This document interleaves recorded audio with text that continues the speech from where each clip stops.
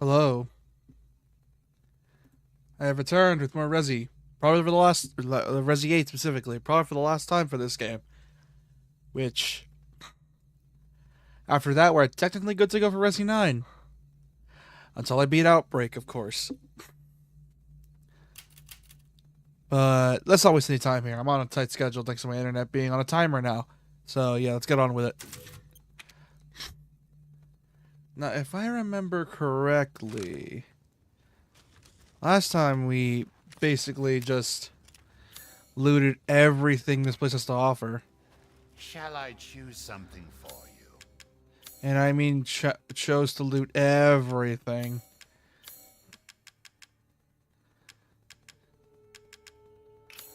Securing goods is more important than anything.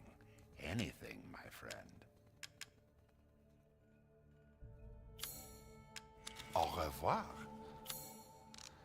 Let's see what we're missing.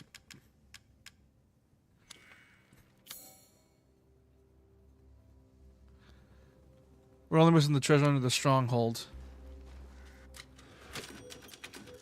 But other than that, we should be good to go.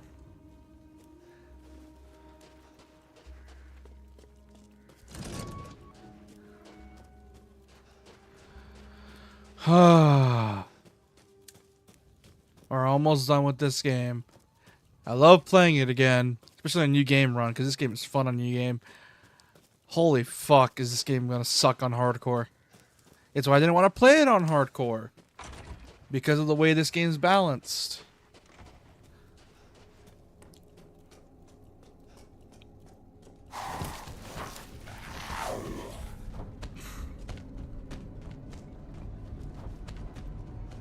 What the shit was that?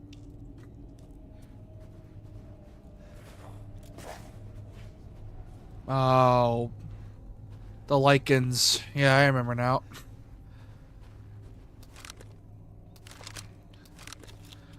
Hmm. Huh.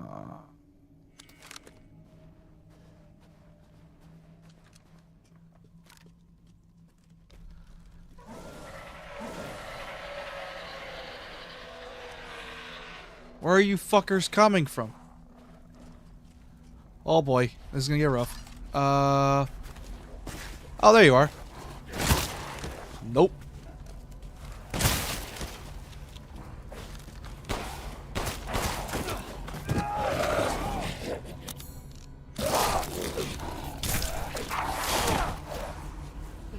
Shit. Oh boy. Anyone else here? Oh, you. Oh, I got your front from behind instead. Neato.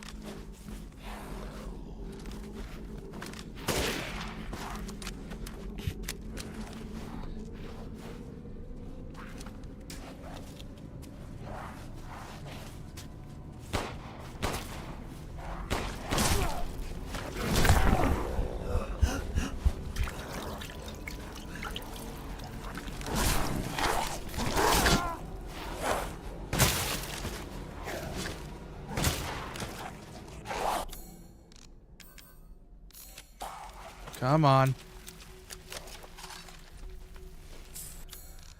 Oh, that was harder than it needed to be. I've not only been a few days and I'm already feeling rusty.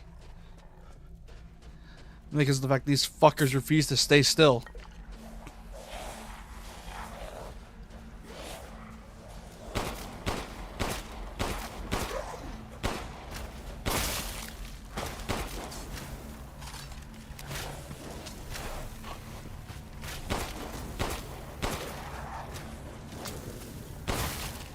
There we go. Come on, buddy.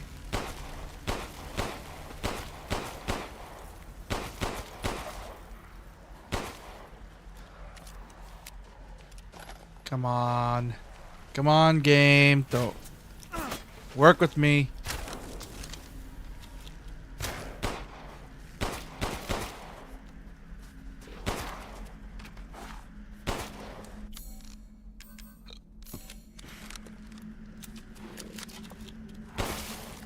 There we go. And I need better gear. They're starting to throw the tankier dudes at me.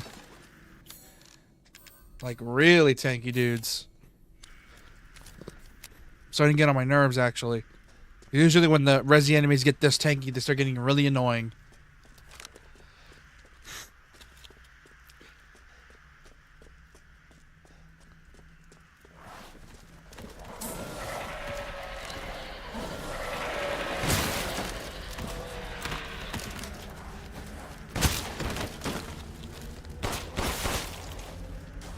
Let's see. Where's your buddy?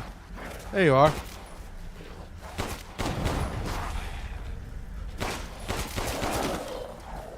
Really, bud? Okay. I see how it is. Alright, where's your friends?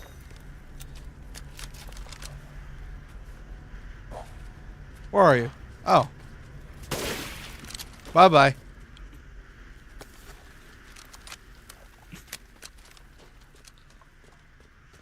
Man, this game is so fun to play.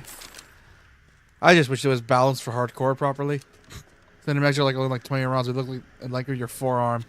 Yeah, yeah. That's the average American magazine size. It's average.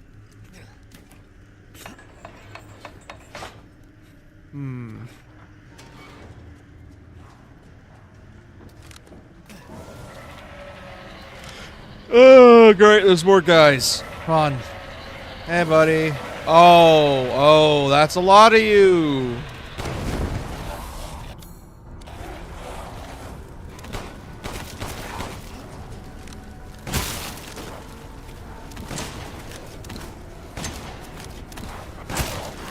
A lot of dudes.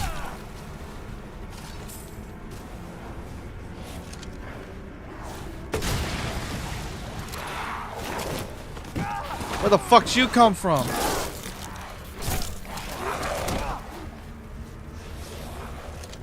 Rushing at me from the shadows and shit. There we go.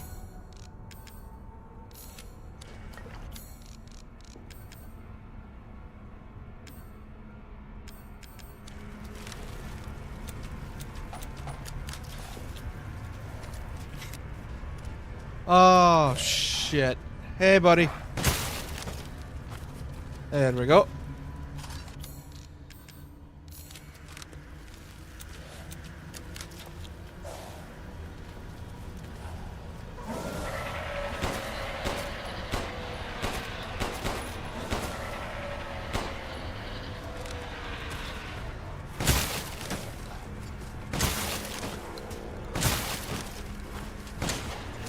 Love popping heads. Ah, shit.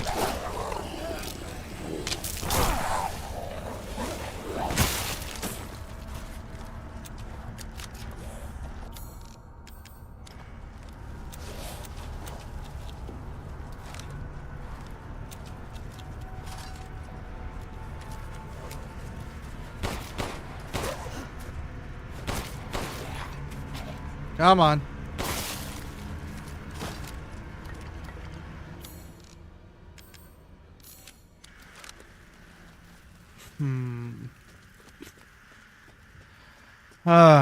That's annoying. Oh, wait, wrong way. Well, I took care of those guys.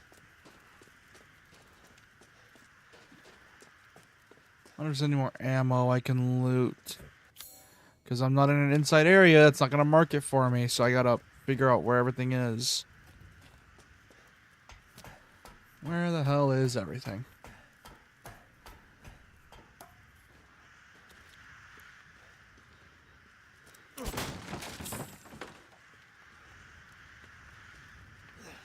Must be single stack mags. Maybe.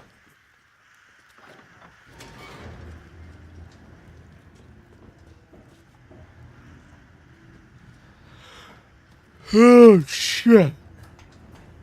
Okay.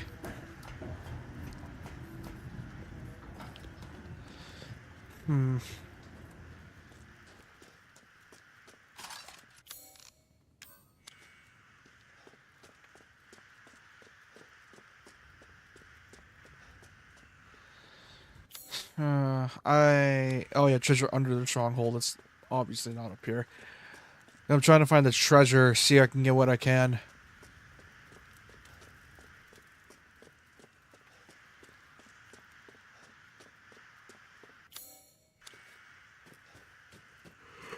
Oh boy. This is gonna suck. A lot of doo-doo. Because this part is just a straight gauntlet.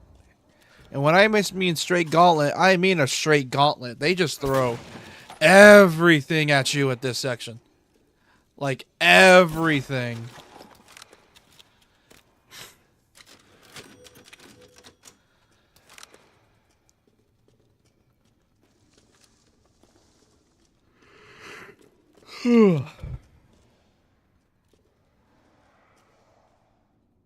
Yep, I can hear him. This is gonna suck. Suck a lot, actually. Not even a queer gauntlet? Nope, no, this isn't the one that wants to, like, This must be their den. give you the hugs and kisses. No, they want to, scratch and bite your face off. Ah, fuck off.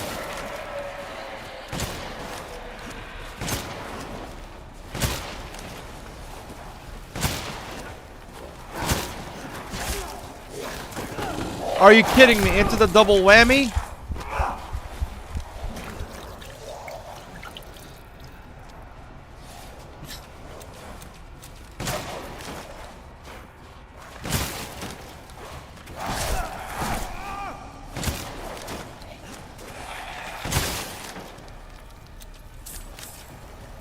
You know, it's normally like that.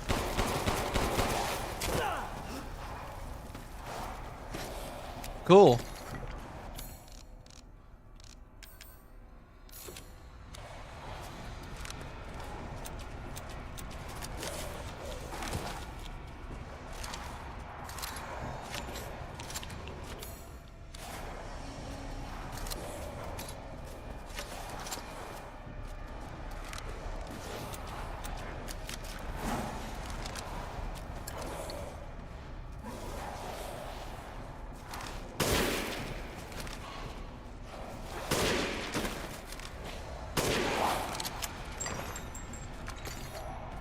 Oh boy.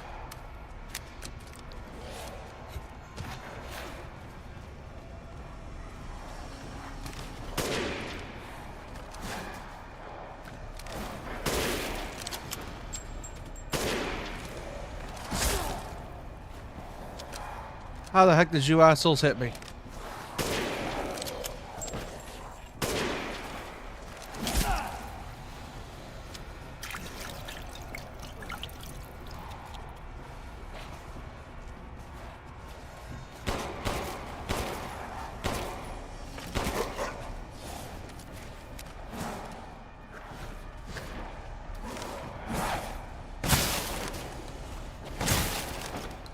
Okay.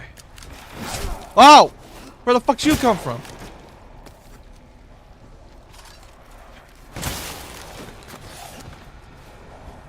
Oh, they can do that? Are you shitting me?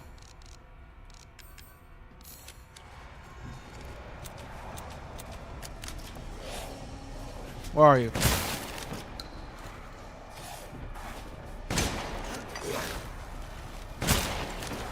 Lobotomizing distance. Oh boy. This number is like a truck. It does. And unfortunately it's hardest shit to hit with. Because if for some reason your ADS speed goes down by a lot, like you can't, or not, like your, like the sensitivity just lowers and you can't hit shit.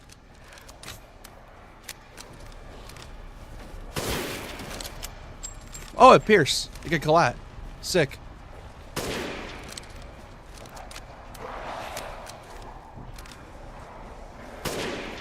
I'm trying not to play this like RE4 rules, because RE4 rules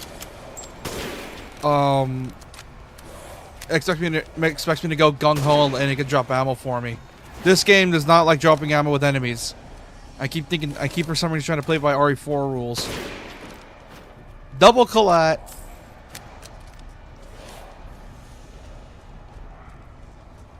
I've seen some people try to play this game like Doom Eternal. It does not go well most of the time. But it's like usually for the meme.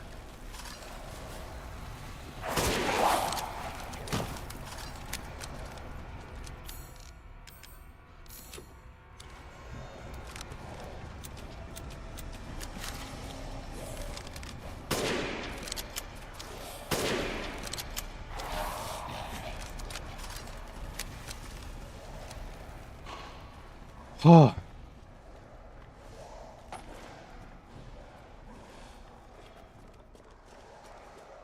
Okay, that should be all of them. Then after this is the Lycan King, which you could kill him earlier. ADS speed should be an option in the settings. Let me check. Camera.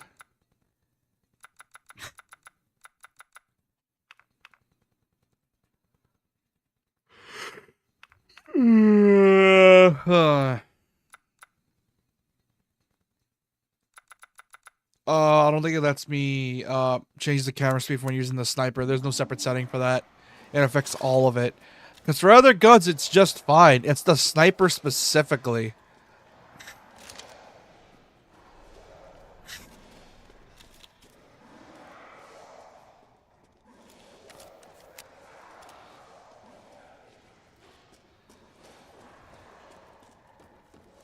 So you can't really change the settings for the sniper, which sucks. Let's see if there's anything else to loot down here. See what there is I can get away with. There's a few more weeks and Resi 9 comes out, which means I get to see Leon crush a zombie skull in. Which, bro, he must have got into Chris's roid stash. There's no way Leon can just add a bit of pressure and just squash that zombie's head. He didn't even wind up for that shit. He just, like, pressed harder. That's it.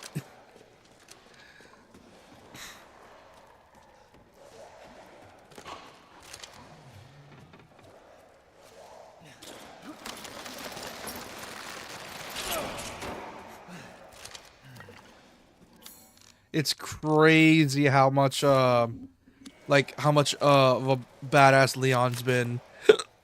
Now he's just a jaded badass. He was just a badass before, now he's just jaded now. Which I'm pretty sure already was in 6, but he's even more jaded. Fuck.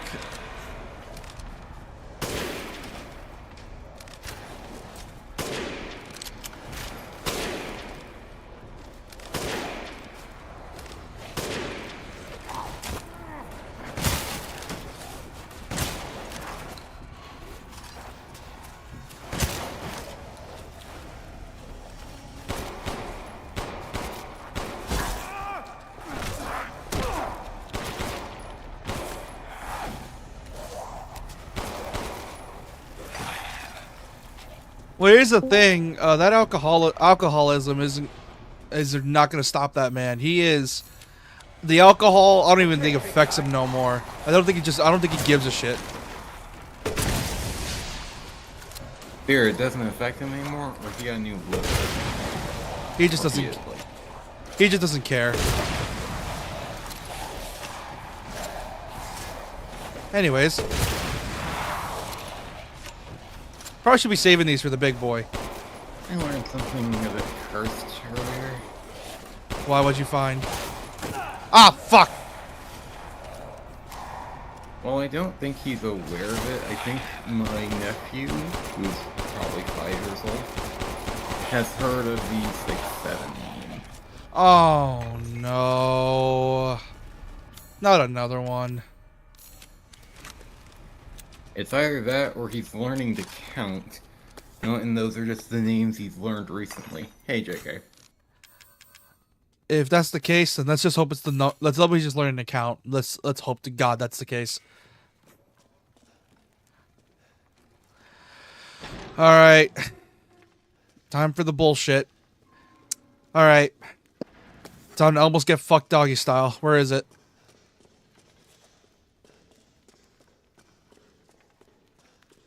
Time for the big guy? Yes, it's the big guy. Big guy. I am not singing that song. Really once Fuck. they're in Fuck. the arena. Yeah, also Or fuck. like an elevated platform. Yeah, also fuck that song, by the way. It was a What song? there's a SpongeBob song that had Ice Spice sing a song about SpongeBob being into a big guy, and I fucking hate it.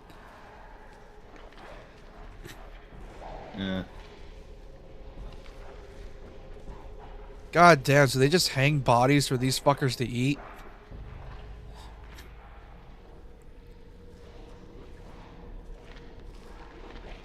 Christ. Just makes you wonder, how the hell they get the food in here? Does Mother Miranda come in here personally to drop the bodies off, or have someone be immune to dropping off the bodies so they could feed?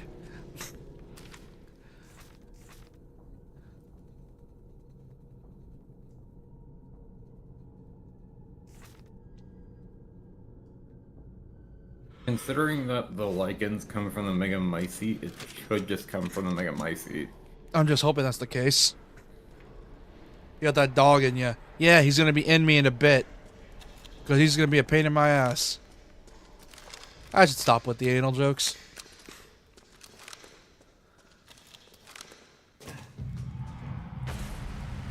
Hey, big boy. That's not good. Yeah, no shit. I hate this thing because its hitbox is so weird.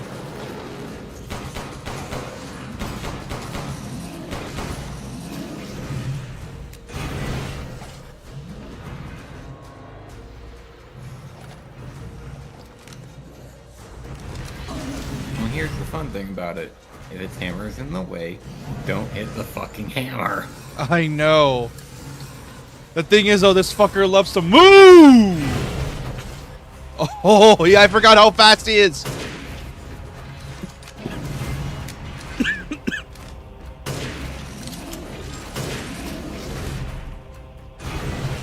God, he's fast. I forgot how fast he was.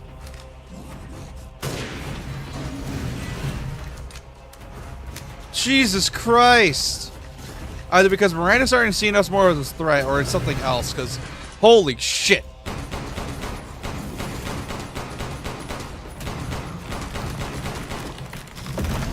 Shit.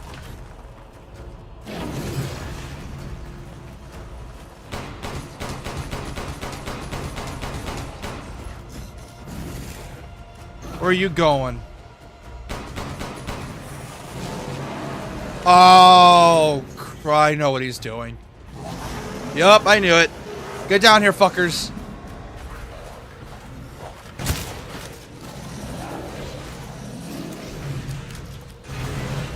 I am not in the mood for your bullshit right now.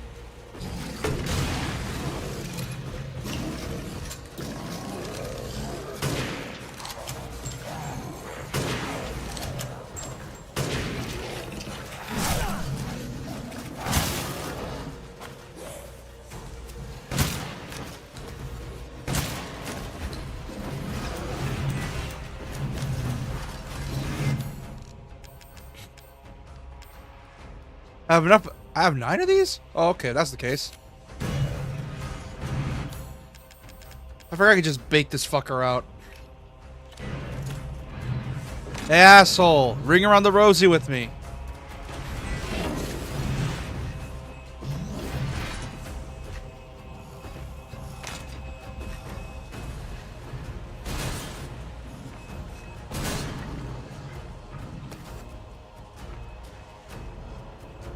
Come on, fucker.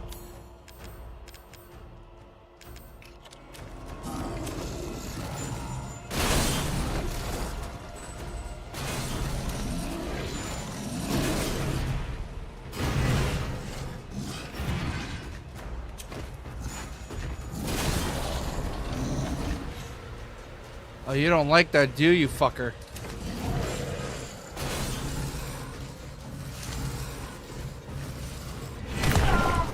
Ow, that hurt.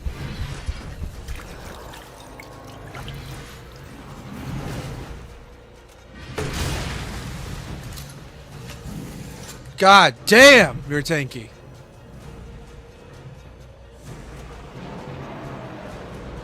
Oh, fuck off.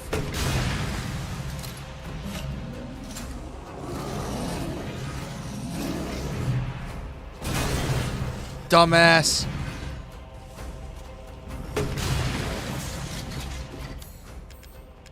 Oh no, he gave me the bad bonk filter. I know, I hate it.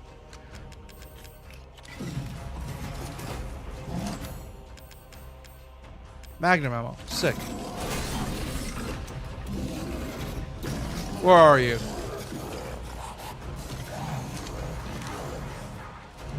Oh, he summoned guys. Of fucking course he did.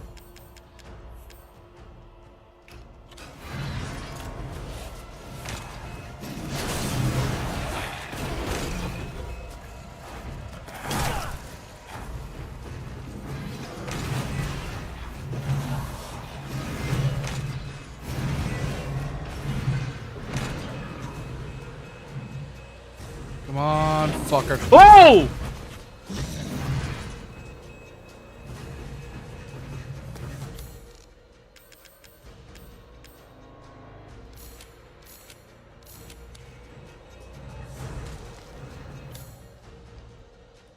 I have plenty of heals.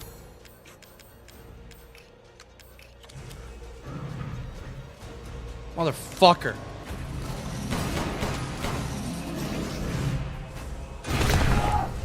Shit.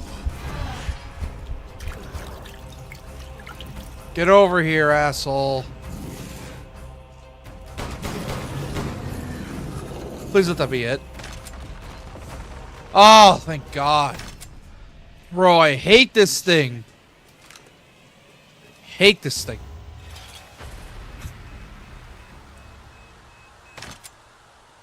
Ah. Ah. Fuck this thing.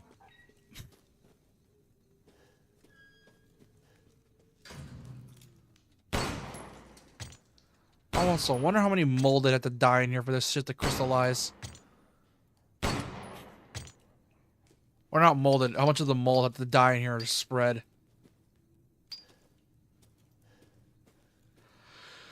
Anything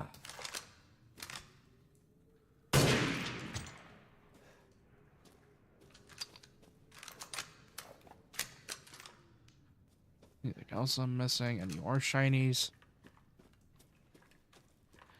More shinies. More shinies. Where the fuck are the shinies? Man, this has got to be old as hell mold because of the fact that it's crystallized already. So I'm guessing part of the mold here just died because they couldn't get any nourishment. Alright? Like, that has to be the thing that makes the most sense.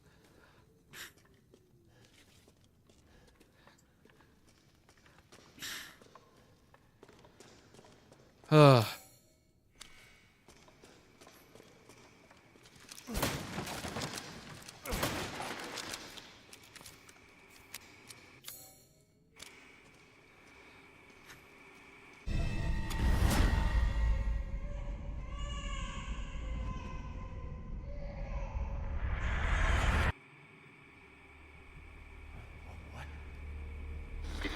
You're the real deal, Ethan. Well done. Quit hiding, asshole. I'm not letting you get out of this. Cool your jets. Just a little bit more, and you're all wrapped up. I'll lend you a hand. So in exchange... In exchange, what? First of all, come to me. Put all the flasks in the altar, and I'm sure you'll figure the rest out. See you, Ethan. God damn it. It's Reddit Supreme. Ah, yes, him. Now that I think about it, if he just made him a big back and he would just smile at the camera like that, he would 100% look like the fucking Reddit meme with the glasses.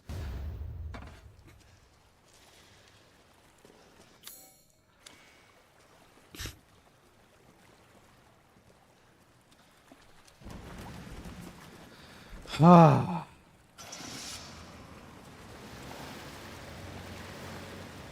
I know for damn sure RE9 is probably not going to be as annoying because of the fact they had a lot more time to cook. So they have an idea how to do the balancing now. So hopefully RE9 is a lot more fair compared to 8 because you already know the opinions we have on these games.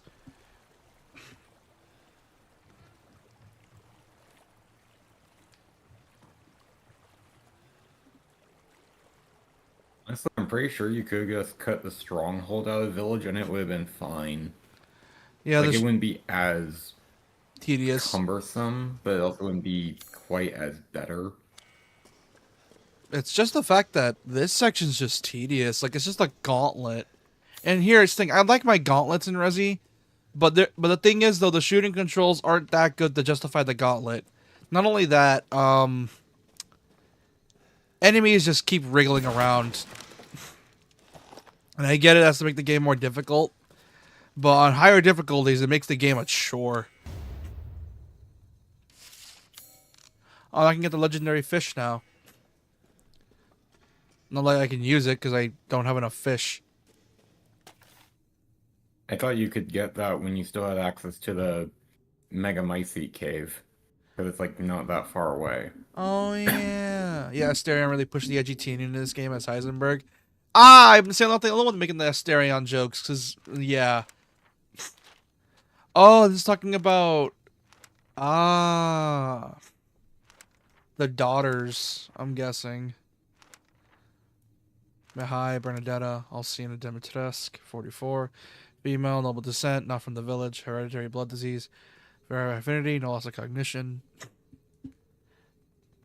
Most of these in this feel too tanky. Well, here's the thing. You probably already know this, and considering the way the game's designed, it's just Resi 4. It's Resi 4 without the enemy dropping ammo, which I feel like if they let the enemies drop ammo, it would have made the game more tolerable because of the fact that. Here's the thing. They tried to balance survival horror with Resi 4's action, and it mostly works. The problem is the fact that when you try to do a gauntlet style, it just doesn't work because of the fact that you have to put a lot of drops everywhere. And unless you get lucky with crafting elements, it's not exactly worthwhile. Not exactly sure it would have worked the way you think it would, because then you have to account for all the varying ammo types based on the different guns you have in the game. Yeah. And that becomes a bit of a problem in 4, because it's like, okay, I'm left with these weapons. Why do I keep still getting TMP ammo when I no longer have the TMP? Well, I think, here's the thing. With 4Make, I think it was different. 4Make, they had the differing ammo types, but I think the way they pre-programmed it in 4Make was that the enemy dropped the ammo when you were at that point you should be getting the gun. In 4 Original, if I remember correctly, they only dropped the ammo when you had the gun on you. In 4 Original. 4Make, they added it so that... Yeah, but it takes a while for the game to adjust that, hey, the player doesn't have this weapon type anymore. Like, you sold it like mid-chapter, you were still getting ammo for it until the next chapter where it no longer appears. Yeah, that's why. And I'm trying to speak in like this if it was 4 Original, because I like 4Make as much as anyone else. It's great. I think it still surpasses the original. If there is one... There is just some minor nitpicks that annoy me about it. Like, for example, let's see. I forgot when... Let me see. It's that the game made some of the original portions way longer, and also obviously cut out some bits, which I'm probably going to go back to 4Make for the DLC. But here's the thing, is that, like, for the most part, it gets the pacing down really well.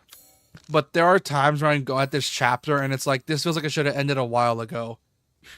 Not only that, as for the ammo issue, like I said, I think it's because of the fact they're relying on the crafting as well, because 4Make's crafting is obviously, it's way better than 8's because of the fact you could do so much with it. But I think it's because the fact they lean too much into it. Where you can also buy ammo from the Duke. Yeah. Not only that, like, the way this game is paced at the beginning too, like the first, Alcina Dimitrescu's, albeit her castle, yeah, there's not a lot of enemies, but because of that, it still feels fine. The ammo problem isn't really all that crazy because you don't fight that many enemies. And obviously, there's sometimes when you're in the village, you gotta fight like a couple Lycans. That's also fine. But it's when they just keep throwing shit at you that it gets annoying. And then the moment you try to go to a higher difficulty, those annoyances get even worse. And there comes to a point where it's like, if you're going to throw a gauntlet at me, at least give me the ammo for it. And I'm not saying like, oh, have enemies drop all ammo all the time, or like add it, do what Formake did and add in the little the charms. I'm saying to just like, if they're gonna give me ammo, like not to give me a lot, just give me like some, like maybe 5 to 7 rounds. Because in the beginning of the game, obviously, your pistol has to do like what 6 to 8 shots to blow his head off.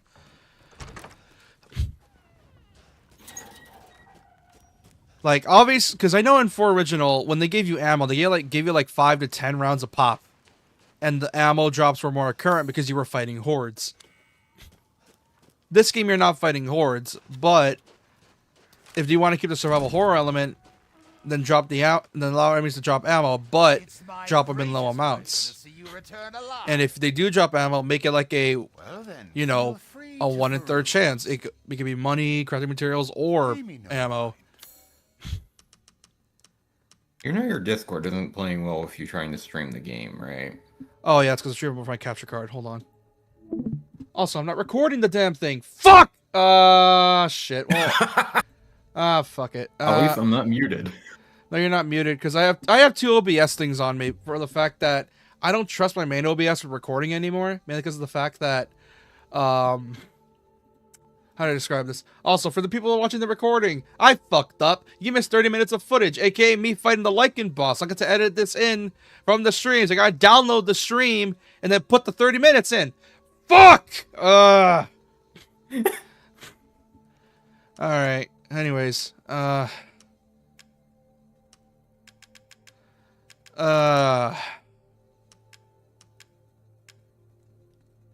also, I like the fact that when you get to this section of the game, it's like, oh my god, they gave you so much money, and you're like, but I don't have all the weapons, but I don't have, there's nothing new in the shop, what am I supposed to spend it on? And then you see the new shop, and it's like, oh, no wonder everything's so expensive now. Because once you get to the Heisenberg section, the ammo prices just skyrocket. Also, That, and whenever you buy healing items, the price increases by increments. which I can't do no more because I bought all of them until I get to Heisenberg section, which, oh boy, that's gonna be rough. Hold on.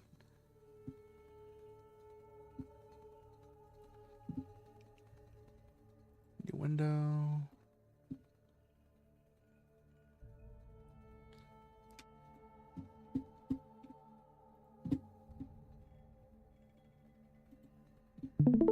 Let's see. There you go. Just for you. All right.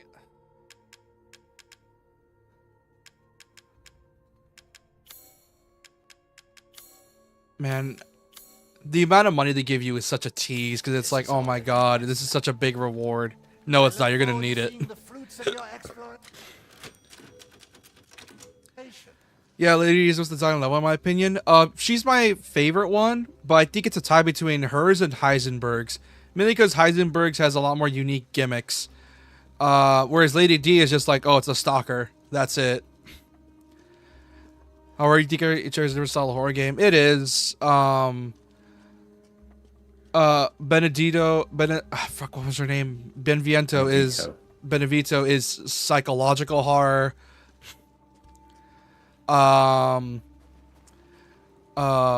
Fucking Fish Guy's name is Moreau. Moreau is not slasher. What is it?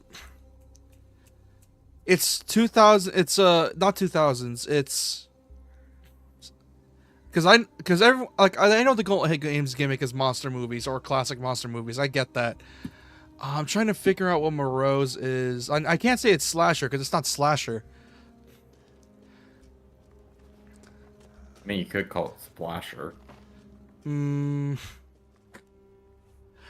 want to say grungy, like, or grimy, like, you know the horror movies where it's like everything's dirty and like decrepit.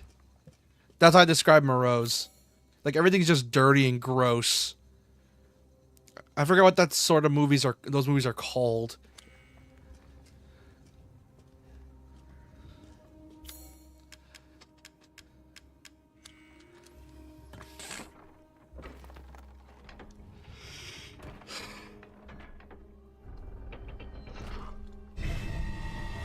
The Giant's Chalice. That's a big-ass chalice that we just got. God, I'm a fan of the hub level design where the main hub is also the final level.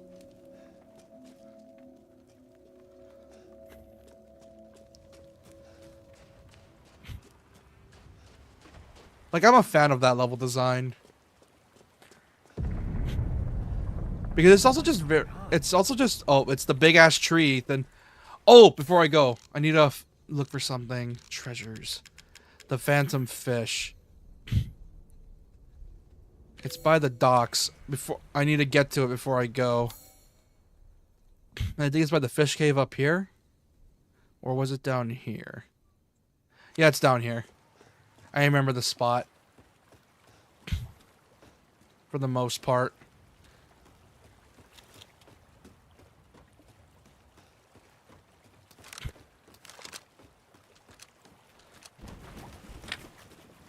Rose like the Shadow Colossus crossed with bad Lovecraft. Lovecraftian. It's a mix of Lovecraft and like grimy horror. There's something like Evil Dead. Like the Evil Dead style of horror where everything is gross and grimy.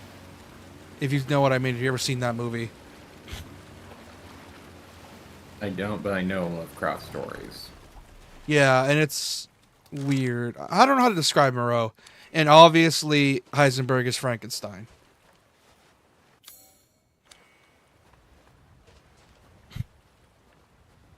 The fish is here. I know it's here. That's the dock. Did I kill it already?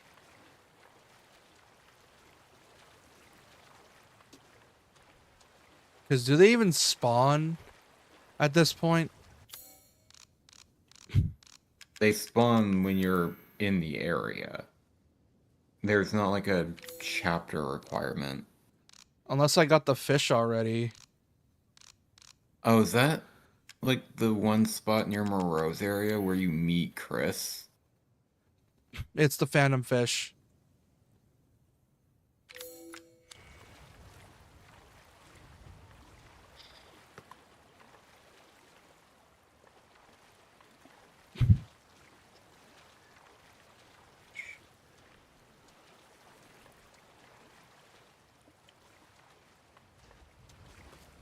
Because I don't know if I got it already.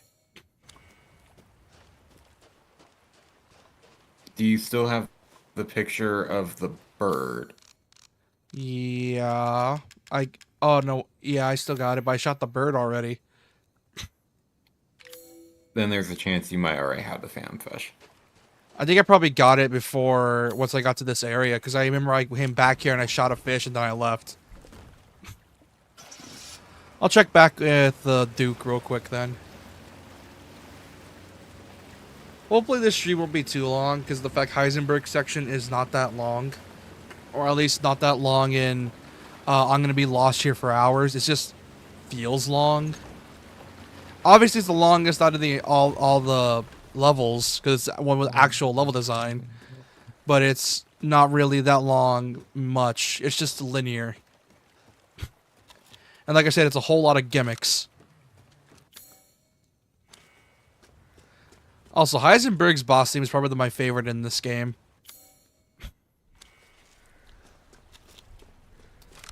It's also the Mercenaries theme. One of two, actually, which... God, the day they brought back Mercenaries for this game, I was so hype. Because I loved Mercenaries. It's so much fun. Naturally. Let's see. Oh, yeah, I already got the finest fish. I was just an idiot. Please come again. Ah, my back. The boss fight or the gameplay in the area. Moreau is very scripted, so is Benviento, but that one's more of a puzzle game. Or a puzzle level. That's the whole gimmick of that one. Lady D and Heisenberg, ironically enough, those two are rivals and are the only ones with proper level design.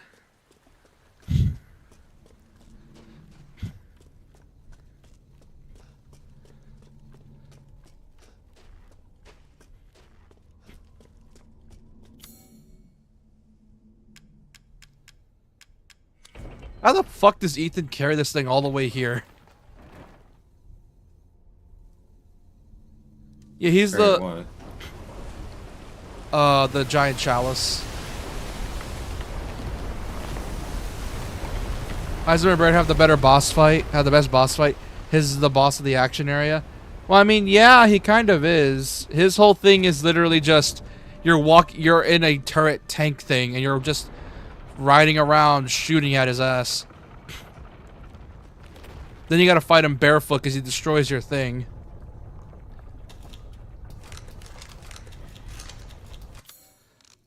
Which has gotta be funny as hell.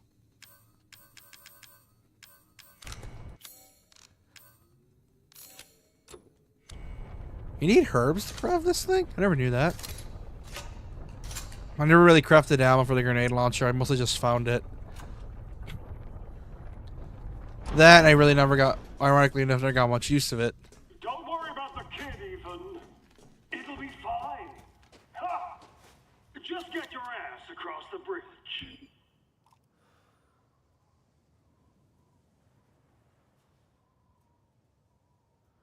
Be right back.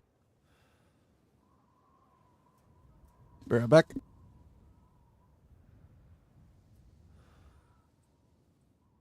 Enjoy the view while I'm gone for a bit.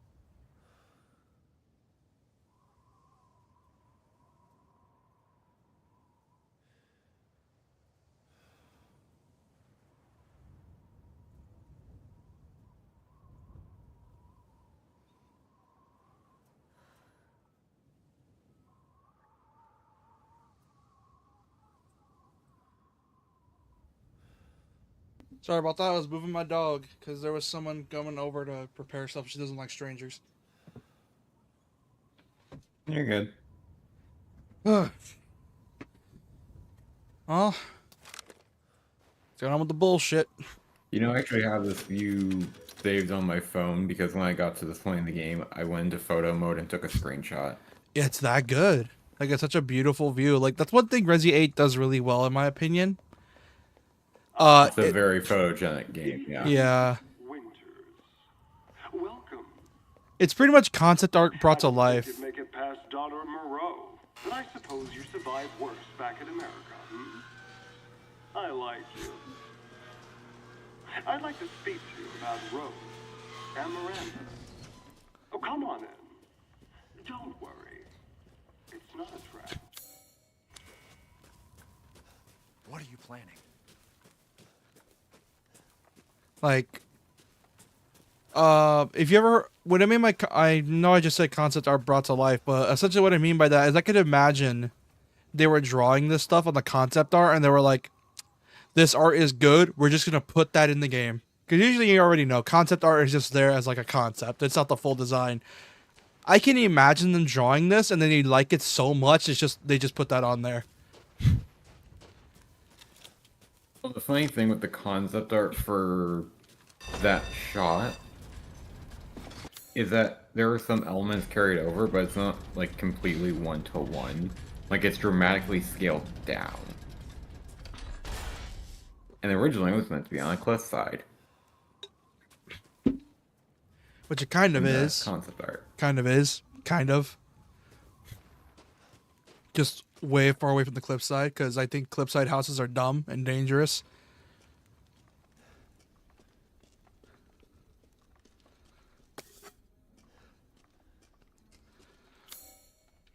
Man, his area is so weird.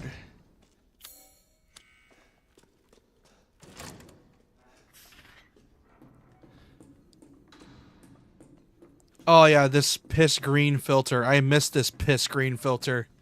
Horror movies used to love this filter.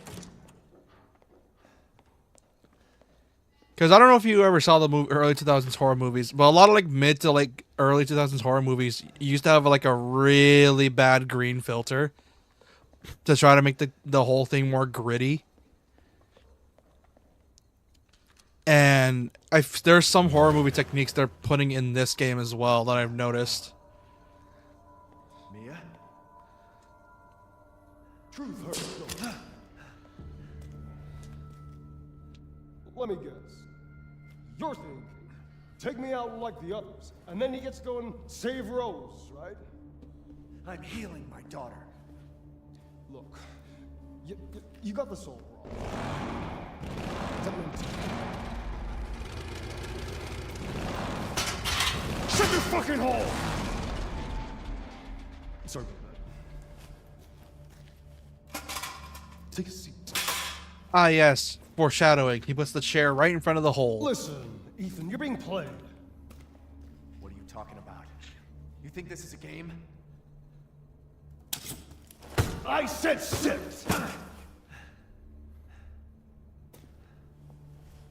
Lady, supersized bitch. Ugly ass psycho doll. An embryonic freak. Don't you get it? It's a test. To see if you're strong enough to be a part of Miranda's family. I don't want to be a part of Miranda's family. Neither did I, but here we are. And I'm next in line, right? Kill me, move up the chain. Well, fuck that! I don't give a damn about your personal issues. I just want to fix my daughter. So do I. Do you have any idea how powerful that kid is? Even Miranda's scared of her. Last time, you freak, I swear to God! God, imagine the... Hold on, I'm gonna pause real quick. Imagine the motion capture scene, like... Because here's a little fun fact that DMC5 did, and I love it, is that they acted out the scenes before they actually animated them and did the mocap to try to get an idea what the scene would look like. I'd like to imagine when they were acting out this scene, they just had a tape. They had like tape in the shape of a square hole, and they just had his actor just walk up to it and scream at a square. Like how like my brain does that thing where I don't look at a scene in like the a normal way. I look at it as in man, I wonder how the motion capture team did this, and I imagine how they did it, and I just can't help but laugh because the way it's like, oh my god, they're just staring, they're just screaming at a square hole. Like I don't look at I don't look at it as in, oh my god, this acting's so terrific, you can feel the emotions. I look at it as in, wow, that actor really went ham on that plastic box they probably had in the studio.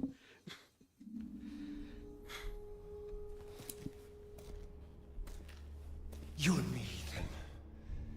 Together, we can go save Rose, and then we can use her to grind Miranda into paste. My daughter is not a weapon. Fuck you!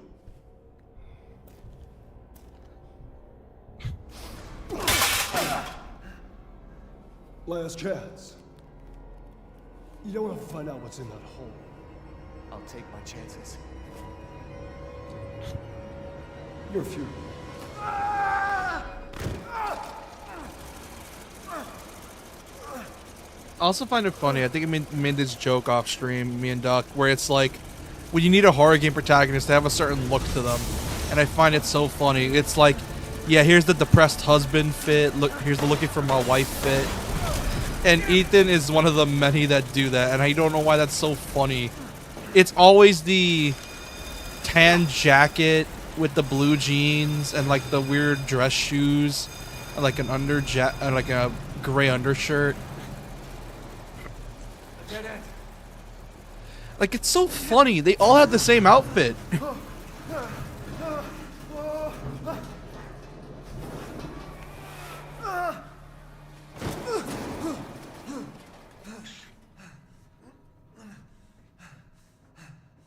What was that thing? The thing that may or may not have almost gotten Capcom sued. Because that was a fun fact. That thing is from I think it's inspired by a short film from like 2013. I forgot what it was called, but it was like a short film that had that monster in it.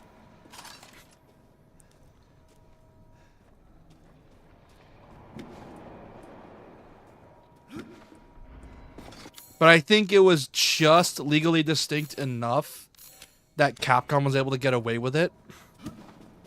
So who knows?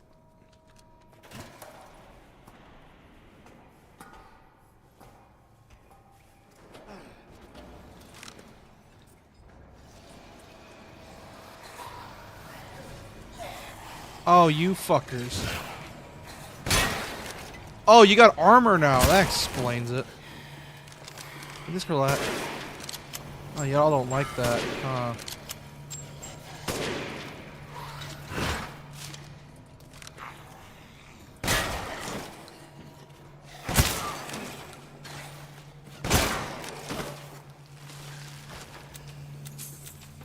Yep, this is where they start dropping a lot of money for you.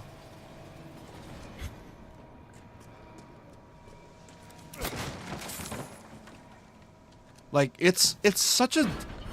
Man, this game's New Game Plus and regular New Game are such a stark difference. Like, it's insane how big the gap is from New Game to New Game Plus is.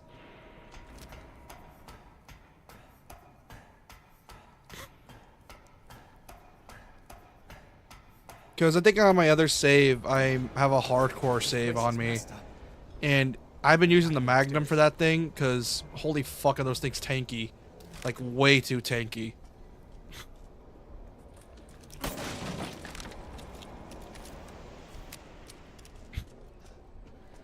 I think for the new pistols, you gotta, like, go somewhere. Because I know there's a pistol somewhere you can find. It's the best pistol in the game. I just forgot where it was.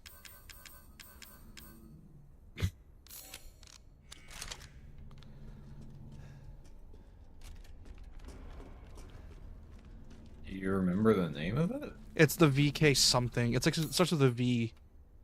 And it says like a drum mag when you upgrade it. VK? VK.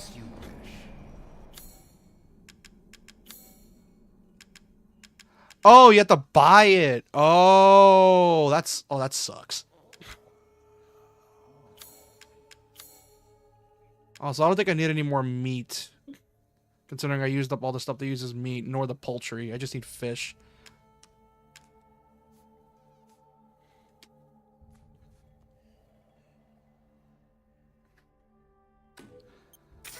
To think I would buy such things. Gives me more spending money. Do you have enough firepower? I can now offer an expanded weapon modification service.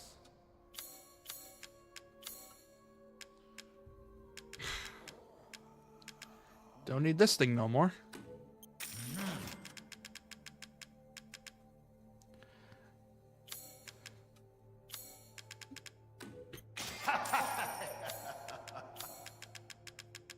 Nor do I need this thing no more. Man, this thing is... Yeah, Doc was right. That shit is an ugly shotgun. That thing is horrendous. Please let me know if you'd like to strengthen your weapons. The Wolfsbane and the SIG-12 red dot sight. Okay. Gonna want this thing. Gonna want this thing. And gonna want this thing. Fuck. Got to equip it. Then the Wolfsbane, which I'm gonna appreciate that. Ah, fuck it. God created man's back to carry burdens, but to think you want to pile on even more. Also, I'm gonna increase the rate of fire of this bitch, because the rate of fire of this pistol's crazy. These hands are more dexterous than one might think. Man, this is such a cool-ass shotgun. It's a shame the rate of fire is dog shit.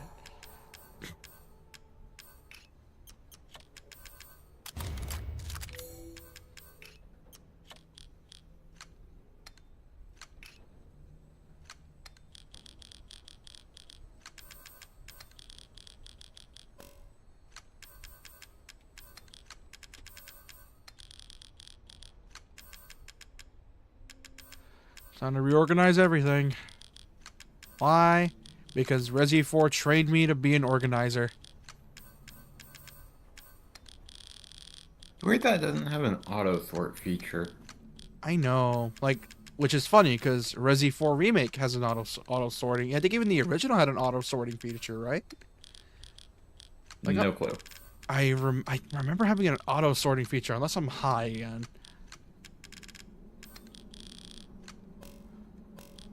If there was one, I either never found it or I never thought the test to find one. Yeah. Also, you think Ethan's just carrying the suitcase on his back?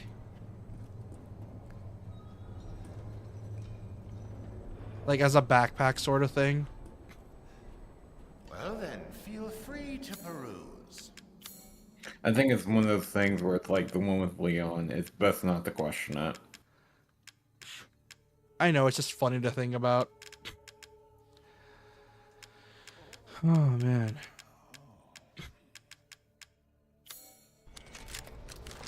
Leaving so soon. Man, I wish this shotgun was better. As an endgame shotgun, it should have been. I think that what's funny is that the mercenaries mode version is actually a decent fire rate too. Another thing I like about this stage is that the way it does lighting, this stage's lighting is super well done. I love it.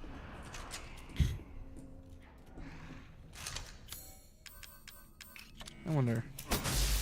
Yep. Oh shit.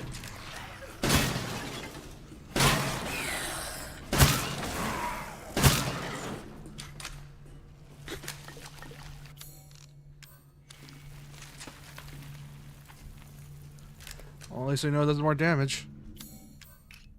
What does the attachment do again? Customers part for increased power and rate of fire.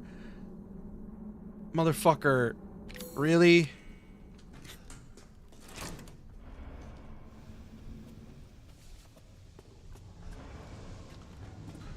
Okay.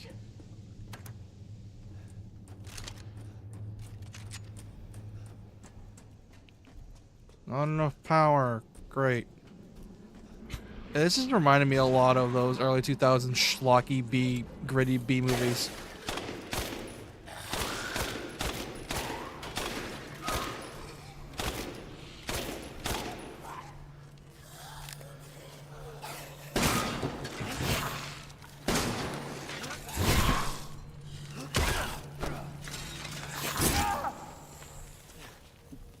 Hold on.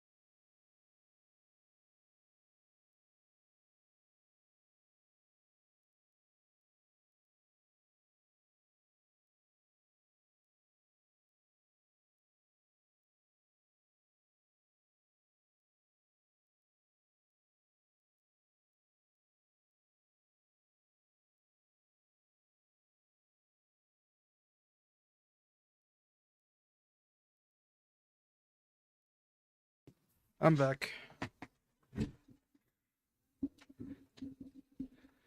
There's a chance my mic might have picked up my dad's voice because he was on the stairs. Oh. That ain't So if good. you hear anything when you're listening back to the recording or anything, please cut that out. I probably will. I'm gonna cut out all. I cut out whenever there's like a still or like I leave somewhere. I just cut out that entire section, unless it's funny. Because sometimes you, because sometimes you and JP say some really weird shit, and when JP doesn't think I'm hearing, which I'm pretty sure I made him paranoid now, because he's gonna say some weird shit. And I'm gonna come back saying, "You want to repeat that?"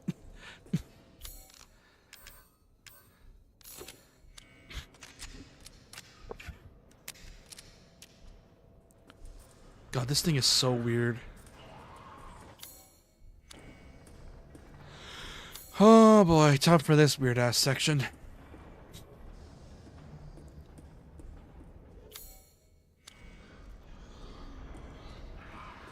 Realistically, Ethan would have to wait hours for that slab of iron to cool down, but hey, this is games we're talking about. It'd be like that.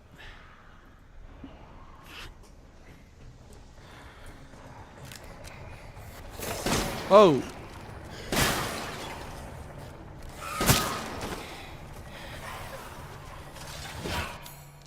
I can never tell when that actually does damage.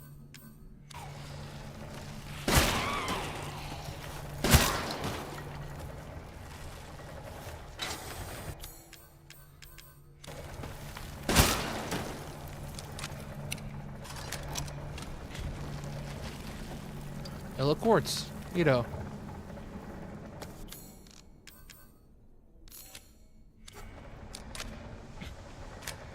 Yes, the piss gem. goes really well with the. If you shine a light through it, it recreates the piss beam. That just sounds like it gives someone a kidney stone. I'm so glad I didn't get that real-time fandom reference. I don't watch real-time fandom.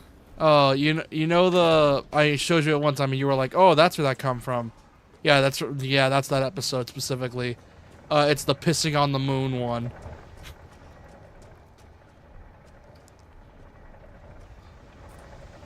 I wonder if Alfred ever I did. clearly don't remember much of that episode then, because much of what I remember from it is just a weird obsession with piss.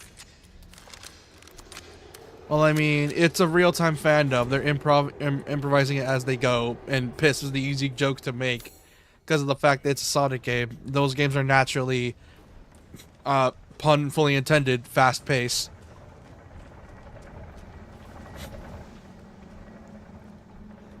There's got to be a way through.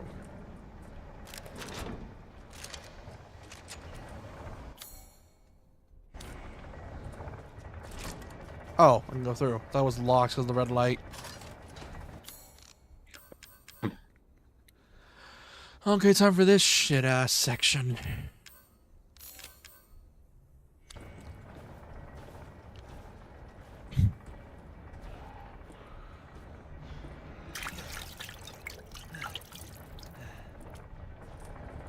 Oh, I hate these guys so much. Here's the relief mold. Fuck.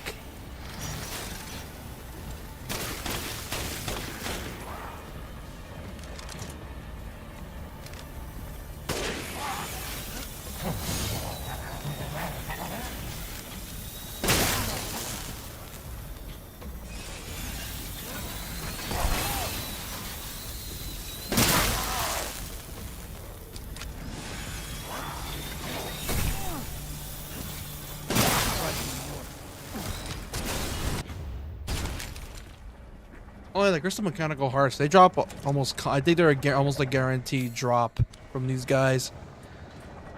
Oh man, this section. They are. This section's gonna get on my nerves in a bit because it's like it's my second favorite one, but it's also it's also annoying sometimes because it's way more backtracking. But it's enough to also be a slog. Yeah, it goes on just long enough to feel like it's going on for way too long than it needs to be. Oh, that's how he cools it down that fast.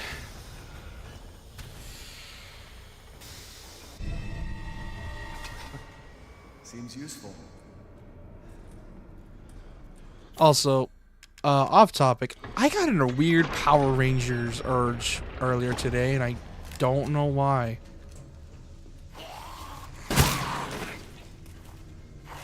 Like, I suddenly had the urge to just look up Power Rangers, and I'm like, what the fuck am I doing?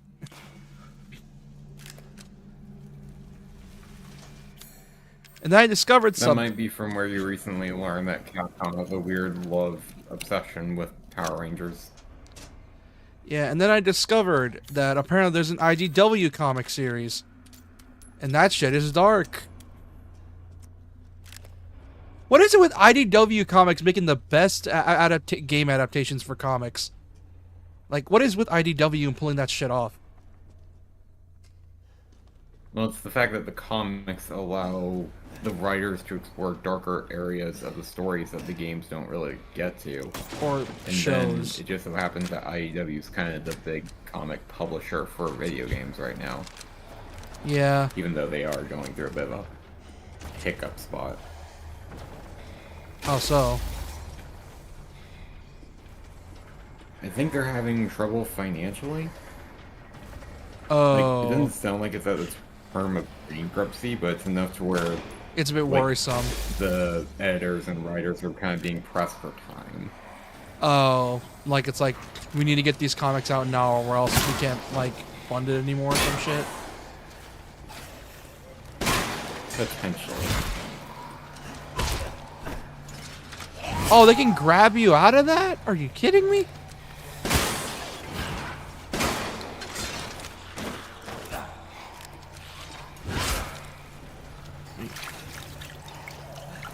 which I also find it funny that with the Power Rangers thing, I'm surprised that Saban / Toei hasn't invested in a DMC styled Power Rangers game, because it's like you have actors that go to DMC or actors that put in a good word at Capcom for them to do work that are ex-Power Rangers actors. And it's so funny to me. It's like DMC might as well be a tokusatsu show. Just either make an adaptation, Toei makes an adaptation, or just make a Power Rangers or Kamen Rider DMC styled game. Because ironically enough, and this is probably me being a schizo, there are some similarities between tokusatsu for some reason and DMC. Like, there's a lot of similarities. DMC just has a higher budget.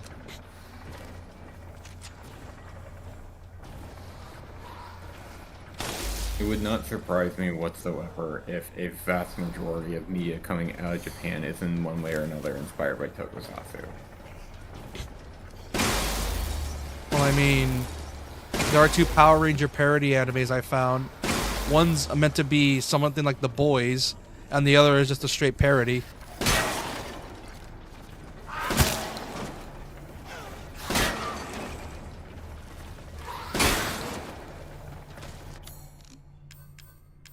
One of them being called, and I know what it's called, believe me, this is the name of it, Go-Go Loser Ranger. Yes, that is the name of it. And that's the one here's the thing, you laugh, but that's the one that's the boys like. That one's the one, that's the one like The Boys. If you've ever seen The Boys, you know exactly what I'm talking about. I have not, but I've seen clips and heard talk about it, so I do know what you mean. Yeah, and it's like, okay, why the fuck is the Power Rangers, why is the Red Ranger just Homelander? What? Like, bro, this doesn't feel like Did you also know it's either a tokusatsu or Super Sentai based, but One for 101? anime. No, anime, not game. Oh, what is it?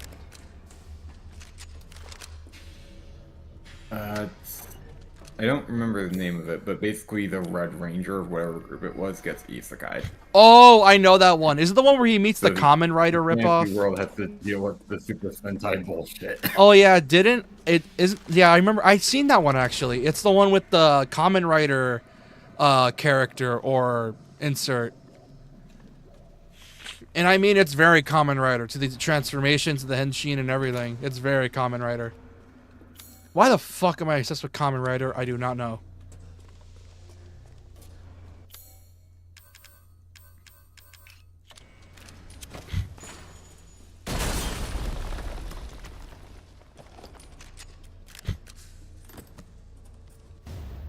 Oh, that's the hammer. When you get the hammer. The other half of the hammer. It's missing a cog. I usually only find like one half of it because I never remember to look for the other. Then again, Like, I think after... I found it playthrough 2, and then nothing past that. Yeah, well, once you get to this point of the game, like, how do I describe it? Because when you're exploring the early bits of the game, it's not really all that much worth it. Because once you're doing a New Game Plus run, trying to level up your gear, it's sometimes kind of a waste of time because of how hard it is to just level.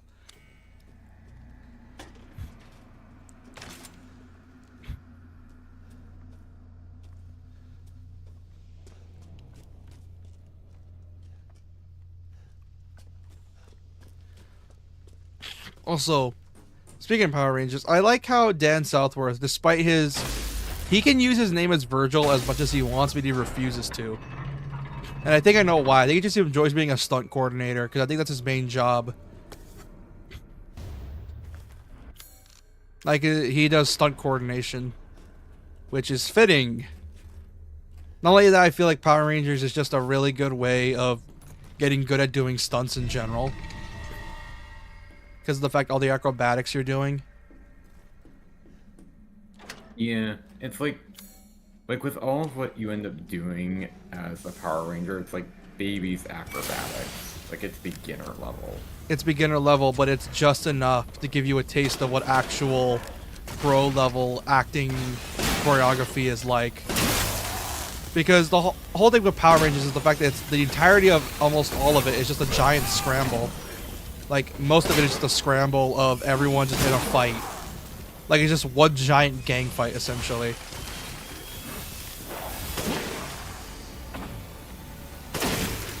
If you get what I mean. Yeah. Like, there are entire scenes where the Rangers are literally just cutting through air and causing explosions to enemies that should be fighting but are just acting like passerby. Or one of my favorite scenes, I think this is from Samurai, which, oh man, Samurai sucks. I'm looking back on it, but there was this one scene. There was this one scene of the Gold Ranger. He was like moving at light speed, and enemies just ran past him, and there were just sparks flying.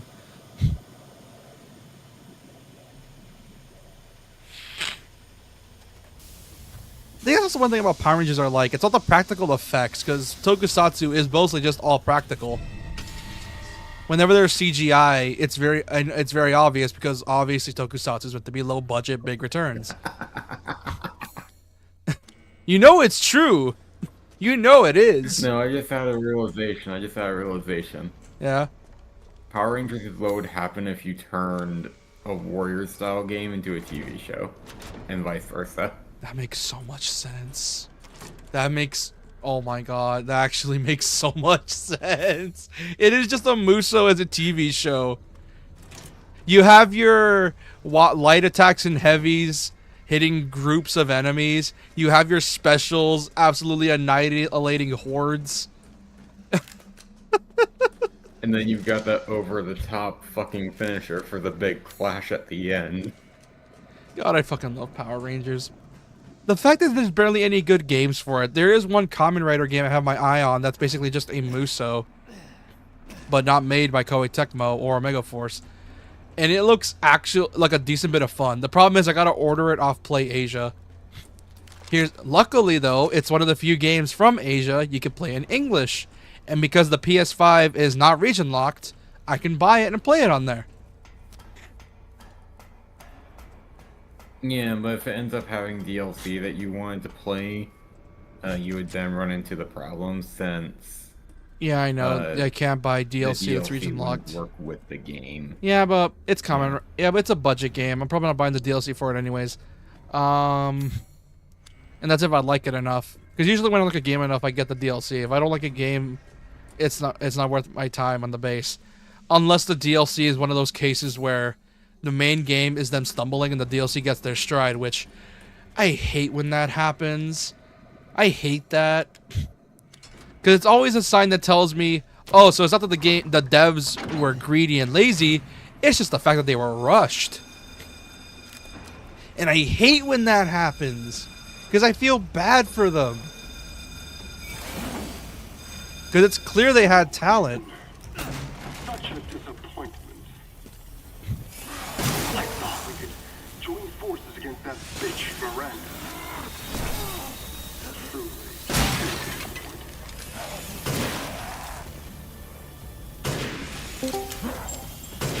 Hello, Ew. Doc. You got your brain functioning? To be her children. She locked us away in the village. Being forced to serve her. Can you even understand that humiliation?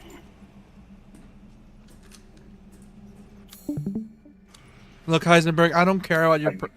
Look, Heisenberg, I get it. You're trying to be a cool Redditor. I want nothing more than to be free of that bitch. I like how he's... I'm not like, oh, That's so fucking funny. I'm the smart one. I find that so funny. He puts emphasis on bitch. Like he goes bitch, not bitch. Just bitch. It feels like he isn't allowed to swear at home, and now that his mom isn't watching, he finally can use swear words.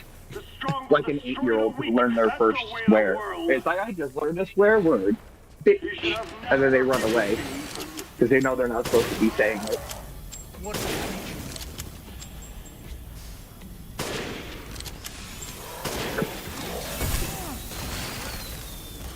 I wonder what the damage multiplier on These Arc things are. Shot is. I wonder too.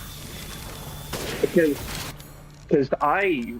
there was one time I killed him in 2 heart shots, and then another time I got like 4 heart shots and a single 2 shoulder shots that I missed, and that killed.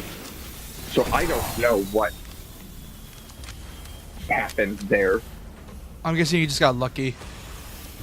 But What'd you hit him with first yeah, off? they're being programmed with the sniper. I don't use anything but the sniper and the bullpup for this area. Oh, I think I know what happened. Did you max out the sniper a decent amount or level it up a bit? Well, the sniper is always at its max level because I play RE4 a lot, which I should stream. I haven't played it in a while. Stream And Formake the once you sniper get rifle it. is the best. It's, I e- will. it's even better in the remake. but, It's just more satisfying. It's because okay, so I play RE4 original, and you get like 100 sniper rounds at the end of the game, and I don't buy the semi-auto. I use the bolt action because it's exclusive, gives it more damage than the Broken Butterfly, kind of. It gives it more damage than the base Broken Butterfly and its first level up. Then after the second level up, Broken Butterfly's better. Because that caps at 50, while the sniper caps at 25 damage per shot. So I always have the sniper maxed out as much as I can, because it's my powerhouse. Because it's more than 10 magnum rounds per thing. Also, when crafting ammo, sniper ammo is cheaper than shotgun, I feel. No, sniper's more expensive in Formake. No, in this game. Oh, in this game? Okay. Yeah, because he uses the same materials as shotgun. You just get one more bullet, and it takes a gunpowder, which is more plentiful than scrap pieces, I believe. Or it's the other way around. Yeah, It takes a more plentiful resource, and you get one extra bullet. yeah, it takes one more gunpowder. I can never get a feel of this game's sniper. This game's sniper is weird because the ADS speed is like the aiming speed is so wonky. I could never get used to it. Wait a minute. Yeah, after a Let's while, I look just started over hip firing a sniper. It doesn't run shit. well. Oh shit! Well, my I fucked up again. Hold on. What'd you do? So the way I have my recording set up is that I have my my mainstream recording, and I also have my actual recording. Here's the thing. It was only recorded by Elgato. It wasn't recording chat. It wasn't recording my desktop. It wasn't recording my PNG. Ugh. It was just recording the Elgato rough. footage. Hold on. So you have really good B-roll. You have really good B-roll if you want to Fuck. make a video about Resident Evil. Oh yeah, also, who's gonna play the Pragmata demo that came today as well? Oh, I want to do Pragmata looks There's a cool. Pragmata looks cool. Yeah, after I was complaining about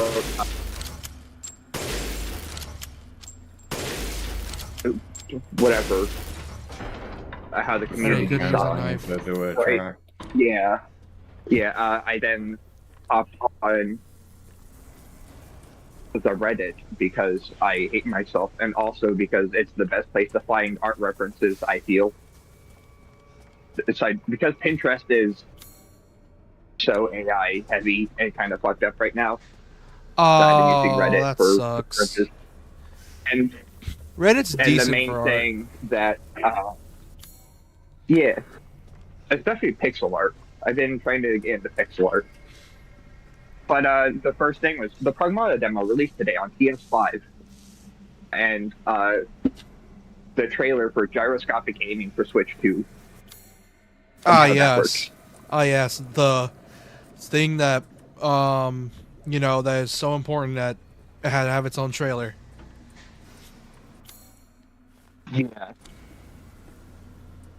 And those are the two things from Pragmata that I saw. That there's a PS5 demo and there's a gyroscopic aiming trailer for Switch 2 I think, me personally, I'm hyped or for... gameplay demo. Well, here's the thing. The more I look at the Nintendo games getting ported, the more I'm just thinking, yep, I just need to save up money now because I want to play those games on portable. Because Resi 9 is going to be on Switch 2. Remake and Rebirth are going to be on Switch 2. Remake already is. Rebirth is just going to get ported in Biohazard June. and Village. Yeah, at this point, I think Switch 2 is going to be my... if I'm not at my house at any point, I could take this with me and I could play my favorite game that I want to play. Because why? Because the Switch 2 is better now. Yeah. I still have some issues with it, but like, if it's on sale, I don't see too big of an issue. I just, you know, Nintendo sucks Which, considering your... themselves, but that isn't going to change. Yeah, which considering your... like, I know Switch 2 obviously is everyone's already still miffed with it. But considering your spending situation, it's probably just better to get a Switch 2 because of the fact that most games can run on it because devs are forced to optimize for it. And out of all the consoles, it's technically cheaper. Technically? Yeah. I guess. I have to... I don't know. So the thing is with the Switch is, and Nintendo is, I don't care for first-party things. Which is outrageous to say, because why'd you buy a Switch if you don't care about first-party things? And it's like, well, I've never been into Mario. And I don't like racing games, so Mario Kart's out of the question. And I don't like Smash. Which is probably blasphemy for some. And I'm not the biggest fan of Legend of Zelda. Except for, like, Wind Waker. And Twilight Princess. Ah, yes, and the ones everyone likes. Yeah, and I'm not the biggest fan of the top-down ones. The only top-down one I could really get into was Link's Adventure DX. But I have no want to play the remake because I can just play Link's Adventure DX. I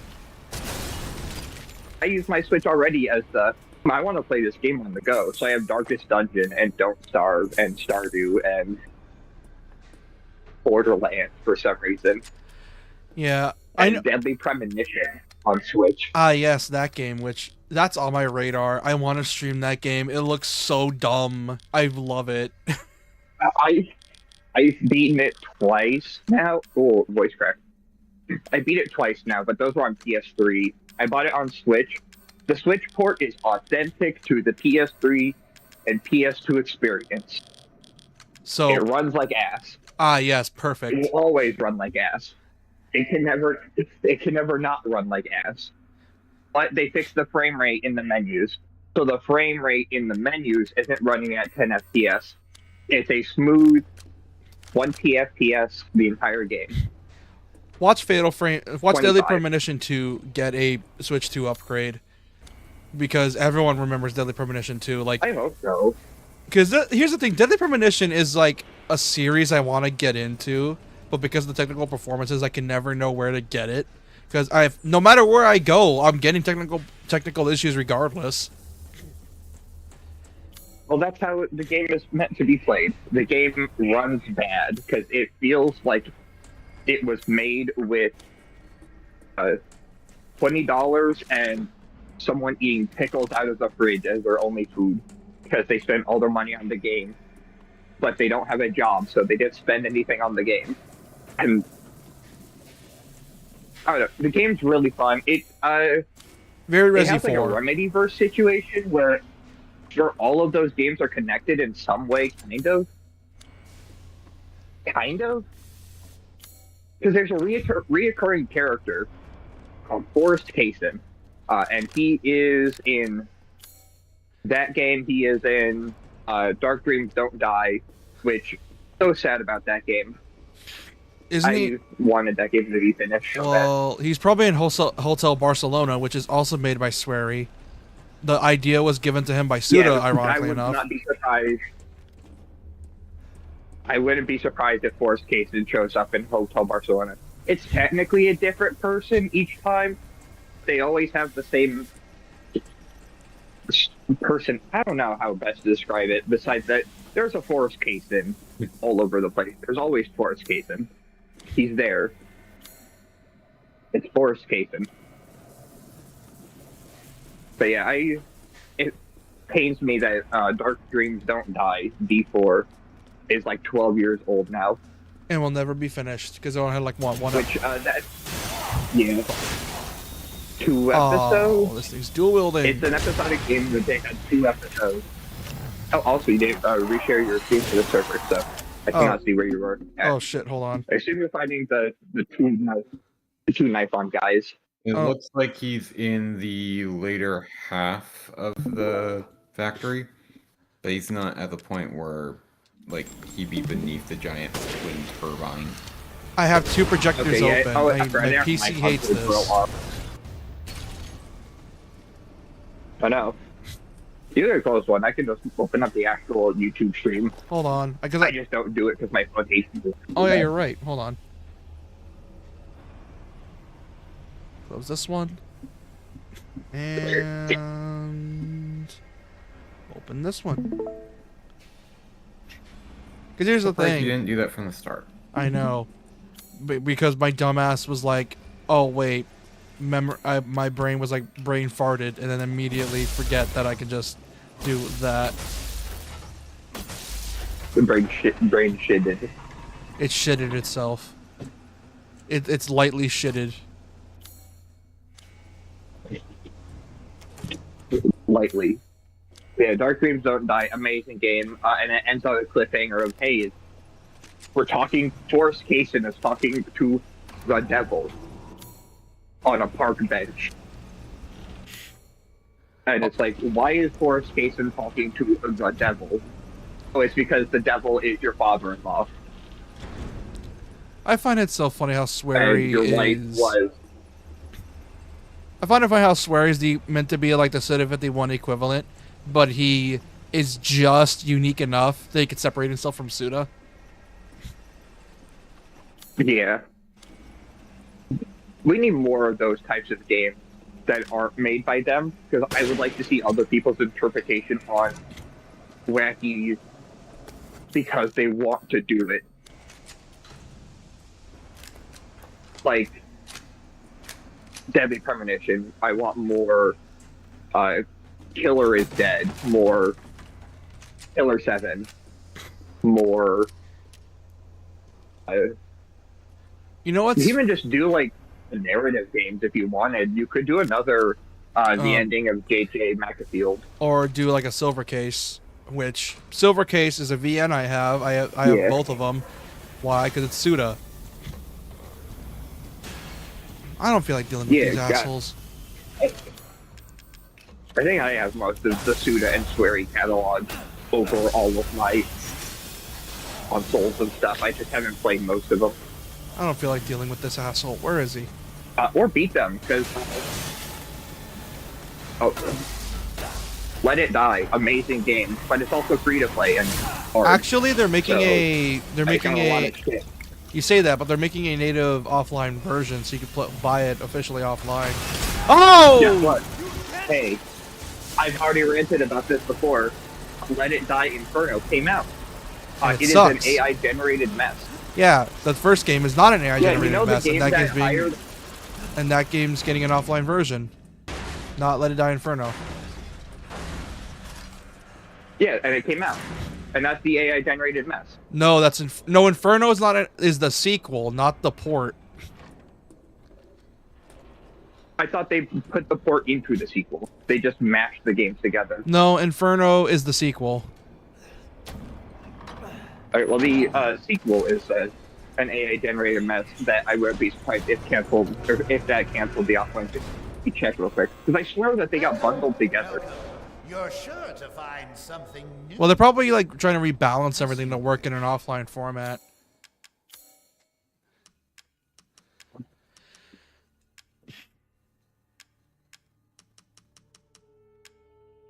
Oh, yeah. Okay, never mind.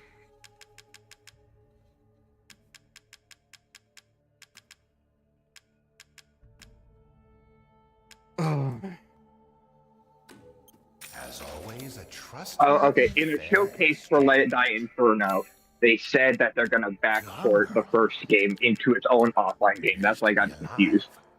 Is because it was in the same thing.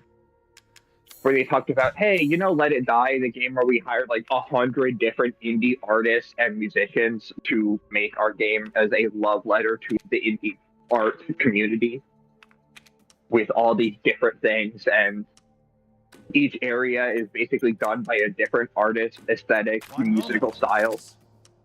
What if the AI generated that and took all of the soul out of our soul game? Your Souls game, yeah. But yeah, don't worry, they're gonna make it its own thing. So if you want to play Let It Die, the first one, don't worry. Here's the thing, because I wonder Grasshopper, if they're going to keep. because it's Grasshopper. I trust wonder if Grasshopper they're with gonna keep anything. I don't trust whatever the other studio is. Yeah. Super Kick, which is who's making the new game, because Grasshopper completely let go of Let It Die. I feel Because like Grasshopper's doing their own stuff. dude, What? I still Grasshopper isn't touching Let It Die anymore. They're using their sister company, Super Kick, which is the AI forward one, to everything Let It Die related. I think Sheeny is trying to talk. I know. I just wanted to finish my thought on don't worry, you're good. that they're the same company, but separate. Because here's the thing with Let It Die. I feel conflicted on that game because I know you know this. Suda 1 has a history of publishers making him change his game because it's not what they wanted or to follow trends. Shadows of the Damned. Killer 7 got most of its script cut. No More Heroes fucking over their image for a few years. But that's why they made Lollipop Chainsaw. And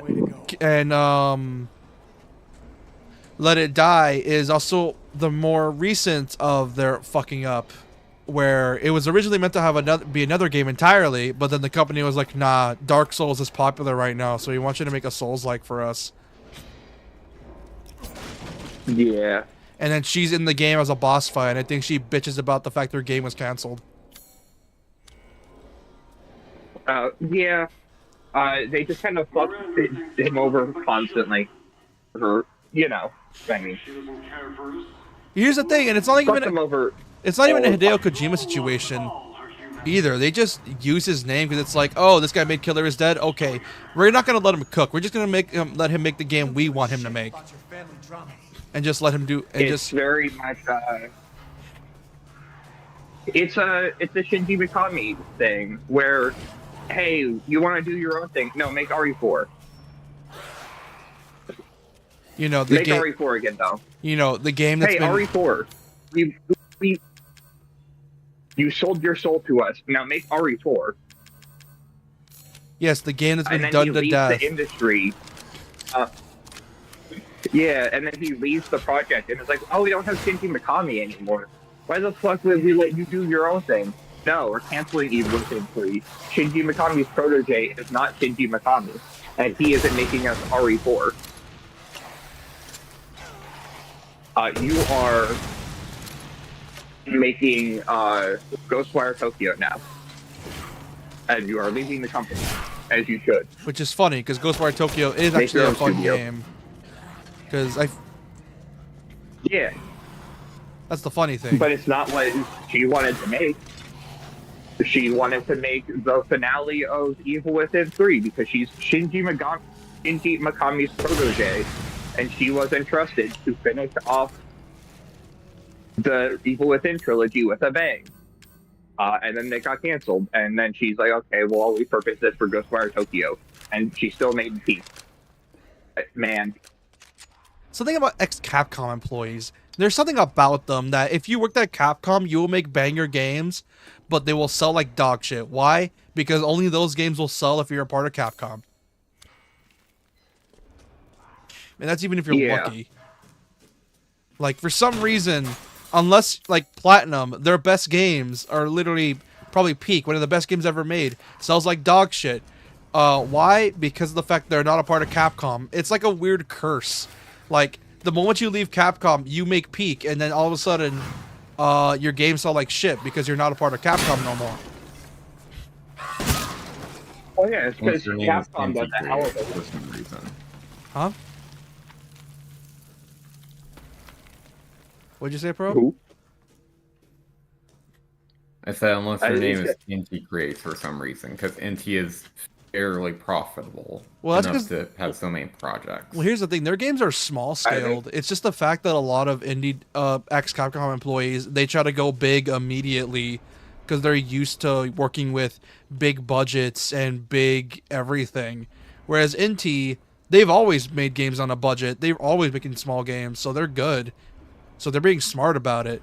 But everyone else gets shafted because they try to go the, hey, we can still do big budget games without Capcom, and then their companies flop. Especially. Yeah, Platinum is used to other companies footing the bill. So even though they make high budget, medium budget games, they make Peak and it's really good. And then when they make something in house, they make Babylon's Fall with the same budget. And not only is Babylon's Fall not good, but it's also expensive. Which is also because they didn't have anyone to foot the bill for them. No, that was Square. Square was the one that published it. Actually, Square wanted them to make Babylon's Fall, and it's very obvious they did not want to make it either. I thought that was. Oh, I have it backwards then. I thought Babylon's Fall was a in-house No. Platinum thing that someone was like, "Ooh, that looks good. No, I'm gonna Square. buy this from you," and now I know. No, Square wanted them to make a Souls-like, which I don't even think they were a fan of, because here's the thing. You don't get a CAC studio, unless your name's Team Ninja, to make a Souls-like. Why? Because the Souls-likes you have in mind are just Dark Souls 1. Yeah. Also, they made a very bad Souls-like. In fact, even with the benefit of the doubt of you need them to do it, it's still a bad version of what they did. I know, which, Or like what I they said, would have done. I don't even think they even And then when cared they for dropped- it. Like, I feel like they just had the B team and just did it for the paycheck. Because they legit just didn't want to work on that game.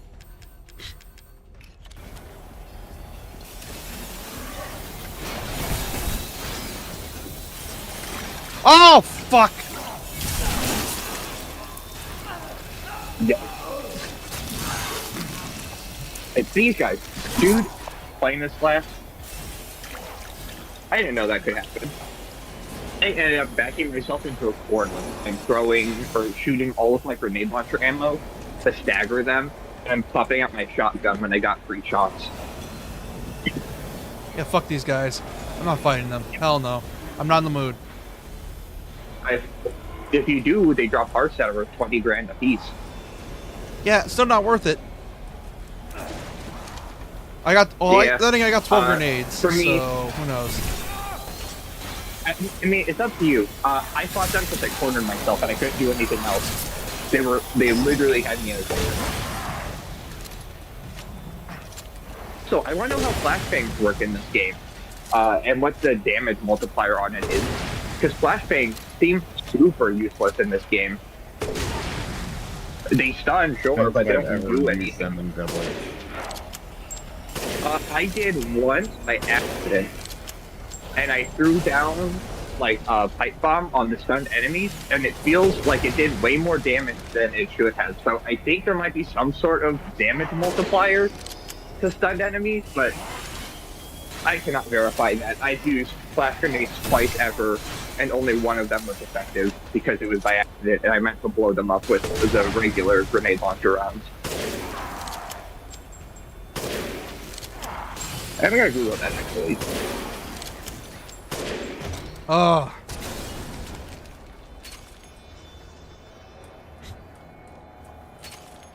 Also, you really don't need ammo except for the propeller guy, because as you know, Heisenberg doesn't need ammo. Most of the And time. when you go to the final section of the game, they give you, yeah, they can use the pistol or sniper for that. Also, there's sniper ammo in his arena when you fall off the vehicle. There's like 15 rounds, and when you make it through the final section, they give you like a boss fountain. There goes production on his thing. Wonder if I missed anything in here. I did! Oh, time to go pick shit up. Man, this section is so RE4 island section. Hold on.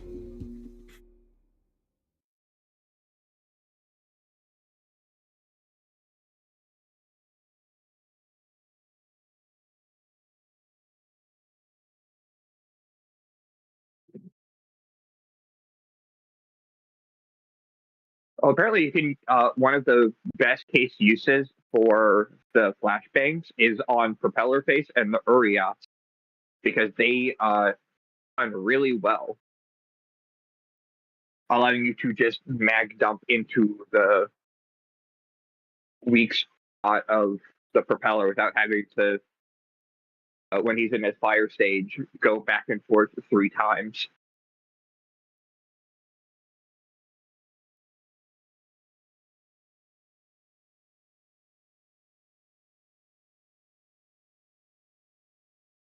Oh, apparently, flash grenades also do a small amount of damage because I'm reading a knife only guide.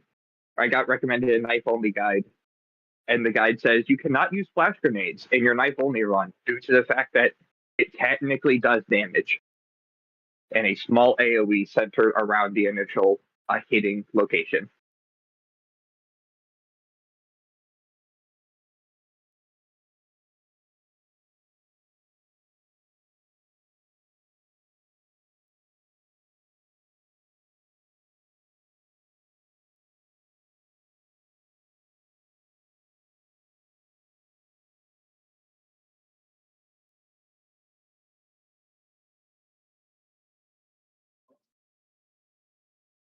Apparently, my nephew is loud enough from downstairs to where he might actually be causing my mic to flicker.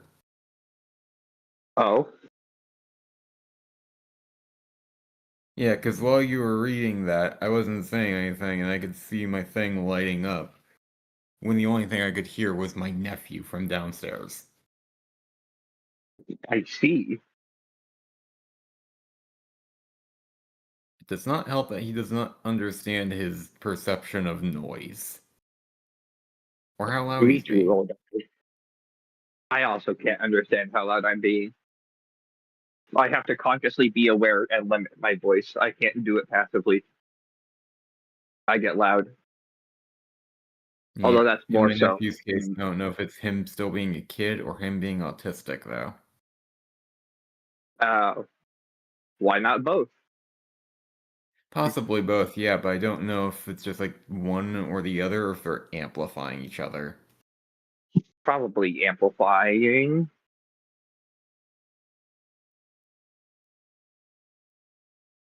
Maybe. I am unsure.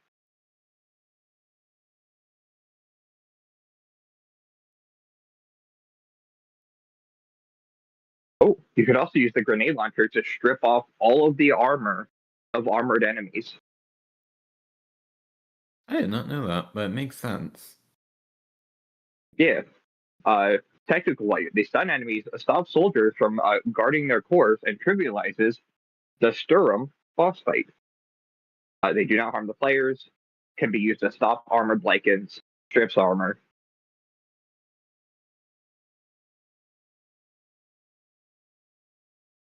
I think Sturm is the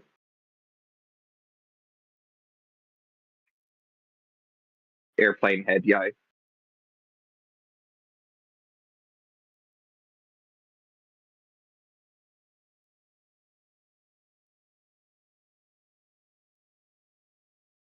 I might use them if I play this game again, although I'm unsure if I will, because I don't know. I'm still conflicted if I like this game or not. It's in that zone of there are enough redeeming factors for me to like it, but there are just enough problems to where I'm kind of about it. I don't have any problems with it. There's nothing I'm saying that the game is bad. It's just a little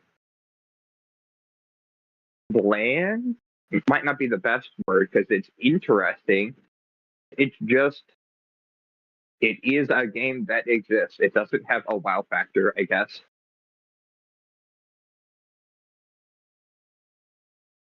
Maybe it's the amount of Yeah, I can see downtime that. that you have. Just the amount of downtime and how the bad sections are interlaced in the good. So you can't say a section is truly bad because it's all the moment to moment gameplay is fun. The village is a neat concept.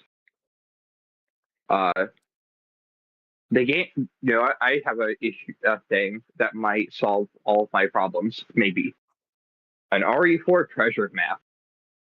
Let me buy a treasure map that marks every single treasure, like with a star icon, and then I can run and grab all of them without spending an hour walking around the village, shooting stuff down, and doing small puzzles to get treasures. It would make it to where the village actually feels like it's more alive. Because everything that's interesting about the village gets killed off in not long after you're in the game. And that's like your main hub area between all the different areas for the four lords. And it makes it feel soulless. Like, I get the later village on it's meant to be like more filled with enemies, but even then you could still have some villagers fighting against the Lycans. Yeah. The only thing that happens is like a mini boss shows up, which is neat. I like that mini boss, or super boss technically, because he's optional and gives a ridiculously powerful good reward. The perfect wolf crystal skeleton or whatever. But yeah. What's her face? The mansion is named after her. Liking on her name right now. Lucille, something like that. Her husband shows up in a shack at random, and that's like the only change of new villagers being added. That's about it. Her husband shows up in a shack. You get stalked right after exiting Lady D's castle, and that's about it.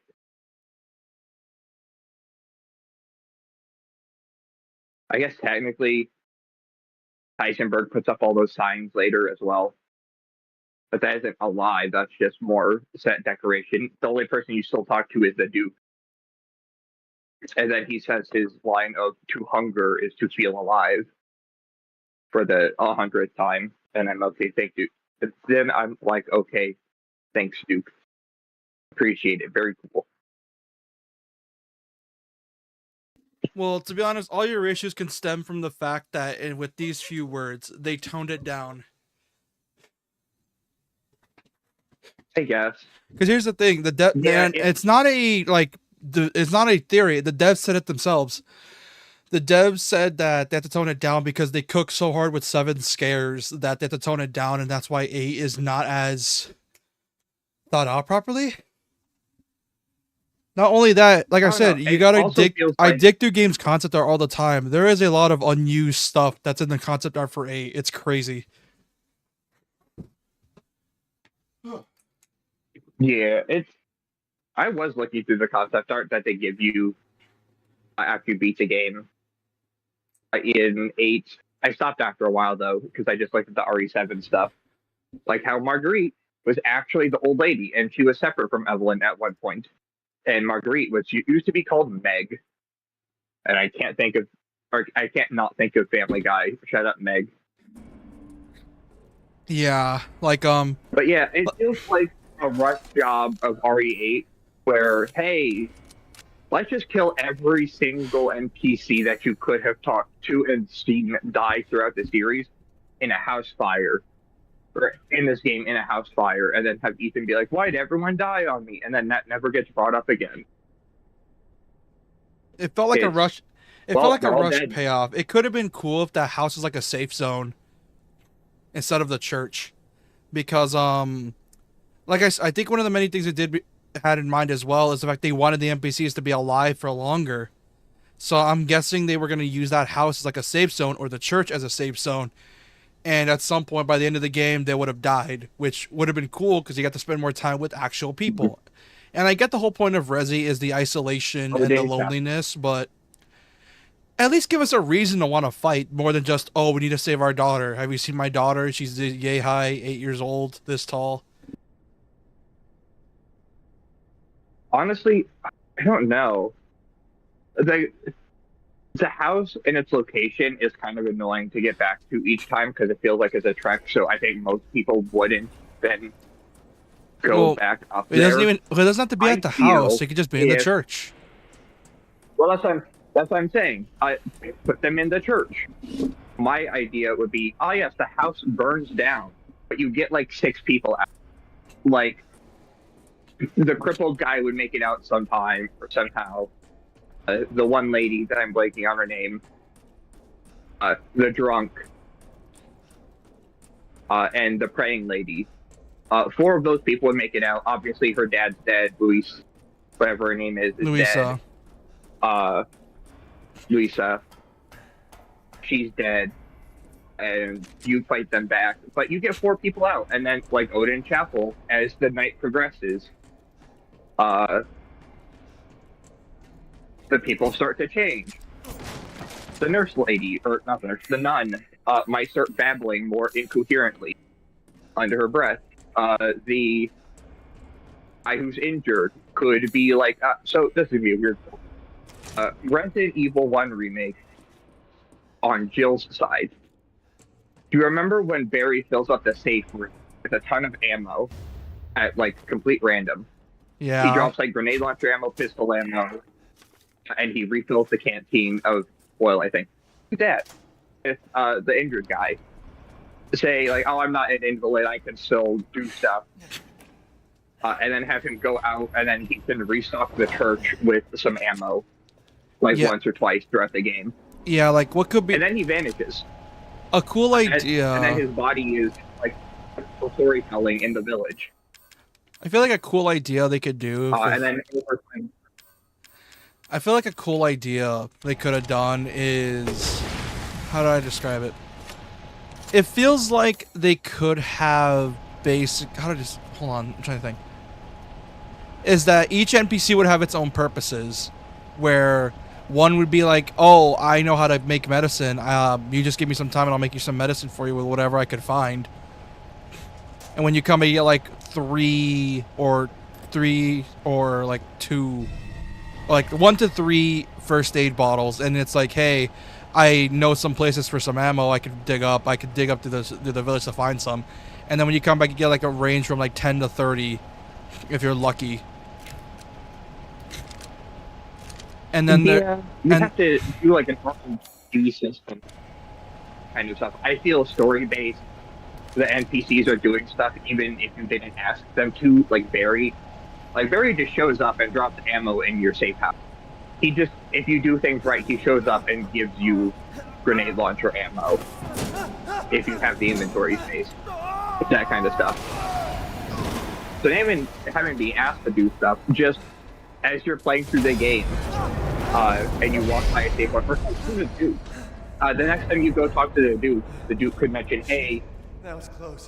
some people at the church were wondering about you. And then you go back, and then you can have them give you like, yeah, I actually can make some medicine. Here's some stuff for you. I hope you like it. hold on. And then Ethan can have a whole, you shouldn't put yourself in danger. Are you stupid?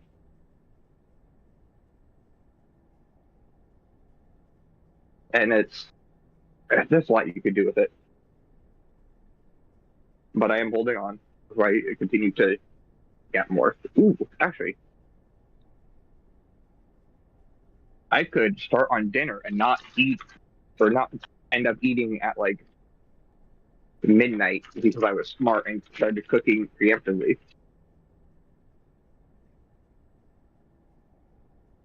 You just like cook the food in advance and then heat it up when you're ready.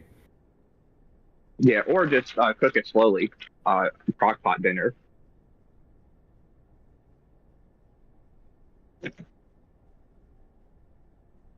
Or at least thought out, even. Yeah, like what they could have done for each Deity. villager is that obviously, like, let's say there could be an ending system where there's like a little side quest for every single lord. Each lord has a person, and that person can like be your helping with crafting. and it would be worth the while to explore because it's like, oh, where are they keeping these people? And Yes, that might be a little too video gamey, but it could be work Yeah, out I that thought way. about that and I was like, this feels too much like an RPG thought. Yeah, that's why I'm saying I think the berry example works almost perfectly because they've already done it before. It's really neat when it happens because it's a safe room you visit often. It's the literal East Side first floor safe room that gets filled with a ton of ammo. You're going to be going back there, and Barry leaves a note. Hey, I found these for you. yeah, like I think I heard Just you guys like, are hey, talking about it after- earlier. Right now, I think I heard you guys talking about it earlier. Right now, about like how each NPC like helps out with Ethan. I think one of you said, "Oh, one of them could cook dinner for you," so like, and it gives you temporary buffs, like for example, you walk faster, you reload faster, or That could you just take more be a different damage. way to implement the Duke's Kitchen. Yeah, like you in have this you case. you have your And that would permanent. be like how the side quests are handled. It would be, yeah. You have your perma buffs, and you also have your temporary buffs. The temporary buffs can become gotten through like one of the villagers helping you out. Like they're scrounging around for like random animals because they could be like, oh, I'm a hunter. I can help find food for us to survive for a bit. And when you go back, you'll find like meat on the floor. Don't worry. I'll stop. Yeah, you could honestly. That would be a good one to give to the drunk or the Poor Papa. I forget her name. Does she even have a name? Just the lady and her dad that goes into Lisa's house. I know she does, I just don't remember it. So, how I was thinking is, the guy who's injured, he can definitely go out to grab ammo. It feels like he is a spunky young kid who's like, I fought them before, I know what I'm doing. I'll put my crutches and I'll sneak past and I'll get you ammo. And he gets you ammo, like, after the Invenitos, and he gets you ammo after, Moreau's. And then after the Stronghold, he's missing, and then you have, like, a little nest of, oh, he's dead somewhere in the village. He has, like, maybe a weapon upgrade part is sitting on him There's more. for a weapon. Like, maybe that's where you find a laser sight for one of the pistols. The nurse lady, the priest lady, the nun, she can start a little garden and give you herbs after each time you pick up ammo. Because God knows there's not enough herbs in the game, considering you need herbs to make grenade launcher ammo, and you only make 2 rounds. Not only that, you can't use herbs I've to never heal crafted yourself grenade either. launcher ammo. Like herbs are Yeah. exclusively crafting in this game, which sucks Yeah. because you don't have a But backup. yeah, she can give you, like, chem food and crafting materials. She could give you crafting materials, too. She could be like, oh, here's some chem fluid I found, I grew some herbs, Ways to pass the time. and I stole some parts off of a house. Here's some rusty metal parts. I stole this off of Jim's home over there. The drunk guy can give you alcohol, which is temporary buffs. Because what's better than eating food? Eating food paired with wine or scotch or whiskey. Have a wonderful adventure. He will get you alcohol, and you can pair it with your food for the temporary buff to go along with your permanent buff. As you wish. Yeah, And then I don't know what you would have. You could probably just have Important than anything. I think another good idea would be like what's in terms of the like the thing? money You situation, is that for example, like there could be some like people that are like, oh, I could take what we have for our savings to help you out and help you out. But once I run out, I'm gonna have to go like scrounge up for money from all the other houses, and they would like give you like 1,000 to 10,000 lei at a time to balance it out, and it would increase Thank you for your by late game because it's like the late game could be like, this is all the money. I feel like this is the last bit that we can find in the town. And then once you get the Heisenberg section, yeah. that would be weird because it's gonna be like, would the Duke hold them to keep them safe and they can drop you resources? And it'll be like, oh no, wait, I got an idea. The Duke would be like, oh yeah, I got a gift from your friends from outside, and they would bring you the resources. I feel the Duke, being nice as he is, if you at the stronghold half of the people die, Ethan can just be like, "Hey Duke, can these other two people hang out in the back of your carriage?" And then the Duke will be like, "Okay, we're just in the back of my carriage. Ethan now knows that the back of the carriage exists. Hey, the injured guy died getting us ammo, and the drunk wandered out, pissed off, out into the wilds and got massacred. Now it's just the nun and that one lady." Or you can even have the nun die. Like, the gargoyles attacked the garden. Yeah, because as you said, the And the drunk was actually able did try to do beat something. the shit out of them because he's drunk. And he's injured. And the other lady is okay. And then they hide out in the carriage with the Duke. Yeah, he's the only one that does something. He's, "Hey, frame one, her dad is turning into a lichen monster." He hit him with a bottle. Like, instantly.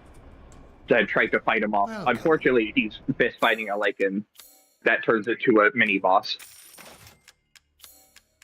And He's just not that guy. Yeah, and now you're stressed version of out. the game. And now you're stressed out because you lost 2 of your resource gatherers, Also, and everyone now you likes got to a work with what you story have. where the coward or evil person can be nice. You mean the drunk who also, as you said, clearly was a good Yeah. person? They were just drunk and also stressed out because why wouldn't he? You cut out. Unless I cut out. I was saying that, I don't know. and it's like, of course he's Maybe mad that's because just of the a whole thing that I like. situation. Because it's like, But- of course he would be mad. Yeah, I don't blame him for going to alcohol in this scenario. All of your friends are dying and your coworkers and everything. I probably too would grab a bottle of whiskey. If you've seen The Walking Dead, I like Bob the most in The Walking Dead because he is a very understandable character of Rick Stroop. He's an alcoholic, and he does good work, and he's watched his group die twice now, and now he's just kind of wandering. But he's smart enough to not get eaten by zombies by letting them pass and set up defenses. But he's also not strong enough to keep everyone alive, and I don't know. They do that in 3 as well. They kind of don't do it in 3 remake because Dario doesn't exist. But Dario, in the original 3, is a poet scared for his life. His daughter and wife died out there. He locks himself in a storage container, and he has a diary that he's like, the great Dario is going to die here. But no, I'll live. I'm the great Dario. And he's like losing his mind until he hears like a woman outside screaming for help. And he And his goes to morals try kick and in. save her, and he dies. Trying to do something good. And I feel like story arcs like that of shitty guys doing what they can is a fun story arc that he could have had as well. It's also a very common story arc. I think the only story arc of the shitter doesn't try to help anyone and stays a shitter through the entire game is like Bloodborne. That one guy you have to lie to get him to come to the chapel. I think he just shit talks you the entire game.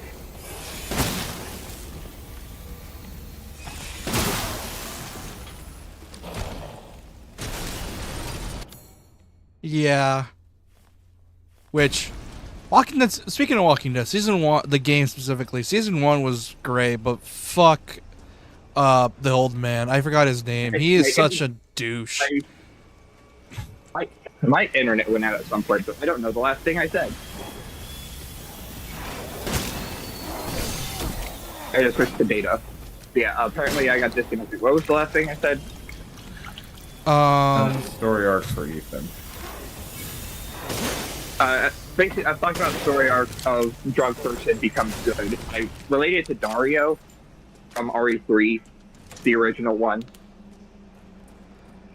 where Dario watched his wife and daughter get killed by the monsters out there, so he hides in a shipping container. And he's a writer, so he isn't even like a fighter or anything. He just writes books. The Great Dario, as he refers to himself in his journal. And then he dies because he hears a lady screaming, and he's like, okay, I have to do something. I may have been aggressive to the lady that has a gun and can protect herself, but there's a defenseless woman out there, and I'm going to punch some zombies because I don't have a weapon on me. He then proceeds to die, but, you know, it's the thought that counts. Yeah. And I was saying that that's a good character arc to have, is people trying their best in the apocalypse, fail or not.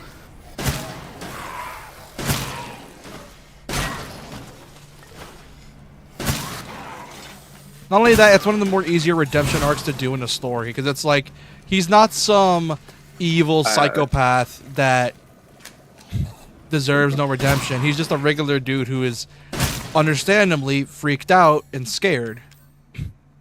And obviously when you're freaked out and scared, you're not thinking straight. Dead. Yeah, I relate that to The Walking Dead. I'm not sure if I cut out when I was talking about The Walking Dead either, but I was talking about Bob, who is a person in The Walking Dead. He appears in season 4. Yeah, okay. Yeah, my internet went out, and I'm not sure how long I was disconnected for until I got the notification that, hey, my internet is out. I'm like, oh, how long has it been out? Because my data is off. Yeah, you weren't gone long.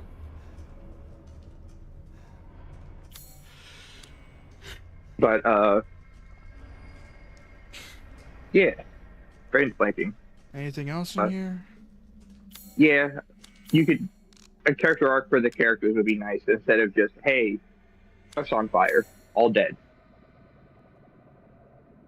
Also, my internet's really not doing well right now. I keep getting disconnected. Well, we don't even notice you getting disconnected either. That's the thing. I do because the stream freezes. Weird. Because I can see myself getting disconnected because my internet flickers to being off and the stream stops. And then Discord after a while says, you've been disconnected. Reconnect your internet and resume the call. And I'm like, okay. I'm on full data now instead of just the internet that keeps flickering on and off. But, oh, fuck. Yeah, I could go for some character arcs in this game. Oh yeah, we talked about this. The flash grenade can strip armor off of these guys and stun them, and it makes them really easy to fight. If you still have like the 8 flash rounds that they give you through the game that you don't use. I know I didn't. I still have them. It also apparently it makes so we were talking about the grenade launcher. The flash rounds strip armor, and for specifically armored enemies like the soldats and the propeller head, they are super effective at keeping him stunned and not able to do anything. Apparently, it quote unquote trivializes the propeller head boss fight by using flash rounds.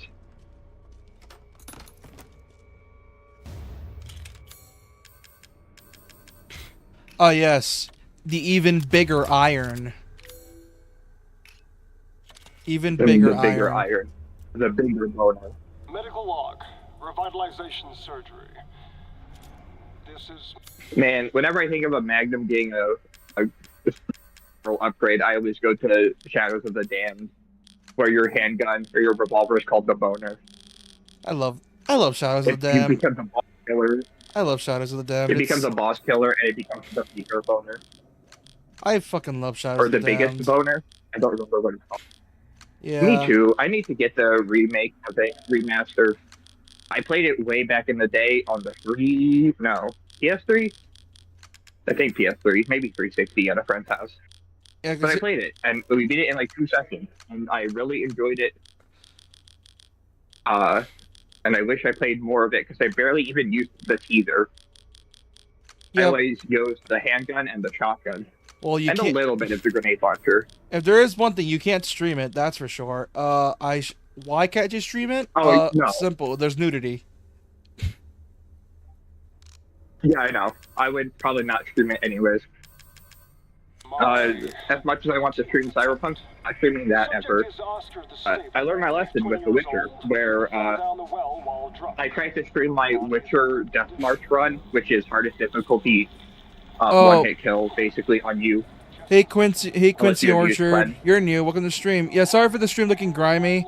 My internet's been having issues as of late, so sorry. But yeah, we're just shooting the shit, talking about how Shadows of the Damned is great, which is also another Resi-like, Resi 4-like specifically if you want to play it. Really fun. Also, it's easy, very easy. Like even on, you gotta bump that to hard mode. It's that easy. Resi 4-like, yes, I said played it. it on hard. No, I was gonna say Resi 4-like if you bumped up the sensitivity to like 300%. Yeah. Not only that, like Shadows of the Damned is like That it's one. game- Yeah. Here's the thing with Shadows of the Damned, Pro, before you start saying I get on my ass about playing games on hard.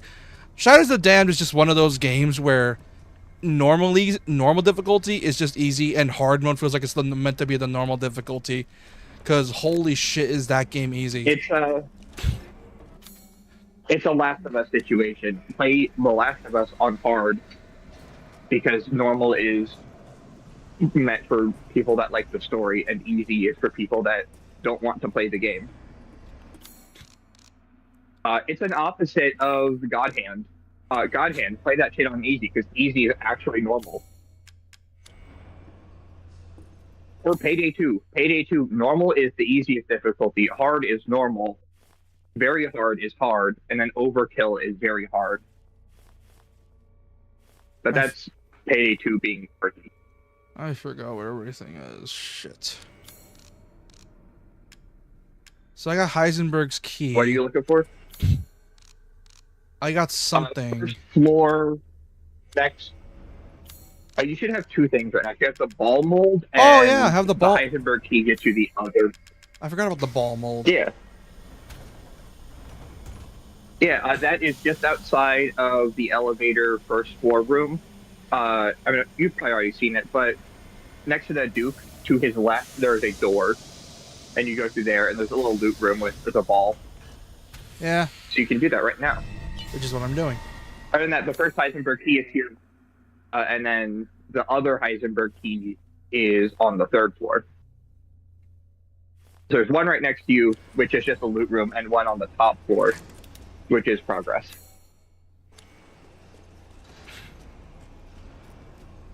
But yeah, like, man, I really wish I got Shadow of the Damned sequel. But I'm pretty sure Suda 51 literally killed it with Travis Strikes Again. No, I kid you not. Travis Strikes Again. Spoilers for those interested in that game's plot. They killed Garcia fucking Hotspur. It sucks, because guys, he's hot. Why do all the hot ones die? Yeah, and he's killed by the.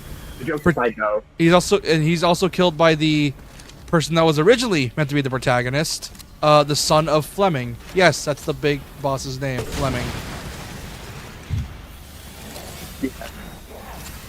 I wish they would do a Shadows of the Damned, but real. And that's actually just the tagline.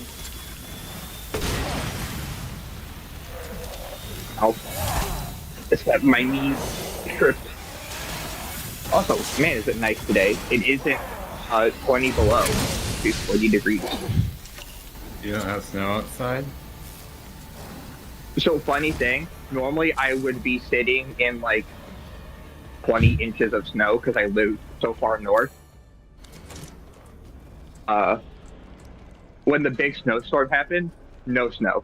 We got like a light dusting of snow. This is the least amount of snow I've seen in years here. Like, I can see the grass. There's like a little bit of snow. It's enough that I can walk barefoot outside, and I have been walking barefoot outside for the last few weeks. Lucky bastard. I can't walk barefoot outside my house without getting a thorn in my foot. Oh, me too, but I'm... Barefoot outside right now, I'd risk frostbite. But yeah, no, I would still be risking frostbite. When it was like 30 below, groceries, but I didn't want to find my socks, and it's old. So just run outside barefoot, and as long as I'm out there for no longer than 5 minutes straight, I won't have frostbite. So just run. Also, my feet are calloused because I walk everywhere. I do a lot of walking and dancing and working out. So Hey.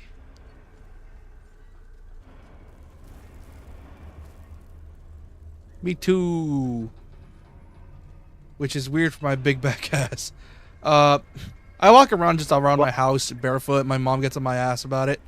Because every time it's like cold as shit, she's like, "Why aren't you wearing socks? You're gonna get cold." And I'm like, "I'll be fine. I'm a big boy." Then I end up I'll be having fine. then I have a It's snotty fine. nose for like the rest of the week. Oh. I just have a permanent snotty nose because it's the north. Despite the fact that, yeah, no snow, legitimately, normally by this time of year, there would be snow piles up to my waist. And if you go to any parking lot, there would be like snow piles that are 12, 15 feet tall because you excavate the parking lot and you make giant snow mounds that you can climb on as if it was like the jungle gym equipment. But it's made of ice and snow and compacted. But no, it's like 40 degrees today. Fuck. And I can see the grass. Oh, this one sucks. The only thing that happened with the snowstorm is that it was like 40 below for like 2 or 3 days. 40 below is the high, by the way. I should say. I guess 40 below as the high with wind chill. That was like last month. Time. Man, the RE engine and physics just don't play nice with each other, like at all. Yeah. It's weird. The first one of these is so annoying because of the final section, and then the next two are piss easy. And then this final one is annoying as hell.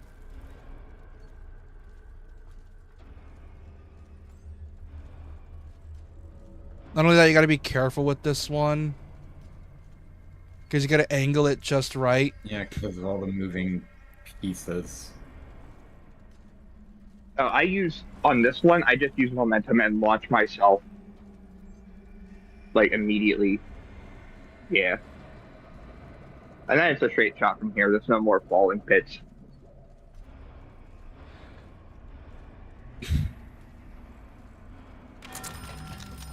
Yeah, this one took me like I still 6 find it tries. funny why Ethan just can't place the ball in the hole. He has to solve the puzzle. Yeah, like I said, survival horror, I feel like, in my opinion, in order to make puzzles interesting, they have to, like, make them needlessly inconvenient, in my opinion. Like, that's survival horror puzzles. That's literally what they are. They're made to be like, how can I do this thing in the most inconvenient and elaborate way possible? Yeah. Need a little bit of suspension of disbelief. Because if you do it the realism way, you would get Last of Us, and Last of Us puzzles are not even puzzles. Last of Us has puzzles. Exactly. The puzzles that I know of are move the dumpster, hold the generator, and move the plank. Exactly. Or move the ladder. Exactly. I mean, Resident Evil, the originals don't have puzzles either. They're put the item in the thing. You want to know what the plug puzzle is in RE2 original? There's 4 slots, and you put them in the wall in any order because they're all labeled, and you just do it automatically. I think the only puzzle in RE2 that requires thinking is remembering to put yes as the computer password and not overloading the generator to turn on the power in the basement. And that's optional. That's just so you can get the armory open for ammo and the item. Everything else is put the item in the item, put the crank in the out to make the waterfall in the helicopter, put the gems in the thing to open up the breastplate of the knight, burn the painting with the lighter. Or no, you know what? There is one more puzzle, and it's in the club room key out by the interrogation room. and you light up the thing, and you have 11, 12, and 13, and you have to light them in the right order. So the right order is 12, 13, 11. I'm trying to remember where else I can use the Heisenberg key. It's progress. There's only 2 Heisenberg key doors, and one's progress, and one is on the first floor. Yep, over here. Right next to where the mold was, there's a Heisenberg key. Yeah. One on the first floor is progress. Or, not progress, loot room. The third floor is progress. I still find it funny that canonically So Ethan B3, 100%ed progress. both 7 and 8. Like, he is just a loot goblin. Yeah, I mean... I probably would be too. The same way how, like, Assassin's Creed is 100% think- Assassin's Creed is canon, because for some reason, Assassin's Creed is like, yes, this person did collect 700 pebbles. This person did collect 13 feathers. You really are. Let me get my The over 100. 900 trinkets from Valhalla. God. Ooh, fun. Chat. Time to die. I love collecting things, but Jesus Christ. You keep it at like 90 at most. I think Horizon Zero Dawn does collectibles, I think, the best. Because they give you actual rewards, even when the rewards are booty cheeks garbage bad, because they're just loot containers and kind of boring.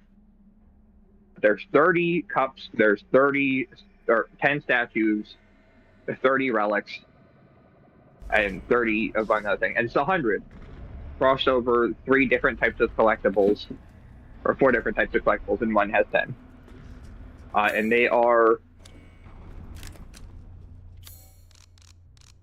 environmental storytelling. Yeah. It's like getting old world items in near Automata. It's like, hey, this is a strange gold disc, and it's like a game token. Or the weird mask, and it's actually from Facade, from the first game. Technically 4th game, because Drakengard, but you know, Yeah, I know. the semantics. God, God, I'm just waiting for Square and Yoko Taro to be like, we're running out of games to remake. What do we remake? Oh, I know. What about that game that we could technically call Nier Zero because Drakengard is a prequel to Nier, and they're like, perfect. Rename Drakengard to Nier, which already pissed off a lot of people. Oh! I don't have time for this bullshit. Out of my way. Be pissed off for like 2 seconds, and then I would cackle because that is hilarious. Because it Just is rename dumb. the God Eater games as Code Vein God Zero. Eaters. Code Vein. Ah, yes, the classic. Yeah. They But no, they combine 2 games into one. Like you know how some developers, when they're rebooting their games, they combine the both names. Like Like, Yeah, I I think think of a good Capcom example. won't do with every 7, considering they also put Biohazard as the name. yeah, like Resident Yeah. Evil 7 Biohazard, Yakuza Like a Dragon. There's got to be another few. God of War.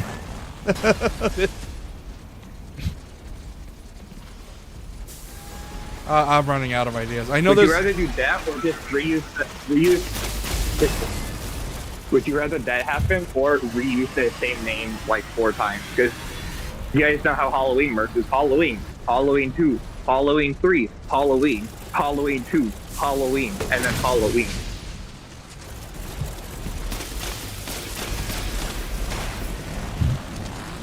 And I think that is also funny. Just keep reusing the same name. Honestly, redo the Doom trilogy, or do another Doom game, but call it Doom again. So you have Doom, Doom 2, Doom 64, Doom 3, Doom, Doom Eternal, The Dark Ages, Doom. And then just do Doom 2 again. That'll be so funny. They do a Doom 3 again. Yeah, then Doom 3. And then do God, I'm trying to think of another way to get Doom 64 in there without alluding to a 64 game. N64.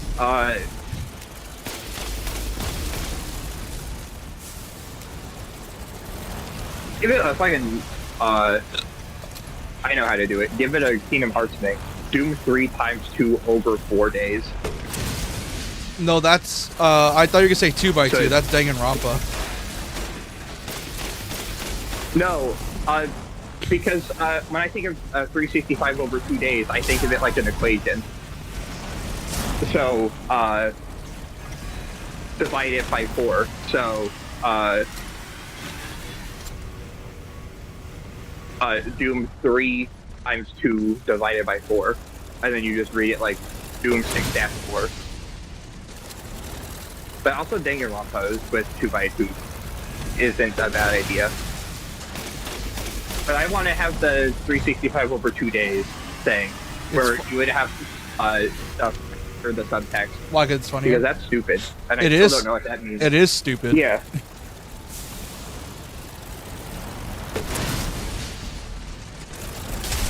What the?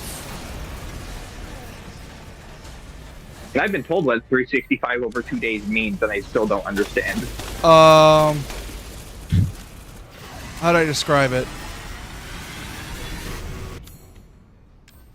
Basically, if I were to describe 358 over 2 days, it's that that's the amount of time Roxas was in the organization. 358, not 365.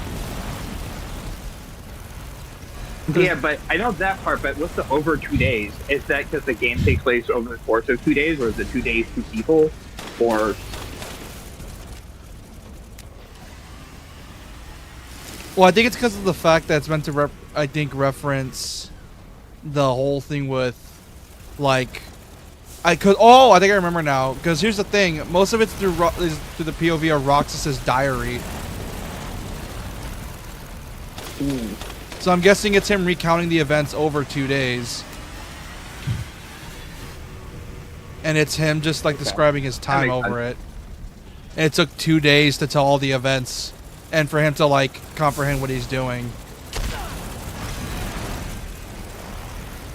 Speaking of which, I saw a Roxas jacket on sale yesterday. Dude, I want to get that jacket. It looks so cool and comfy. It's like $100 something or $200. I forget. But it looks rad. It's rad enough that I could wear it casually, and even if no one knows what the Roxas jacket is, you can still rock that just naturally. You know what's You fun? can rock the Roxas jacket without anyone knowing what it is. Well, here's the thing. It's Yeah, just unique like enough to stand out, but it's also just dumb enough to look like it's from something. Yeah, like the Yakuza jackets, where it's just like a varsity Letterman jacket with their back tattoos on the back. And you could rock the Majima jacket anywhere. That's rad regardless. But It's a definitely from crocodile something. skin jacket. Yeah.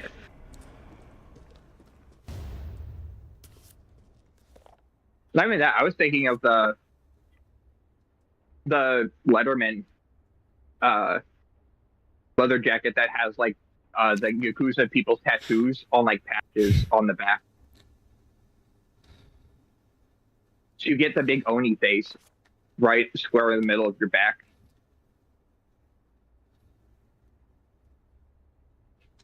Then there's the Kiryu one that has the dragon. Ah, yes. This also, before we continue, also this is another sign of foreshadowing. Heisenberg talking about Ethan's body. That's another foreshadowing. This game has a lot of foreshadowing to show that Foreshadowing, Ethan's whole thing. Yeah. It's really, really whacking you over the head that Ethan's not normal. He's built different, as some would say. Yeah, he's like built different. that's It's some is totally not another biological reason. It's the meme of what I like I said before with like the John Wick isms, or the John Wick Holy Trinity: focus, commitment, sheer fucking will. Leon is focus, Chris's commitment and, you know, Ethan's sheer fucking will. Totally not because he's something else. Speaking of the Holy Trinity, who is between Leon, Chris? Well, I was gonna say, I think I already solved it for myself. Are Who's you the saying- Son, the Father, and the Holy Spirit? When it Are you comes to saying Chris, Ethan's Leon, mentally and Ethan? special? I think we all know who the. Are you saying Ethan's mentally special? Let's go with that. Sure. Close enough. I also, I Yeah, think which we already know it's who the Holy Spirit also is. the reason we're being vague about it is because Leon we don't Ethan. know if anyone in chat's been spoiled, so we don't. Well, we're not risking it Yeah. because if The you're benefit of the doubt, assume assume we're bullshitting. people you're haven't watching this played the most Stream popular is games. likely gonna end up telling. Yeah. Not only that, this game's like 5 years benefit old. of the Oh doubt, god, assume- this game's 5 years old. Oh. Yeah, I know, dude. It fucked with me to think that Two-Make is 6 years old and No, 7 years old. 7 is a decade. 7, yeah. I remember was this watching game. like an RE2 thing, and it's like, should you start with 2 or 2 remake, and why you should still give 2 original a chance? And it's like 7 years ago, and then I aged rapidly. It's that meme of like the actor of the Jason Bourne actor. He just aged in real time. Yeah, Saving Private Ryan is where that's from, where he's standing over the grave of his commander, and it's a kid, or when he was a kid as the Ryan, and then his family shows up, and then he ages rapidly to an old man in modern day.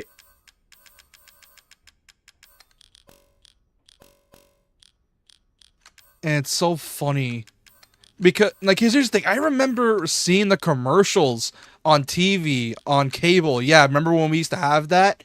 I used to remember seeing those, the commercials for RE7 on cable when they were also like showing the final Dude, Resi movie. I still remember that. Yeah, you want to know? That's how I saw it too. I was gonna say this is how I found out that Resident Evil 7 was coming out. I went to see the new Resident Evil movie that was coming out, and then the screen turns black, and then I hear "Go Tell Aunt Rhody" start playing, and I'm like, "Oh, I'm intrigued. And it's like What are these RE7. mold monsters?" RE7, and I'm like, "Oh, cool." And then I'm there with my mom, and she's like, "Oh, a new Resident Evil game," and I'm like, "Oh, new Resident Evil game." Oh And then shit! my Hey brother's like, "What's a Heisenberg. Resident Evil game?" Yeah, like it's crazy how They had Resi a little- 7's gonna be 10 years old. You're persistent. And I've got a rebellion. Yeah. So stay out of it. There was another game that I aged rapidly hearing was like 20 years old now. What was it? No, it was, hearing GTA 4 is almost 20. It's like 18 years old now. And like RE5, GTA 4, all God. those early PS3 360 games. Yeah. Like, I still remember RE7 coming out. I remember I was there getting Rev 2 for my birthday when I was like 12, when I should not have been playing Rev 2. And I played Rev 2 on my hand-me-down portable from my cousin portable console TV thing. Because it was Hell like, yeah. how do I describe had it? one for the PS1. Dude, I want to get one of those, but for like 1080p 60. I don't want a 4K one. Those things cost way too much, and I can't find a 1080p 60 one anywhere because the one I had was 720 60.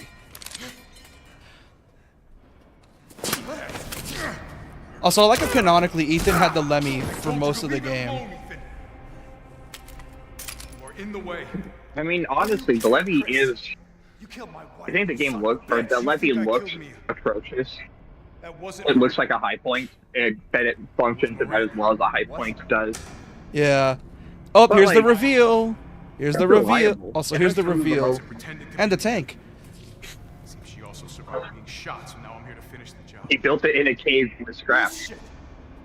Why'd you fucking tell me right away? He built it in a cave You would with a wanna be box of involved. scraps. And this job is hard enough without civilians getting in the way.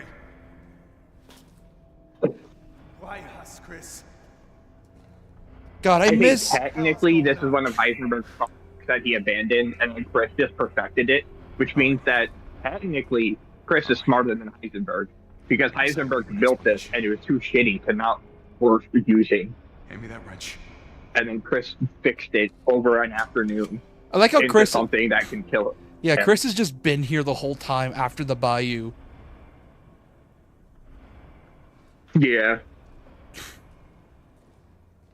Which means that he really snuck Miranda's in fucking here. insane. In this village, all these monsters and freaks. I love that line. This is her life's work. Long story short, Miranda's Some fucking sort of insane. Crazy. Yeah. Mold. Like, no shit. Well, what would have gave it away? Louisiana. God damn it. All this time, I thought I could save my family. I can't escape from here. I can't do anything. Might not be true. The fact that Look at Chris this. may have developed a bond with Ethan over time I too. sent those pictures a few minutes ago. He just hates seeing anyone die. Rose. Holy shit. Yeah, and then Relax, my Leon girl does monitoring not. the He does not situation. care if people die Yeah, anymore. my daughter.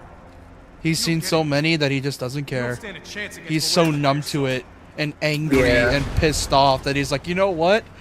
I am tired of seeing people die. I am tired of all this. I'm gonna vent out my rage on these infected and stomp their head in by just putting I 2 mean- more pounds of pressure to cave their skull in. Together. Damn straight. I mean, that is the same person Leon is to walk in without any identifiable police uniform into some random guy take house, this. some random Do me a guy's favor. house in Spain, Try to stand pull out a picture of a white girl, start speaking to him in English, and then when he tries to defend his home from an intruder, gets domed and shot like 4 times, and then their entire village Same time, massacred. like, the homeowner didn't attack him at first. No, Like, fair argument, but like at that point, it's kind of clear that something ain't right with the guy. in 4 original, it made more sense because it Yeah, was just a small also- house. Because it's like Leon was probably Yeah, it's just a it's a small house, and Leon was just Leon just Ethan. What the fuck? Leon was like just went in there and probably like knocked at first Ethan. too, and he's like, "Huh, I'm guessing no one's home." And then maybe the owner is like not here or something. He notices the door's unlocked. He's like, "Why is the door unlocked?" And obviously, he's gonna be like wary because it's like, "Why is this random house that's obviously meant to be someone's here because there's still live animals here?" Unlocked. Why is this house unlocked? Maybe the owner is in danger. So he goes inside to find the owner, see if anything happened, sees he's still there, and it's just like, oh, so I guess the guy's just an idiot. And then it's like, you know, like, have you seen this president? She's this tall, 20 years old, yay high. I'm never getting over that joke. yeah, And if it's my playthrough, I'm kicking down the front door and running straight at him with my handgun out over my shoulder to show him a picture of a white woman and speak to him in English while he's tending to his fireplace. yeah, and then the original, it's like, obviously, And then I will shoot him once. yeah. 'Cause that's my headcanon. My headcanon is that he knocked on the door, noticed it was unlocked, and he also noticed that obviously someone lives here because it's like he can hear noises, so it's like, oh shit, it's unlocked. Maybe someone's in here robbing the place. Finds the owner, is like, oh, never mind, he's just an idiot. And so he's talking to him in English because it's Leon, and then I know what he's saying in Spanish. He called him a fucking idiot. And you know, and Leon's like, well, I'm sorry to have bothered, I guess. And then he's like about to leave, and then the fucking guy attacks him. So, yeah. Not only that, in the original, he didn't even take out the gun It's yet. just It was a- still in his pocket. Yeah, it's a meme in the community that Leon was in the wrong because he barged into a guy's house and shot him because he didn't know where a white woman was. Yeah. That's why I keep saying white woman. That's the butt of the joke is, hey, here's this white lady in a town full of Spaniards, Spain. I think that's the right word for it. Spaniards from Spain. Yeah, Spaniards. Yeah. Okay. Yeah. Yeah, also in my headcanon way, Leon has never opened a door with his hands in his life because I don't open doors in Resident Evil 4 with my hands. I kick every single one, even if I need to be quiet. God damn it. They keep hinting at these connections throughout the both 7 and 8, but we never know anything about them. Because here's the thing, if the connections are still around, obviously they're going to have to continue this storyline at some point with Ethan's daughter because of the fact that the connections is a thing. The problem is, Capcom has a They nasty... want to. They just have to get caught up in the fucking timeline. I know. It's just... Yeah, Like, they you kind of don't shot leave themselves in someone the foot. Rose unattended for when she's going to be someone important. I'm hoping they use her in the Shot future. themselves in the foot.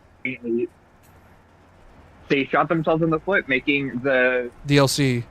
next. If they go based on no, not even that. If the games take place in current year, we won't get the continuation of Rose's game until 2037 Yeah. because that's when the DLC takes place. There's a 16-year time jump We would between have the game and DLC. we would have to probably wait 10 years at the minimum if they were to do Yeah. that. Yeah, if they keep going off of current timeline, unless each time they release the DLC, it's the DLC Rose, or the Time connections jump. get solved in the next game. After like Resi If you do a 10. time jump though, Leon is 60, Chris is 65, Jill Yeah. is 63, Barry is 80, I think. No, 75. All right. It's time for it's a dead The plot youngest of the line. cast members It's a is- dead plot line. Remember in Revelations, one of the team members of the traitor has the T-Abyss virus? Yeah, but that's Revelations. That's storylines. Those storylines are never getting finished. That's just the way Revelations is. Yeah. Yeah, the connection. I joke that the connections in all these games is Jennifer and Ramon. Kind of spoilers, I guess. Sorry. Raymond. My joke is always Raymond. Yeah, I can't forget his name. Redhead and the lady. Those Yeah. two people. Like, Because I've talked about this before, how justifying why the BSAA can be taken over by them and they're the connections. Because the connections, I feel, are almost 100% set in stone, the BSAA. The BSAA are the connections. It's them. They just don't know who in the BSAA is there. But Yeah. everyone has retired from the BSAA either because Jill just retired, Chris left because he got scouted, Rebecca left to be a scientist, and then everyone else is old. yeah. Jennifer and Ramon can easily take over control of the Bassin. Also, in they're the- Revelations 2, Alex Wesker is Hey, actually we Natalia, the little survived, fat girl. Yeah, I know. I played that game. I know the plot Yeah. line. Then Natalia, and then my other thing was, hey, Natalia might also be a pseudo retconning of a mold, or she got retconned to being mold, because how do you mind transfer with T Phobos? I think T Phobos is Rev 2. But that might be 1. I think, yeah, T Phobos is Rev 2, and somehow T Phobos mind transfers Alex into Natalia. So connections are the BSAA. Who in the BSAA? Who knows? Probably Ramon and Jennifer, because they're the only two living BSAA members left, and they're evil. Natalia is living with Barry, which means if you do the time skip, Natalia would probably be like 25, 26 by then. Perfect antagonist age Yeah. if they bring Natalia back. Yeah. But that also means that she has to go through Barry first, and Barry's not going to shoot his new adopted daughter. So Barry's probably dead the instant Natalia decides to awaken as Alex again. And you kind of have to have a Claire game for that, so you can't go too far into the story, because then Claire's 60 years old. Yeah. Also, they never did anything with Steve You're- since the Code Veronica it's Wesker like mentioned a- he took his body. Wait, oh. Well, here's the thing. Knowing them taking the body, it's like, yeah, because here's the thing. Whenever a evil person in the Resiverse takes a body, it's guaranteed never going to be brought up ever again because we all know what they did with it. They just like, oh, they're using that for experiments. No shit. Which I'm pretty sure that whole Yeah, plot line my- built up to my- 5. That whole thing with the Wesker experimenting. Yeah, my head canon is Steve gets put in a blender and gets turned into his base DNA, and then he uses that to enhance or make Ouroboros. Because Ouroboros is like a bunch of different Different, like, viruses mashed into one, into like a worm potato that you eat. And then Wesker, being the ultimate life form, is able to withstand not turning into a goop monster until Chris forcibly overdoses him. oh god, they're gonna have either Moira Rose fight Alex Wesker. That's funny. Because here's the thing: if they were gonna acknowledge, if they're gonna have Moira fight Wesker, they would have to acknowledge Revelations and make a Rev 3.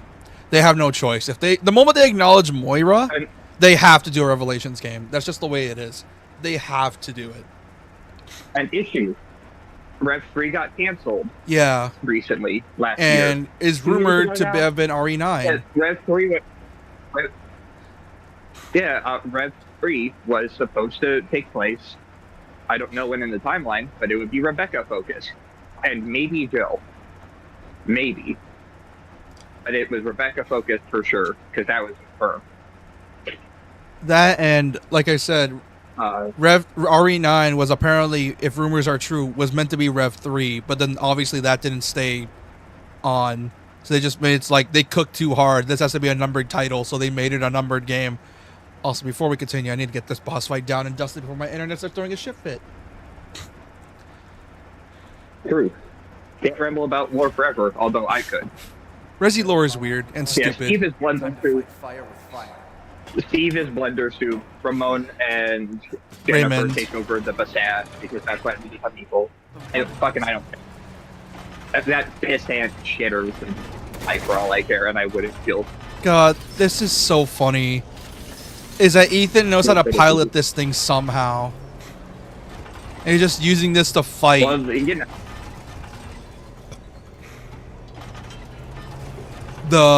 you know, the ultra totally not diet Magneto. It's gonna be Chris raising Rose to fight Alex Wesker in a Rocky training montage. Magnetism, it's actually ferromagnetism by thunderstorm. Because there's Yeah, a slight technically- wind effect with powers. yeah, I was gonna say technically, he's closer to Volgan than Magneto. Time for the best boss name in this game. I find it ironic that the time trial challenge for this boss fight is named Split 3. Why didn't Chris use it? Because Chris is trying to find Miranda. Yeah, Chris has better things to do than fucking fight a Redditor. He has to fight the big bad. Fight a Redditor. I still love this response because the fact that at the end of the day, Resi is so dumb that me and Doc are just so jaded to Resi at this point that whenever we actually think about the plot for a Resi game, we realize it's probably the stupidest shit imaginable.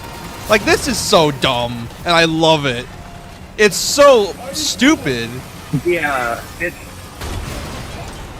unbelievably so, but it's peak. Because Capcom is just like, when they go ham, they go ham. There's a reason why Platinum Games is composed of their most craziest psychos that are ex-Capcom.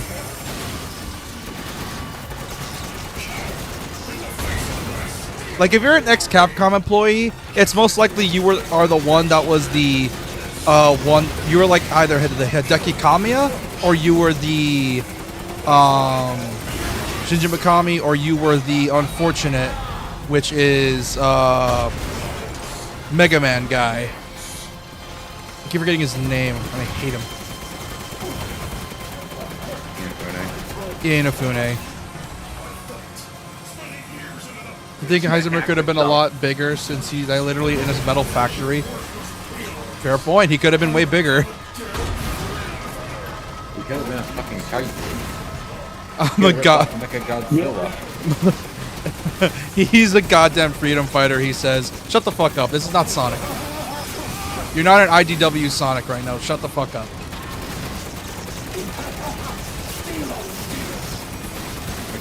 Best you'll get is a pen color. Really in IDW. I say best he's gonna get is a pen color comic or whatever his name is. Come on, piece No, of shit. I think that's the Magician.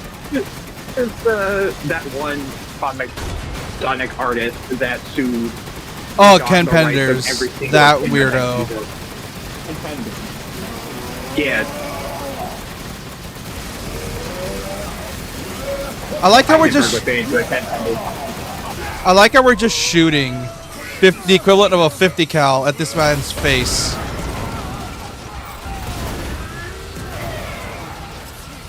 He's very Vulcan. I'll give him that. But shoot him with a 50 cal and then he'll shrug it off until he can't. I'm gonna murder that boulder punching asshole. Yes, I love it. Oh! I can't believe Sheva would know. I was just about to talk about that. It's a thing that I've had, and believe it or not, I have another headcanon about this one. And it's because of Sheva. Sheva told the Africa the essay, and then that involves Josh. And Josh is totally the type of person to start telling campfire stories about what happened in missions. Heisenberg So throws stuff at Josh you in definitely cutscenes just- whenever it throws at you in game. Yeah, well, here's the thing. That's just Resi in a nutshell. The bosses could easily do what they could do in cutscenes to you, but it's either through hubris, through cockiness, or sheer luck or plot armor that the protagonists get their way. Usually plot armor. Yeah. Why did Nemesis, I can't say that word, that might go against TOS for being too... Like, why'd he throw Jill instead of crushing her neck then and there? Why did Nemesis completely violate Brad's mouth and stomach and kill him in one attack? When he meets Jill, he has to do a setup, throw her to the side, and then pick her up to set up for that attack. And then he just stops doing it and hits her with basic tentacle attacks later. It's because it's a video game. Why would Nemesis not go straight for the insta-kill move? Come on, motherfucker. Man, who knew 9mm could do this man in so well? What's the vein?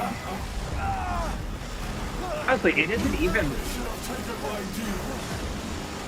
It's weird that it's 9... The toughest gun is 9mm for handguns. It's an SMG, too. It makes sense if it's like... You had some Sonic rounds. But like... Make it quiet and also... But like...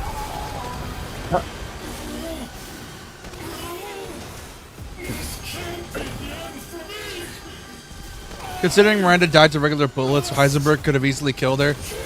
Wesker is the worst example of that. He's fast enough to dodge bullets, but he still loses to Chris. Well, Wesker's just cocky. He got cocky, essentially. That's his main draw.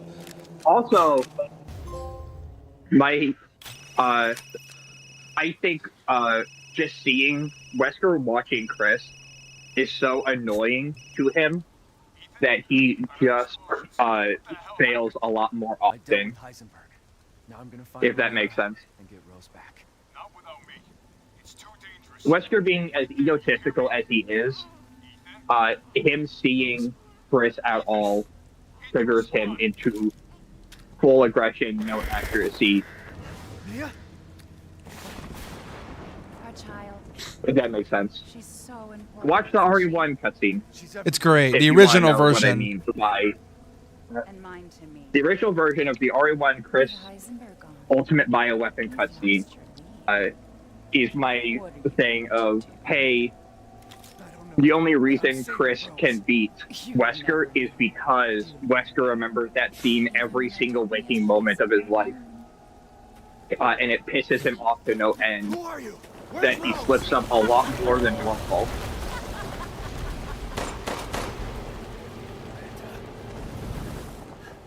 Enough.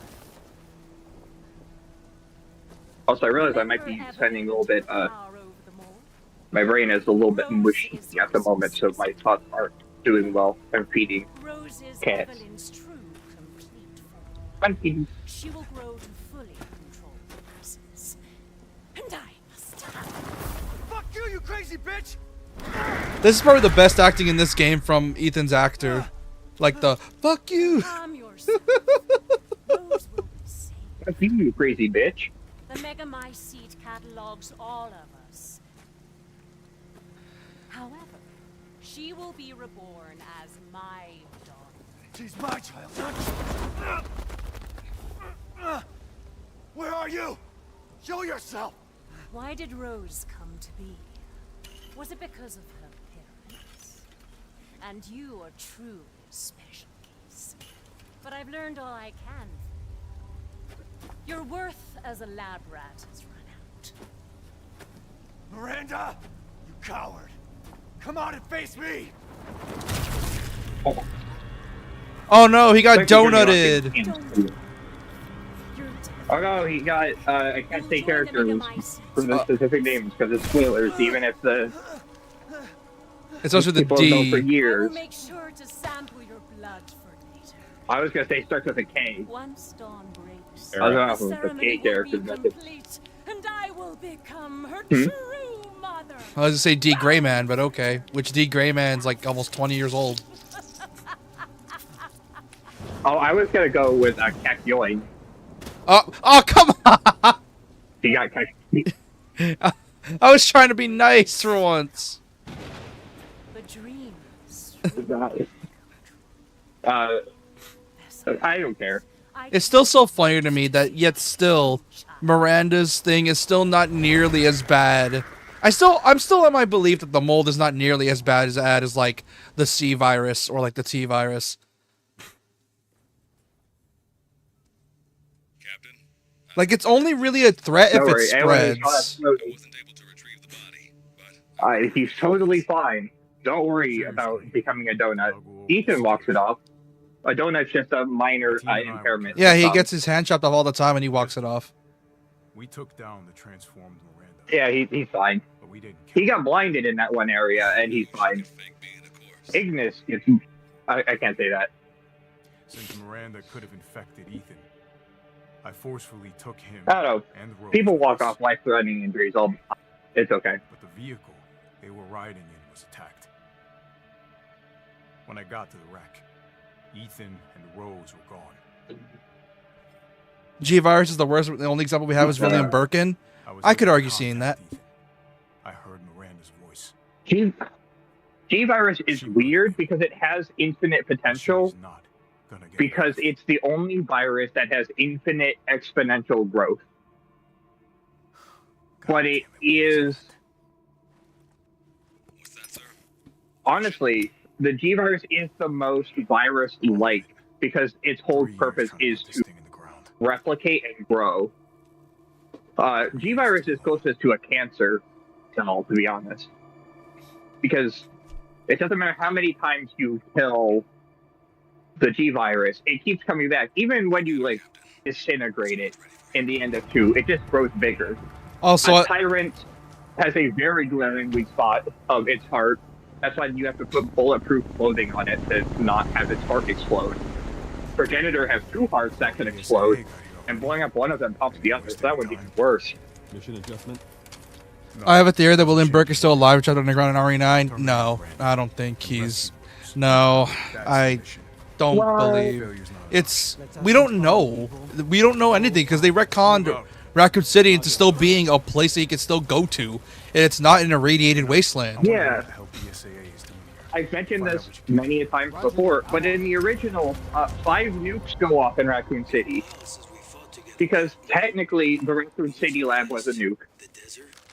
The nuke that happens over Raccoon City, which in the cutscene obliterates everything, like it vaporizes it. And then you also have Outbreak 1 and 2. Both of those labs get nuked. And then you have RE0, which that lab also gets nuked. Which, that one's weird, because Rebecca visits the RE2 lab, which implies that she went to Raccoon City and saw that, and blew up the lab that's next to the RE2 lab.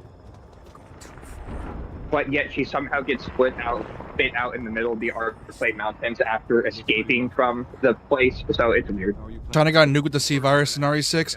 Well, here's the thing. They don't need to mention it. The whole world knows about what happened in China because it's that big of an event. Everyone watch for hostile bioweapons. Yeah. In 4, it gets joked about, like, oh, Raccoon City, that thing, because it's implied that maybe it did get pushed under the rug. But probably not, because maybe, who knows, with Raccoon City. That's like some small mountain town in Colorado that can't change the remake into a giant sprawling city.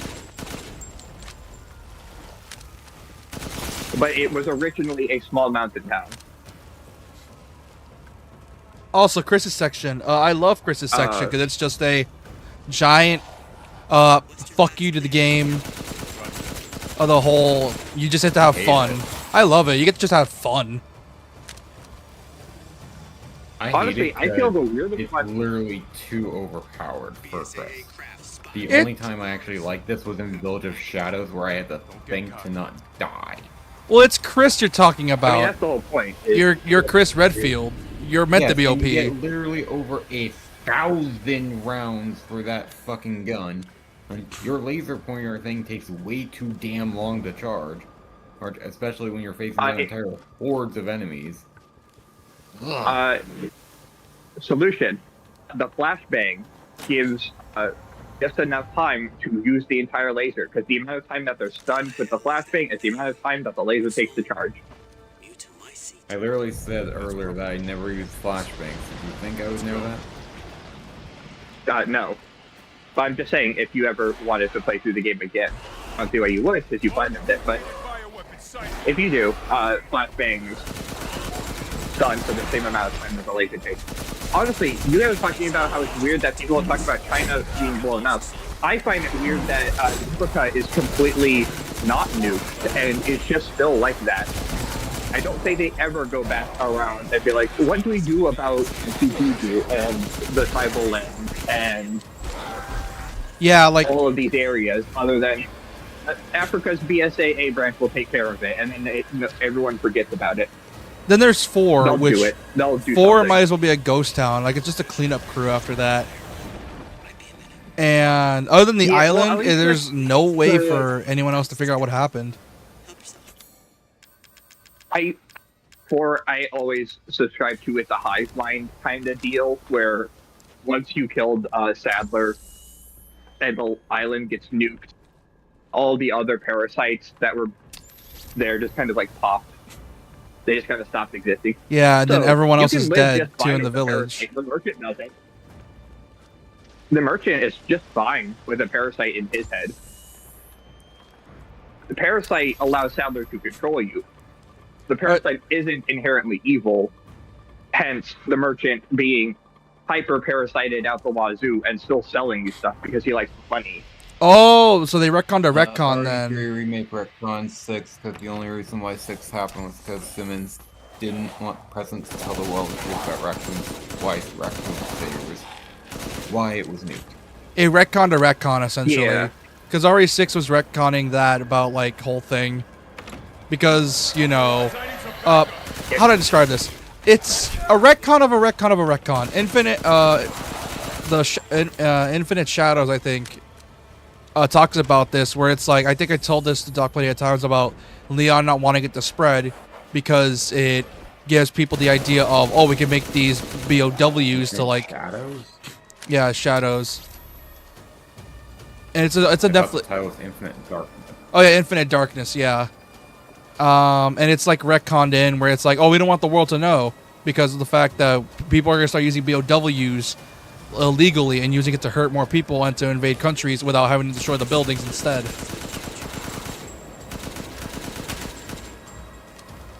Also, like I said, another reason I like this section is because of the fact that it just lets you let loose. And like the whole point, you've been trying to struggle to survive the whole game. And then after that, it's just like now you're able to let loose. Struggle. Don't let me be over fucking powered. Well, you're Chris Redfield. You're guaranteed to be overpowered. Like, I'm playing a Resi game. I want to feel a struggle. Yeah. The thing is, though, you're playing as well, Chris Redfield, a unfortunately, you're person That that's is not an argument, Shinigami. yeah. And here's the That's thing. also, you're playing a Resident Evil game. Every single Resident Evil game ends in a power fantasy.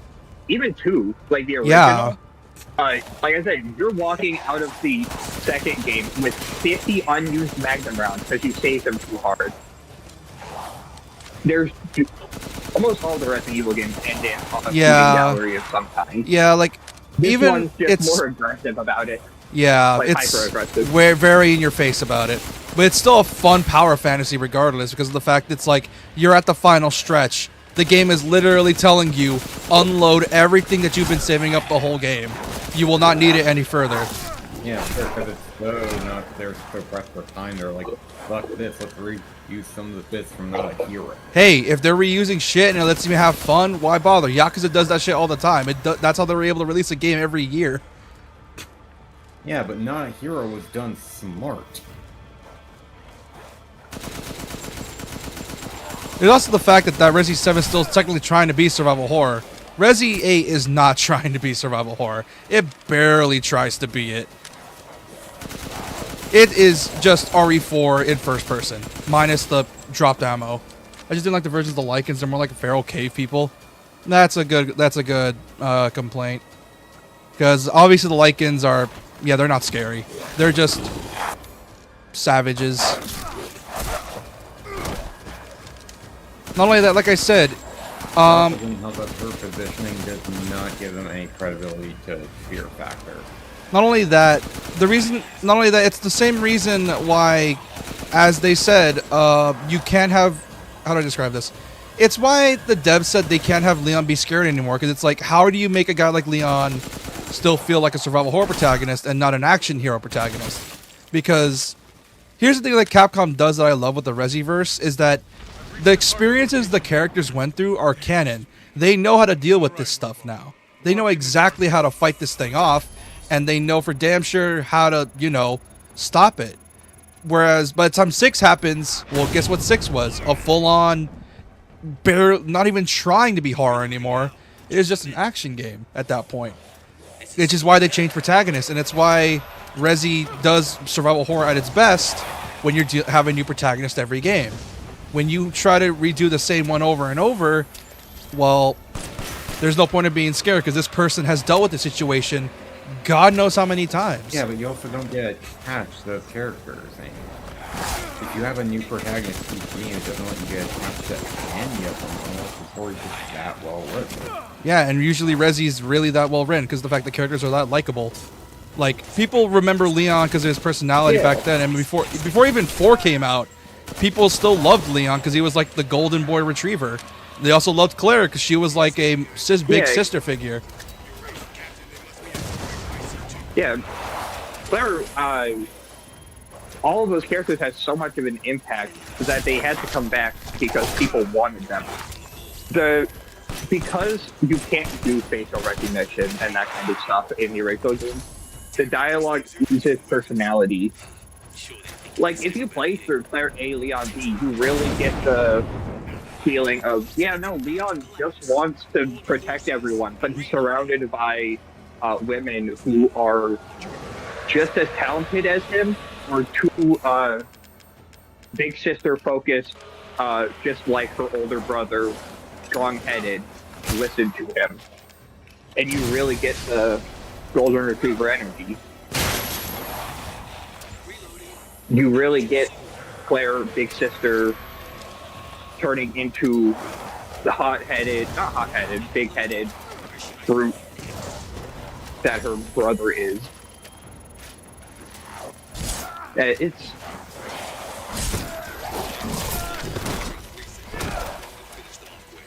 I feel you get a lot of personality. Also, I tuned into this conversation halfway through because I was doing stuff. But yeah, those are my 2 cents on the immediate thought that this was brought into, and I think this section is fine because it takes 20 minutes. It isn't actually that much of padding. And also, if they wanted to do these retcons, they needed to have Chris in the game at some point. And they want you to be Chris. Oh, quickly, powerful. In the rest of you stay back. And would you rather have Chris have no combat and only walking and fighting stuff out? Or would you rather delay getting back to Ethan in the home stretch because you now have to scrounge for ammo for another hour and make it even more bloated? I think this is the best way to do it. Basically glorified cutscene with Chris, where I don't feel as overpowered. I wouldn't. I feel that would be not in tune with a Resident Evil game.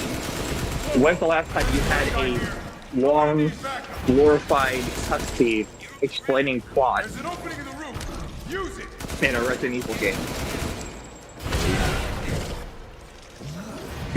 You get maybe Like, one more done, and you can't bring up the Yeah, state. when Chris is explaining that thing before you get into a section. Like, you couldn't have had that lore dump sprinkled throughout the Yeah. story?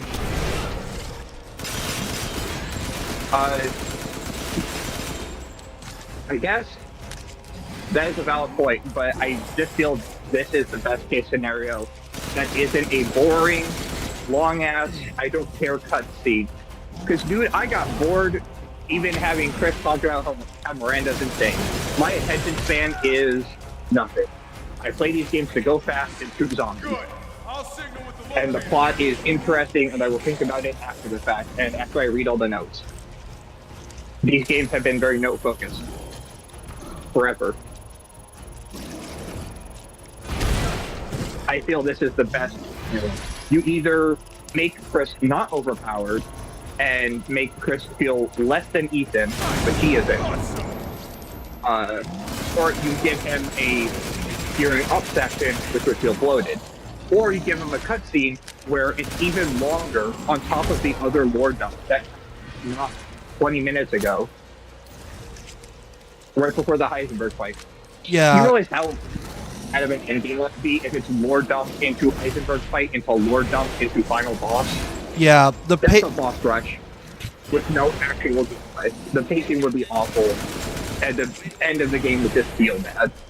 Yeah, the thing You is might with, like it, but I think most there's people also the wouldn't. fact that Rezi's whole thing is it's meant to feel long in the first playthrough and also have amazing pacing. If you were to just do that, it would feel like padding because, well, you've explored this village already, like hours on end, and you already know everything here. Yeah, Why would because Chris is so gonna explore the village in the middle of an apocalypse. I'll keep going. Here's the thing: all the doors are unlocked already. With You all the unlocked drops all the. being supplied You by your unlocked. ally. You also unlocked all the doors already from Ethan's side of things. You looted everything from Ethan's side of things. Everywhere is unlocked. Not only that, what areas would you even Let's add that won't decide pad who's it the out? Earlier part. That's not an A side, B side. That's a part 1, part 2. We can figure that Not out. only that, like I said, Rezi's pacings are made a certain way. You can't just pad out for another hour.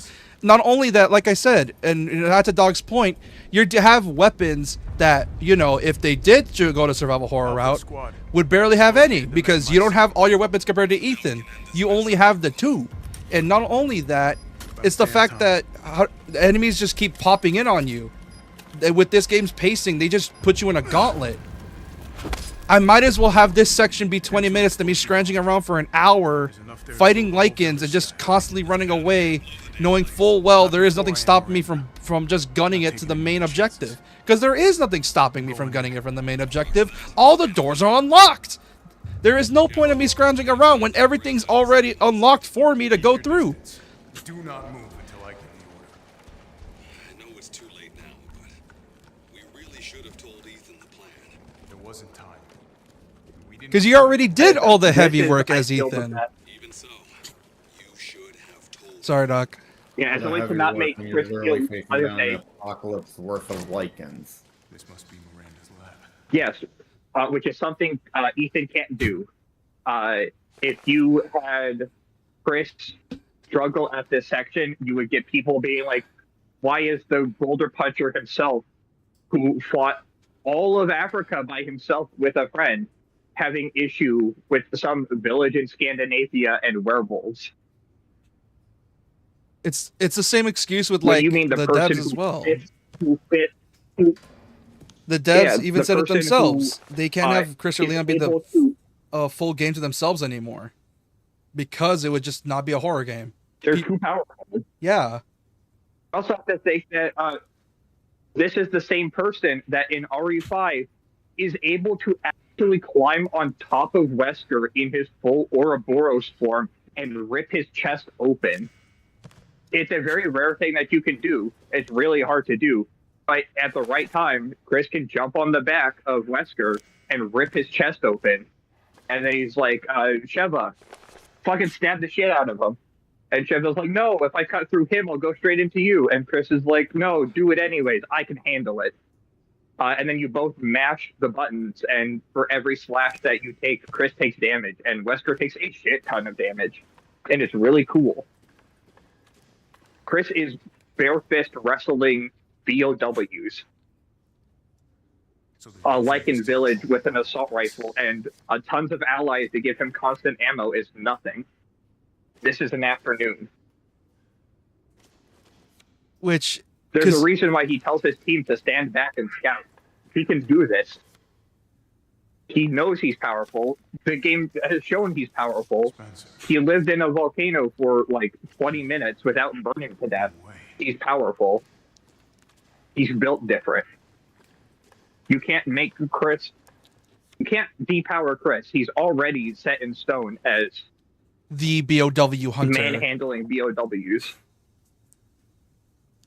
Yeah. It's why, like I said, if you But want as much as survival Leon horror was from... It's why, like... Leon has never... Oh, sorry. The- I was going to say that if you want No, survival it's fine. horror with Resi, it's why you need a new protagonist. That's what Resi does best, giving you random people that have no experience or are somewhat competent and putting them in situations way beyond their depth. When you give people that are able to take this shit head on, you get Resi 4, 5, and 6. And 8. When you don't have people that know what they're doing, you get 1, 2, and 7. 3 is the middle ground. Yeah, 3 is the middle ground because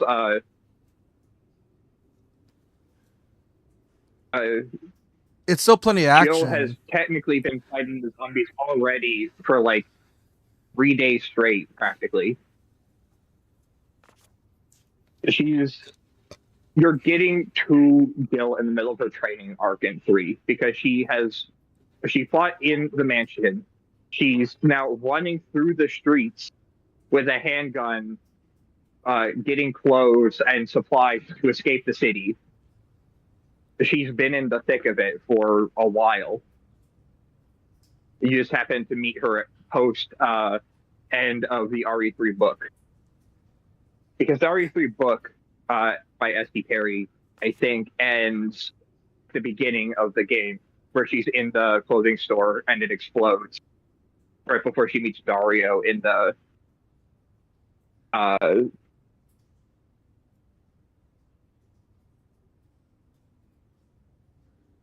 yeah, 4 you have Leon doing 6 kickflips on zombies, and then 5 shoulder punching. And then 6 you get Leon fucking fighting RKOing Simmons dudes, on top of a train and punching him in the face over and over. And perfect. Yeah. There's- And Chris in that one is like piloting fighter jets and ripping the spines out of BOWs. You forget that, but Chris, Piers, Sherry, and Jake have all ripped the spines out of those giant BOWs. Like climbing on their backs and ripping them apart with their bare hands. I think the other issue is also the fact that we also got to remember the time gap between a game with Chris.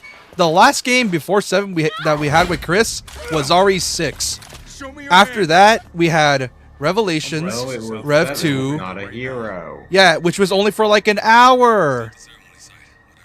And not only that, It still showed what he could do. yeah, and they still gave you a lot And of to clarify ammo. my earlier point, since you apparently didn't understand, I'm glad you said I'm not saying depower the fucking unit that's Chris Redfield. I'm saying give me some push to my pull. If that's the Let case, me they should have feel just. something behind just a gun just going. There's all also over the the fact fucking that place. there's also The the issue is Area born as shit. Don't get distracted. Stick to the mission. the issue is giving push to Chris's pull. What they showed in Not a Hero is you have to physically make the BOWs immortal. I did not And mean you have not to a leave hero them as a reference. We did everything that you I asked. meant in We did general. I thought you said- everything. That's what I'm saying, is they did do that, and they showed him being more powerful. I'm trying to agree with you on this point, is that Not a Hero still gives you pushback to his pull. Where is my daughter? But also Not a Hero still has Gone.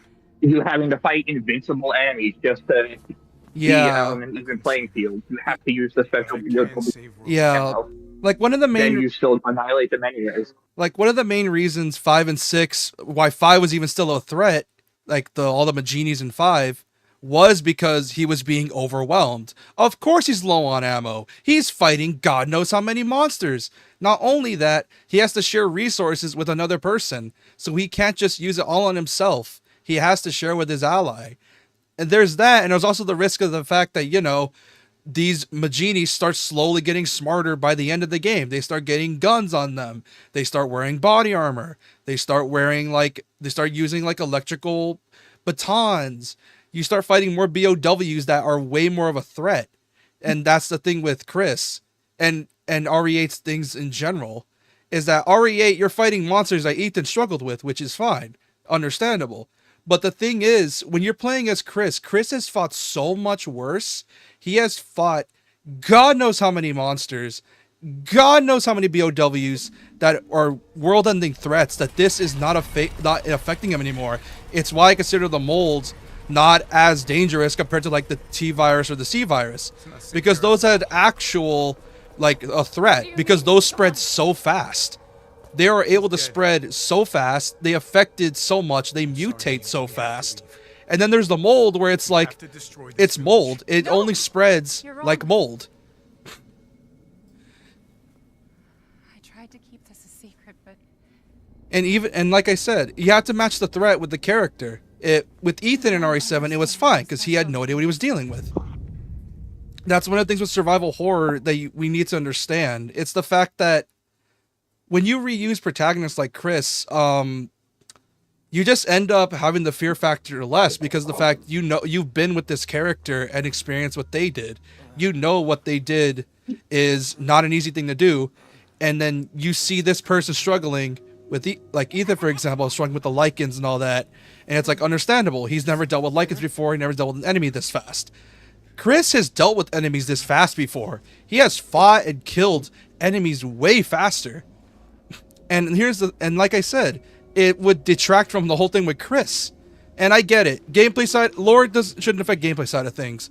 But the thing is, though, is that Chris is such an iconic character that you try not to make you feel as strong like him doesn't make sense. Because it's not only that, you don't take into account the fact that people grew up with Chris. I grew up with Chris. Doc grew up with Chris. We grew up with him. We saw the shit he can do. And this little thing is a reward of like everything he's been through. This is the amount of experience he's got. This is the Chris we have now. He is prepared. He knows what to do. He knows to always have a backup. It's why he's always getting his allies to help, because the fact, he knows that it's better to have some sort of support and to give him ammo so that he can get rid of this easy. And not only that, we also remember, he's done with this shit by now. He wants to put this thing down. He doesn't want to deal with the mold anymore. He wants Miranda dead in the ground. So he's pulling out the big guns to get rid of everything. He's not going to go in with just whatever ammo he has on hand and has to scrounge up. He is going to come in prepared and drop everything on this shit so he can get rid of Miranda. He's not going to go in and scrounge up for shit. Yeah. And on a thematic point of view of just, if you were to If we did this game exactly how you wanted, have a little bit more pushback, have less ammo, because you harp on the 1,000 assault rifle bullets. Sure, I guess that's a bit much. You could probably stop at 500, but also going from 500 to 1,000 means nothing when you already have so much ammo. Especially if you're a don't good shot. have the ammo, you are plentiful.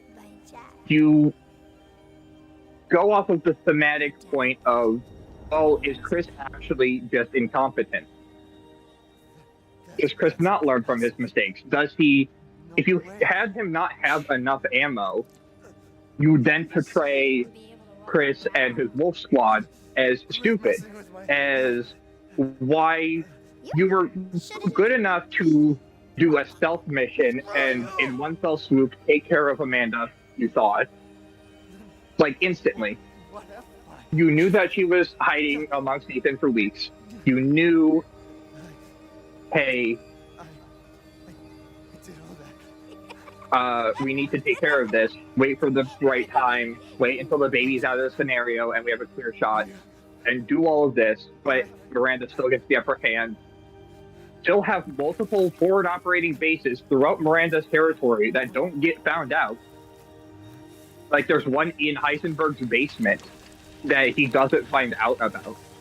There is one in Moreau's swamp that he doesn't find out about, except for a complete accident, because I think Ethan probably led Moreau to him. There's one in the cave that's completely fine. Zombies attack you afterwards, but they were able to get their stuff done as another forward operating base and a small loot pickup for Ethan. If he didn't have ammo, you're portraying all of them as like, hey, they're pretty incompetent, huh? They're going to attack an entire village that they know is maybe infected because they know Miranda exists and they need to take care of her. But they didn't bring enough support. Also, they have airstrikes.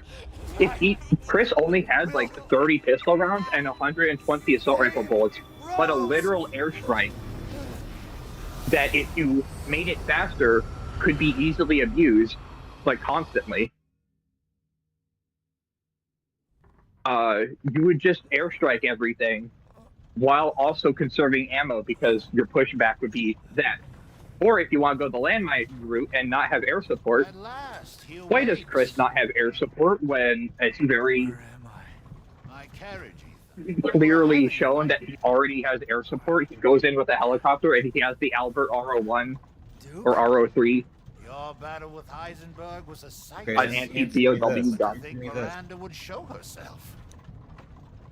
If for whatever reason they keep trying to go with it, why are the Megamycete or Miranda not being made aware of the air supplies, which could actually give some push to the pull? Where you kind of have to, yeah, you need to deviate a bit to make sure your supplies are still there. But it would still make the area more struggle. Well, it would still have the same amount of supplies.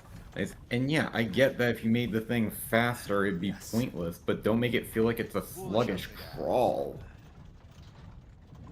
It takes like 4 seconds, 5 seconds. Yeah, and that drags on compared to everything else you're doing as Chris in that moment. Like when you're shooting down Vikings, they literally go down in fractions of seconds. Yeah, because you have an automatic weapon, and it's literally the unlockable weapon. It's literally the strongest weapon in the game. And like I said, it's meant to be its own reward. You struggled the whole game, and the devs are rewarding you by giving you the ability to be like, these guys have been bullying me the whole game. It's time I bully them back. That's the whole point. Not only that, it's not even a long section. That's the main thing. It's not long. It is very easy to speed run through. And even if you were to like hold back and just like, you know, basically just take your time with it, it's still like 30 minutes of just exploring. And it's even less. Actually, not even 30 minutes. It's way less because, like I said, you could speedrun this. Like, for example, the flashbang thing just immediately... Right back. Like, you immediately... It reduces the time drastically, so...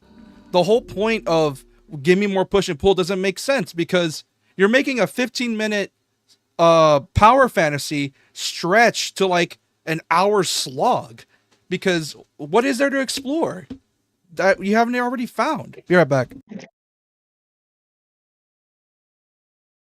Like I said, I think this is the best way it could be handled. You might not like it, but I feel it is perfect for what they were able to do, because it's not a glorified cutscene that makes the end of the game feel like Dark Souls' Lost Izalith, where it's no content, no meat, only cutscenes and boss fights. Because there is nothing left for Ethan after this point. There's like 2 or 3 zombies that you can walk past, and then you hit Miranda.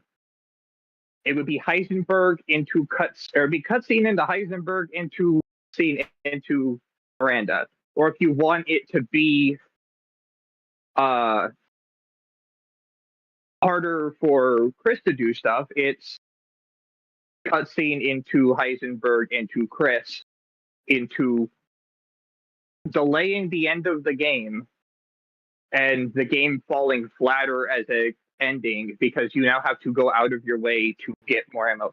And sure, you can maybe spread out the ammo a little bit more, but they already spread out the ammo in the game already. One of the ladies mentions, hey, I couldn't get a supply drop easily for you, so I put it in one of the houses. And one of the supply drops is like out like on some pathway out by a tractor, way out of the way, because it couldn't get dropped in that easy.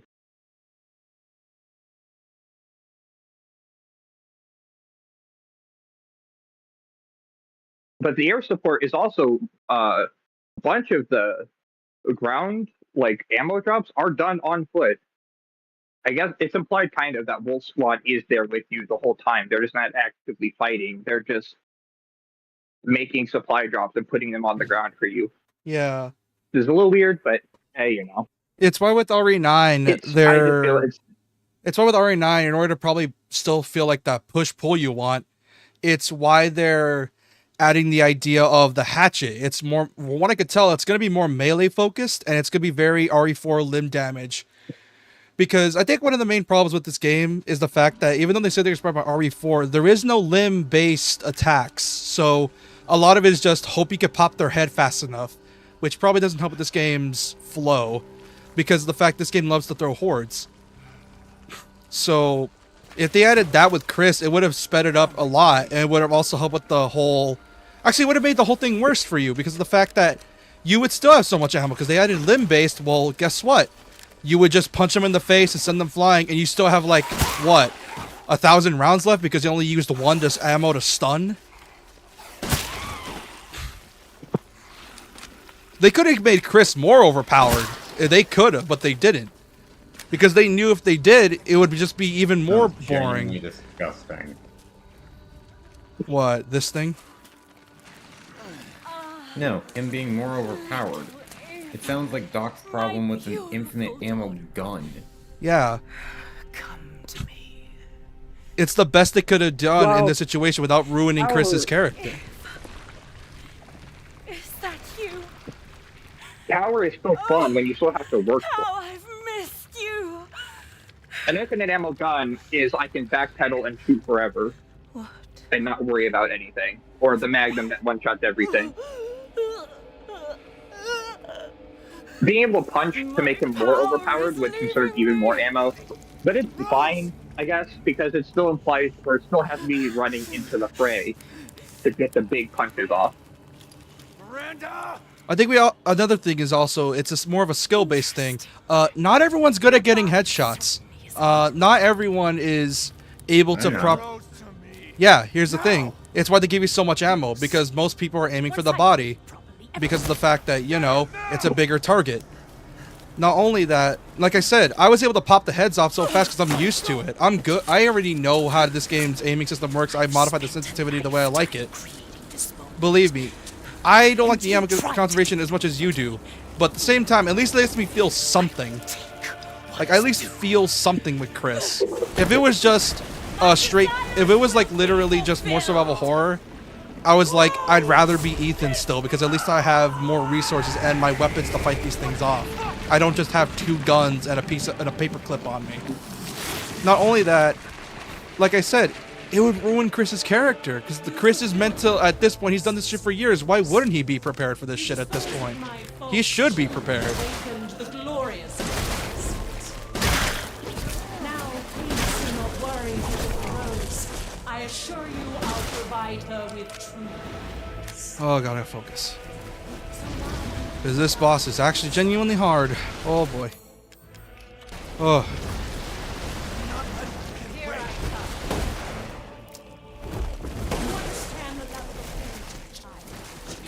How can you deny me?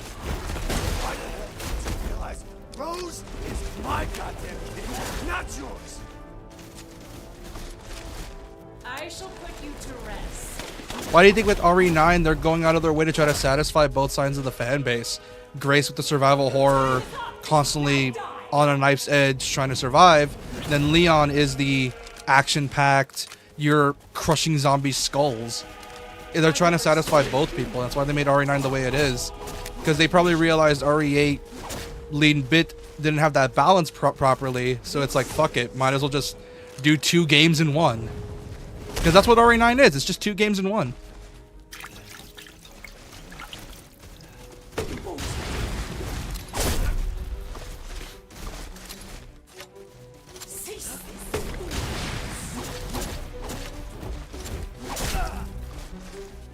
Also, not gonna lie, out of the RE Engine games, this is probably the one before 4-Make to have a good final boss theme. Because it actually has an identity that's not just droning and random drums. Yeah, I feel the Resident Evil music kind of dropped the ball after 7. 6. Oh yeah, 6 well, had still got good yeah. boss themes. It's just after that Rev 2 was something. Rev 2 is the beginning of the end for Resi's music until like 4-Make, because 4-Make had amazing music.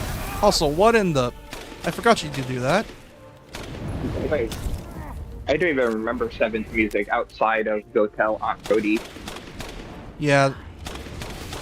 A lot of 7 was just weird. Like, I like 7, but I'm not afraid to admit that the game sometimes feels off. I can take any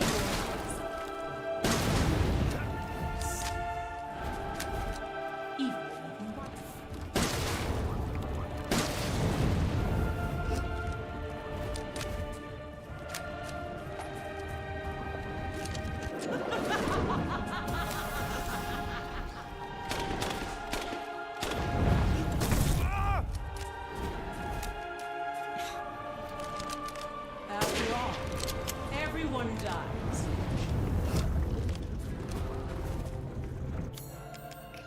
Yeah, at least this song has a beat to it. Be swallowed into the Megamycete for all time.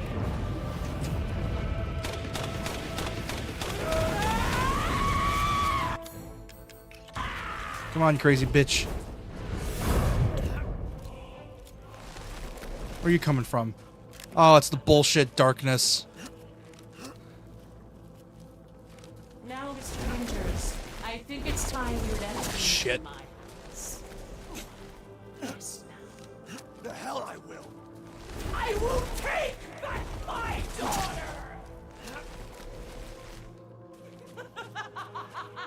Come on, asshole. The Ghost Boss one. Certainly the boss fights of all time. I know, put me in the dark. I understand your feelings. Look, if you're gonna put me in the dark, I don't. at least give me a way to dodge this, because the fact Resi's way of just dodging and running for this shit is kind of annoying. My daughter will be made manifest at last. Fun in circles. That's the Resi way. Ring around the rosy. Or hold. No, the real resume is I saved so much ammo or so many healing items, I'm just going to face paint this and only dodge insta-kill moves and just out-damage him. That's the real OG resume. Fair point. That's, the 4-way would be to do that just... too is like the Resi 4-way would probably just to be headshot or leg shot into spin kick. Yeah, well, it depends on the boss fight. If we're talking about the Big Cheese Mendez, it's fire grenade, fire grenade, fire grenade, fire grenade. He falls out. 3 fire grenades, he falls over. 1 fire grenade, it breaks him from the ceiling. Shotgun, dead. Salazar, it's rocket launcher.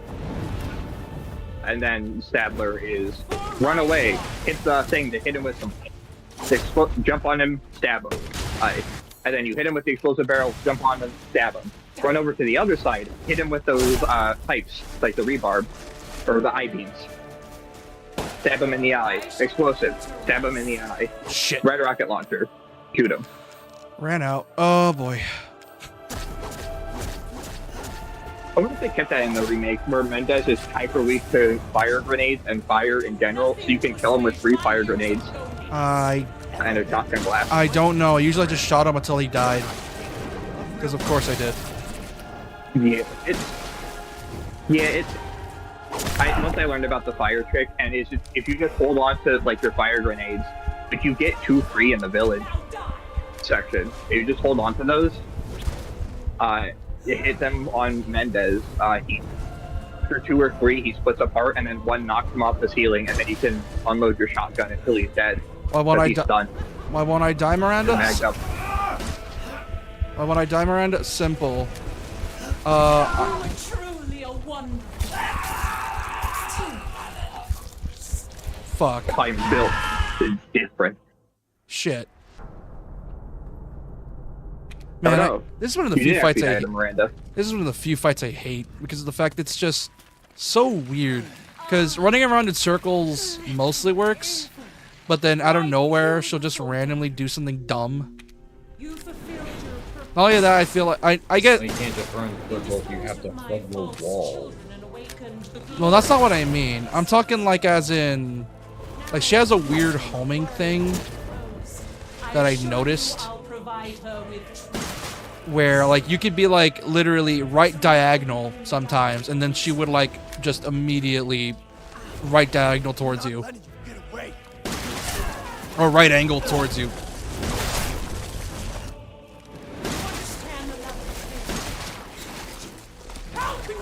Her design is definitely unique, though. It's definitely a mix. It's the spiky thing is definitely RE4.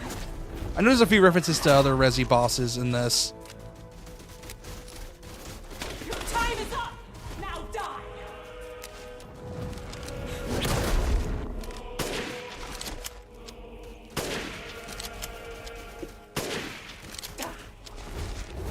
Man, she's tanky.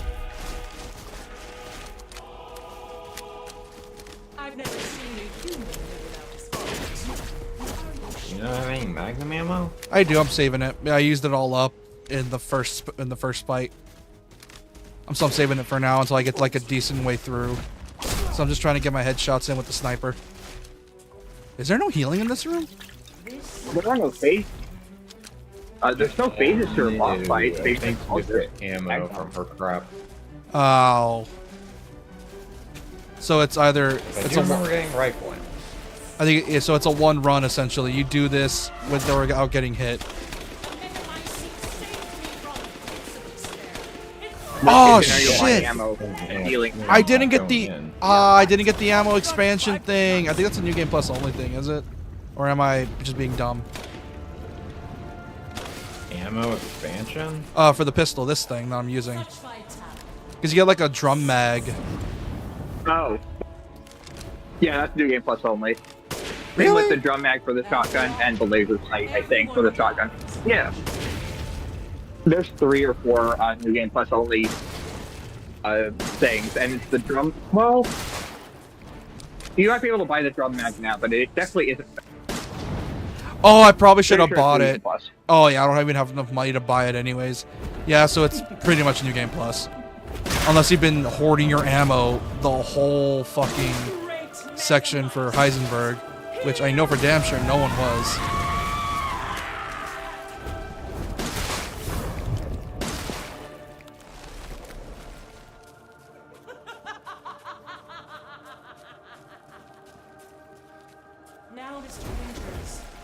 It's time you left things in my hands. You can fuck off. The hell I will.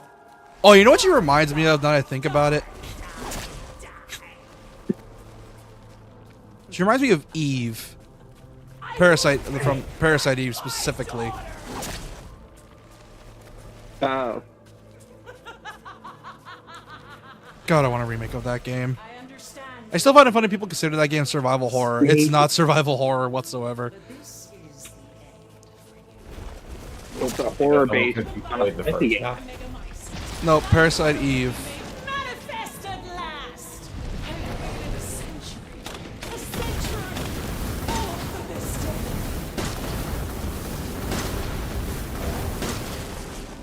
For my daughter. Alright, I think this is where I can start using it because, yeah. I think the only upgrade for the Magnum I don't have is the ammo expansion. That's all I don't have. Your time is up! Now die! Nope. Why do you do? Surely you have no leaders now. So Do you mean ammo capacity? My goddamn. Like how you can upgrade the rate of fire? Yeah, kinda. The gun mag that lets you hold 30 rounds, I think. Yeah, I think it's like 30 to 40 some. Yeah, but you also said Magnum. Oh, yeah, I misspoke. Yeah, I'm sorry about that. I misspoke. God damn! Stay still! But the Magnum does have an increased cylinder that allows you to hold 2 more Magnum rounds. It's also a free ammo up, so you get 7 bonus rounds as well. Yeah.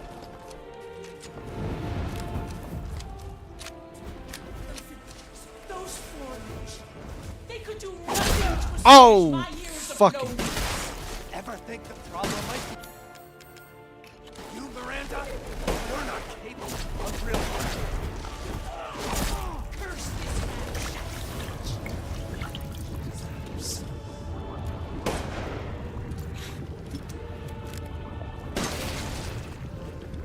Still hate this shotgun. And I hate that it's the most high damaging one. Oh, it's dark again. Oh, shit.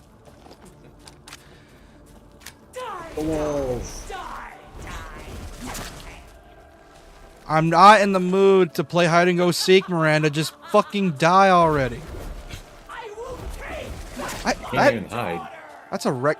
I just realized that that's a fucking record. Every single time I played these games on stream, I always said, "Why won't you fucking die?" Every single time with the final bosses, it didn't matter from the first game to 2 make to 3 make to 4 make to 5 to 6. Well, not 6 technically. Suck at Resi bosses? The final bosses in Resi are always just ring around the rosy and just unload everything. 8 is the only one with an actual design philosophy, like, oh, this is her attacks, this is how her attacks should be. Mostly it's just they lunge at you, jump towards you. Remake doesn't have design philosophy for Super Tyrant? Super Tyrant is... Or for G Stage 4? G Stage 4, yes. Super Tyrant, I just don't like Super Tyrant. I have too much PTSD with that I can't man. even bring up another because I usually just rocket launch the bitch. I don't like Super Tyrant because he's just... I don't like fighting him. He is such a pain in my ass. Like, it's one of the... I also... Hello, I'm back. I just had cooking food. But I also hate Super Tyrant. That's why I tease him. Did you know that you can use grenades and flashbangs to get him in a stun loop to just fast forward it to the rocket launcher phase? That's nice. Yeah, well, I only use grenades at 2 or 1 point in the entire game, and it's a very specific spot that if I told you what is the place you would use 2 grenades back to back, where would you think? It's in the lab.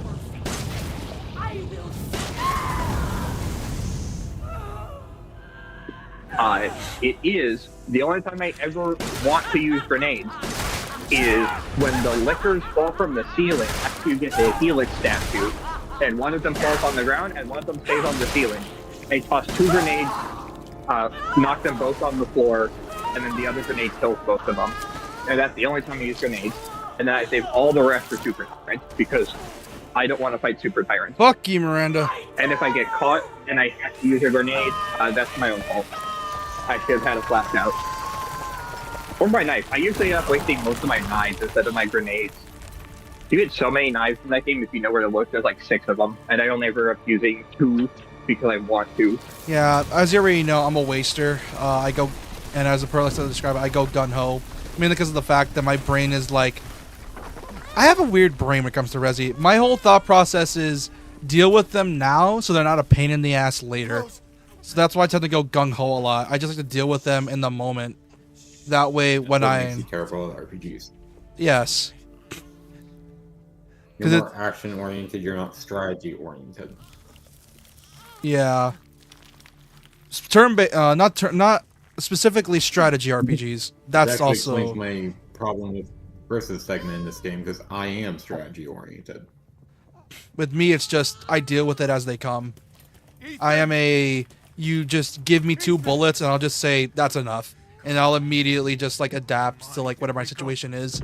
I don't think further ahead. I just think of the now, because it's like, oh shit. Well, I'm getting fucked by 3 Lycans. What do I do? Oh, I have a grenade. I'll use that. And then I realized, oh shit, I needed that grenade for the other boss. No big deal. I'll deal with it. That's my mindset with Resi in general. I'll deal with it the moment it happens. I don't think I only do.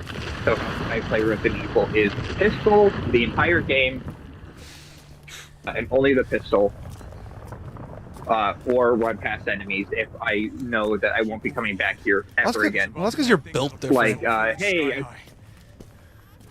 I think the only time I ever run away from enemies is if I know there's no points in it. Like, for example, it's like this hallway's full of things, and it's like, yeah, I'm not risking. Like I said, I like to buy risk and reward, but I could tell when something's not worth the risk, so I just end up being like, fuck it, I know what's over there. I'm not going for it. There's too much bullshit in the way. I'll wait till later. It's I run past enemies handful of times depending I'm not going back there. Like, hey, when you grab the medal after you blow open the gate in the 3rd floor above the library, that area, I don't kill the zombie or licker in there. I try to avoid them if I can, and if I get grabbed, I'm tossing that down. And if the zombie happens to follow me into the library, I'll kite him around and just avoid him. Same with the zombie that is munching on that corpse on the ground in the library. He's not bothering me, I'm not bothering him. I forget what his trigger is. I think if I try to loot the body or go too close to him, he wakes up. Or if I go up or down the ladder, he wakes up. Sad death scene coming right up. GG's the goat. The sheer fucking will, man. GG's the goat. Bye-bye, Ethan. Only took 2 games, which is actually impressive, and it also just shows how well Ethan's written, actually, when you think about it. Because here's the thing, they could have padded out his arc. They didn't. They was just like, 2 games, we're done. Go.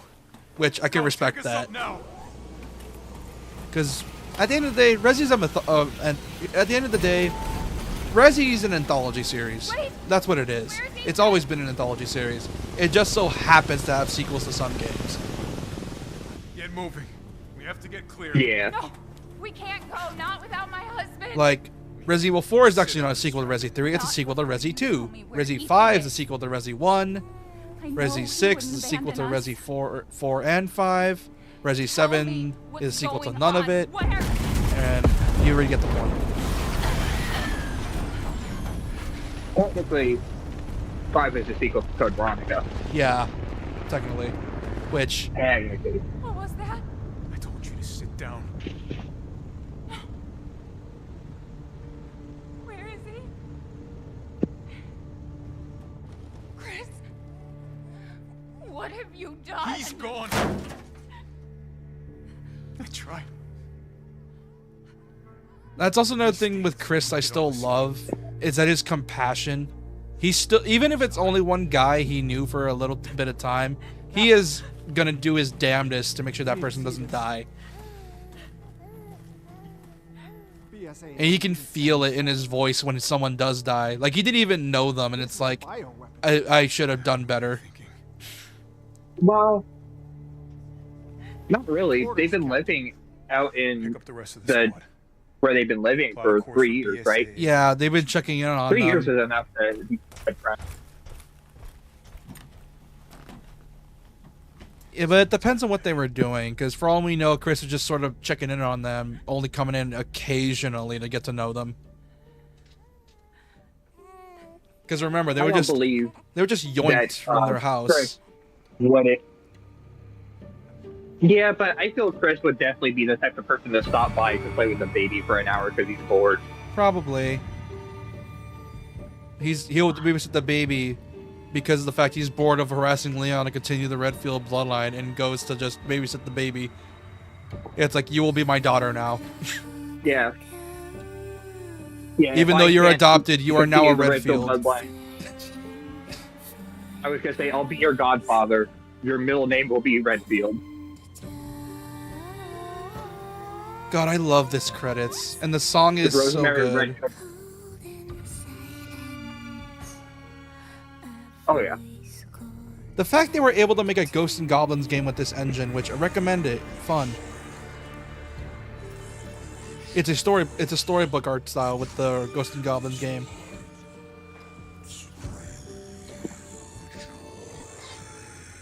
I love when they make fucked up, like, weird games with engines. Like,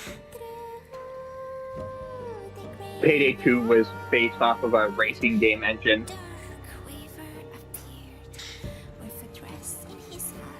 And that's a horde shooter.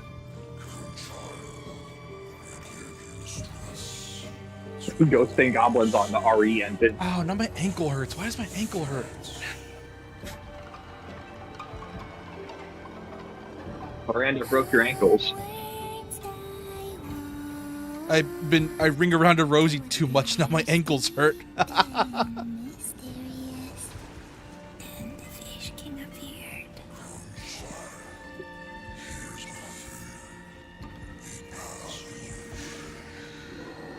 I think 8's, despite what you guys think about 8, it still has probably one of the more unique art styles in the franchise. Like, I don't think they'll ever recreate this game's art style. The closest we'll get was 4, but 4 is still grounded. Oh yeah. Art style, I think, is the best thing about this game. I can't even pinpoint why I don't like this game anymore, because I played it and I had fun. I think it's just the fact that I don't want to replay it. It's just it's a solid. It has a great first time playthrough. Replaying it is rough, but the first time playthrough is still going to be good to great. Her parents, though, had searched all day and at last arrived. With rampant rage, Father fought the witch. I did not have fun. Shattered the dark enchantment. But the witch was strong, and Father yelled, But I didn't. Our daughter. So Mother Hate it. Love the game. It's a solid, for you it's a solid 7 out of 10. For me it's an 8. I would say it's still an 8. It just doesn't have a wow factor. I'm more generous with 10 out of 10s for games. I know some people are like, save 10 out of 10s for games that you truly love. But despite the fact that 10 out of I'm 10s optimistic and I for, think hateful. when you say shit like that, 10 out of 10s for games you truly love, that's just you being biased. You can give games 10 out of 10 when you literally cannot think of anything bad, and most of your complaints are just nitpicks. Well, here's the thing.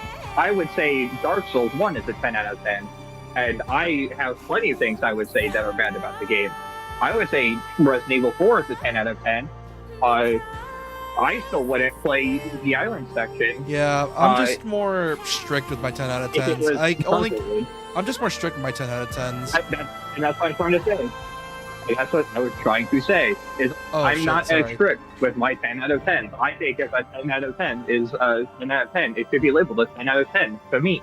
Yeah. That's why I'm saying an 8 out of 10 is 10 out of 10 is I will keep playing this forever. 9 out of 10 is this is a really good game. I'll play through it every year or two. And then 8 out of 10 is like, that was fine. I enjoyed it. I don't have anything to hate about it.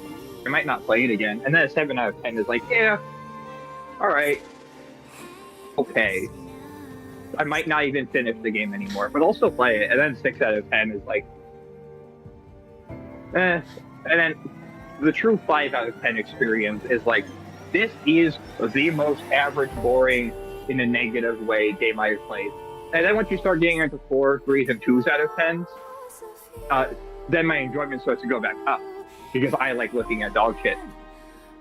Countdown Vampires is a 4 out of 10, but I like it more than a 5 out of 10. Yeah. I think, like I said, the 10 out of 10s for me are just if I cannot think of anything bad to say about it. If I can think of something bad to say about it, the most you'll get from me is a 9, because of the fact that it's like, it's amazing for what it is, it's amazingly well done, but there are some stuff that annoy me, like for like level design choices and some combat mechanics, so it's a 9. But then you wouldn't ever have 10s out of 10 because no game is perfect. It's Yes. rose-tinted glasses. It's perfect because I enjoy it, and it's the same way you do. You come back to it's the same way like with you. Like you are able to come back to it and you enjoy it constantly. Like every single run you do of it, you always have a great time.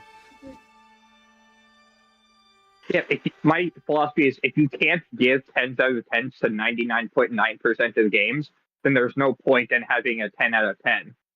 Yeah. You would count the 1% of games that you would count a 10 out of 10, an 11 out of 10, Yeah. or a 12 out of 10, or a 20 out of 10. It's like with me. Make a new like thing just for it. It's like with me for Witcher 3. I can understand that the game's amazing. The characters are lovely. I love the world and the story. Combat is very bland and very okay-ish. So it's like an 8 out of 9, 8 or 9 for me. Because, like I said, like the story is just that. If the story is that good to carry me, then I will gladly get like an 8 or a 9. But if the story is like very okay and the combat's just okay, it's just a 6 or 7 for me. Hold on, I'll be right back. I would count The Witcher as like a 6 or 7 out of 10 myself, because I struggled to play that game to completion. It took me like 8 months. I would play for like 5 hours, 6 hours, and I would get bored out of my mind, but the story was interesting enough, and I liked crafting potions and picking flowers. So I eventually beat it. Big eventually.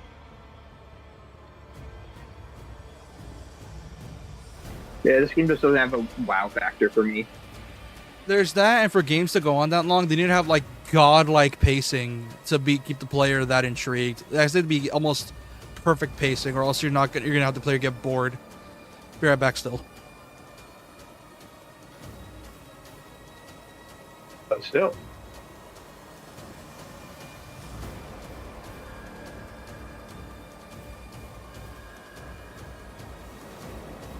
Man, seeing is nice. Also, apologies for ignoring you viewers while we screamed about RE8 Christmas section. I can't free chat because on my screen is artifacted to hell and It's been dead for a one while. Okay. I wasn't sure if that person was still here, but then I can't read their name because artifacting on my screen. Wince Orchard. Wince Orchard. Yeah, they were here and talked about RE plot, and then we talked about Chris's section, and that got heated. Heated because we have personal preferences to how games play. The weird thing is, I feel like the way that I would prefer that section to work could also work the same way that she prefers and maybe how you prefer. It just needs something. Like a push. Not just like a Well, that's the complete... entire I game. think Great what would be to cool finish. like, for that section to give that push though is to like send the fuckers in armor. The basic Lycans die so fast. If you're gonna give you that much ammo, then we'll give you a reason to use that much They ammo. kinda do. Yeah, but like more like most not how do I describe it? Throw the armored fuckers at you and throw some more of the switch dog out the fuckers. baser ones for armored ones. Yeah, and then switch out those. some I was gonna armored say- ones for heavily armored. Yeah. You could even just add 2 of the dog guys at the same time and have it be like a mini boss fight Yeah, they right did. before the Earth that's armored. They did. No, I mean at the same time. I don't mean like the Maybe. regular dog guys. I mean like the mini boss type of dog guys. Yeah. Like the Okay. ones that fucking like. Granted, it's on harder difficulties, but they do. I was gonna say, are they as strong as the Luisa one? Yeah, it's just the I fact don't that Probably I a ran senior after for when I one. saw it. they are strong. It's just the fact that the Dragoon, which is what they call the modified AK, that's what that is. It's just that strong and OP. It is one of the strongest AKs in the game, or automatic weapons in the game, because it's only one of the 2 automatics in the game. Because there's only 2 automatic weapons: the Dragoon that Chris has, and the other one, which is stronger because once Max upgraded, it surpasses the Dragoon. Sorry I missed last week. Also, Rose's VA, I have a lot of tests coming up. dude. You know how it is. Like, dude, you weren't here for this, Doc. So a pro did research on her VA. Motherfucker. They were cheaping out for VAs for This years. bitch has a backlog so huge, it is impressive. Like, because here's the thing. For the past few games, they were getting, like, no-name VAs, just random VAs off the street. And now they have the budget for a VA that has literal 10-plus years of experience. And she was in big shit. I think she was in Genshin. She was in... what else was she in? Like, she was in a bunch of stuff. Like, Demon Slayer. That's not. Like, she was in, like... Everyone and their mother is in Genshin. Yeah, but here's the thing. She's in the well-known ones, and I'm like, wait, where the fuck did you get her? Hey, Stand down. but I can handle it. She's just a kid. But yeah, fair enough. after this, just one more stream, and it's DLC, because I'm spending the rest of this month playing Resi. So that means next time is either Code Veronica or Outbreak. I'm preferring Code Veronica. I know. Be right back.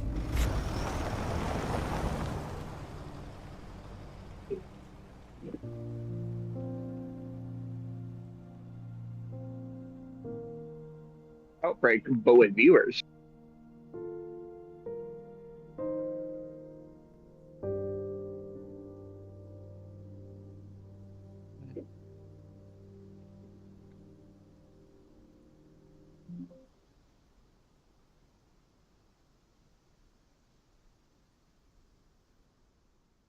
Also, that person you saw walking, that's Ethan's model, because people figured out that that's Ethan's face.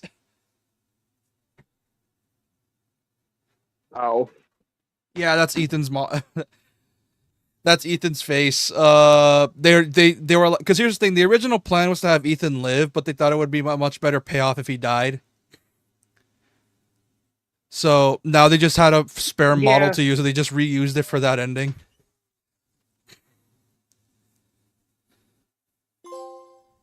Great Dad achievement. Finish the story on at least casual. I didn't play it on casual. I played it on standard. What do you mean that's casual difficulty? Oh, it's the thing that when you Yeah, beat if it you on beat higher standard. difficulties, it unlocks the prior. I forgot it's a thing nowadays in gaming. Not just this game, but just gaming in general, which I love. It makes platinuming that much easier. And it's also why I play my games on hard mode, because I love getting 3 achievements in a row. It's like a weird little stimming thing for me. If your dopamine getting overloaded. Yeah. You complete the following challenges. Thank you for playing. Yeah, I know.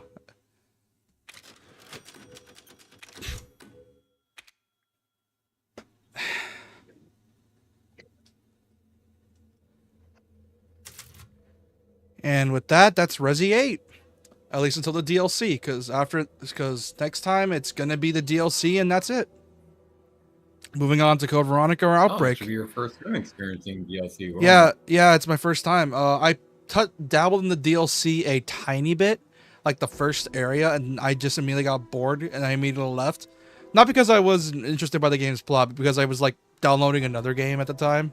That other game being Let's see. Oh yeah, the Ninja Gaiden collection. Because I got the Ninja Gaiden collection like a year after I think the DLC. Because I think the DLC was like 2022. Like I think Shadow of Rose was 2022, but yeah, that's. If you do it right, you can basically marathon Shadow of Rose. It's not long, like 3 I to know 4 that. hours first playthrough easy. Wait, damn, that's a beefy for a Resi DLC. Because Resi DLCs aren't that long in general, so 3 to 4 hours is beefy for a Resi DLC.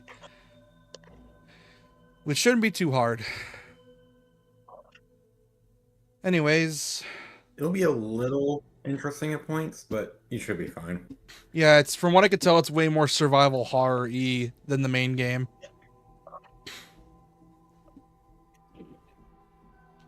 Anyways, I'm gonna end the stream here. For those of you new, I appreciate subscribe if you were new, like the stream if you enjoyed it.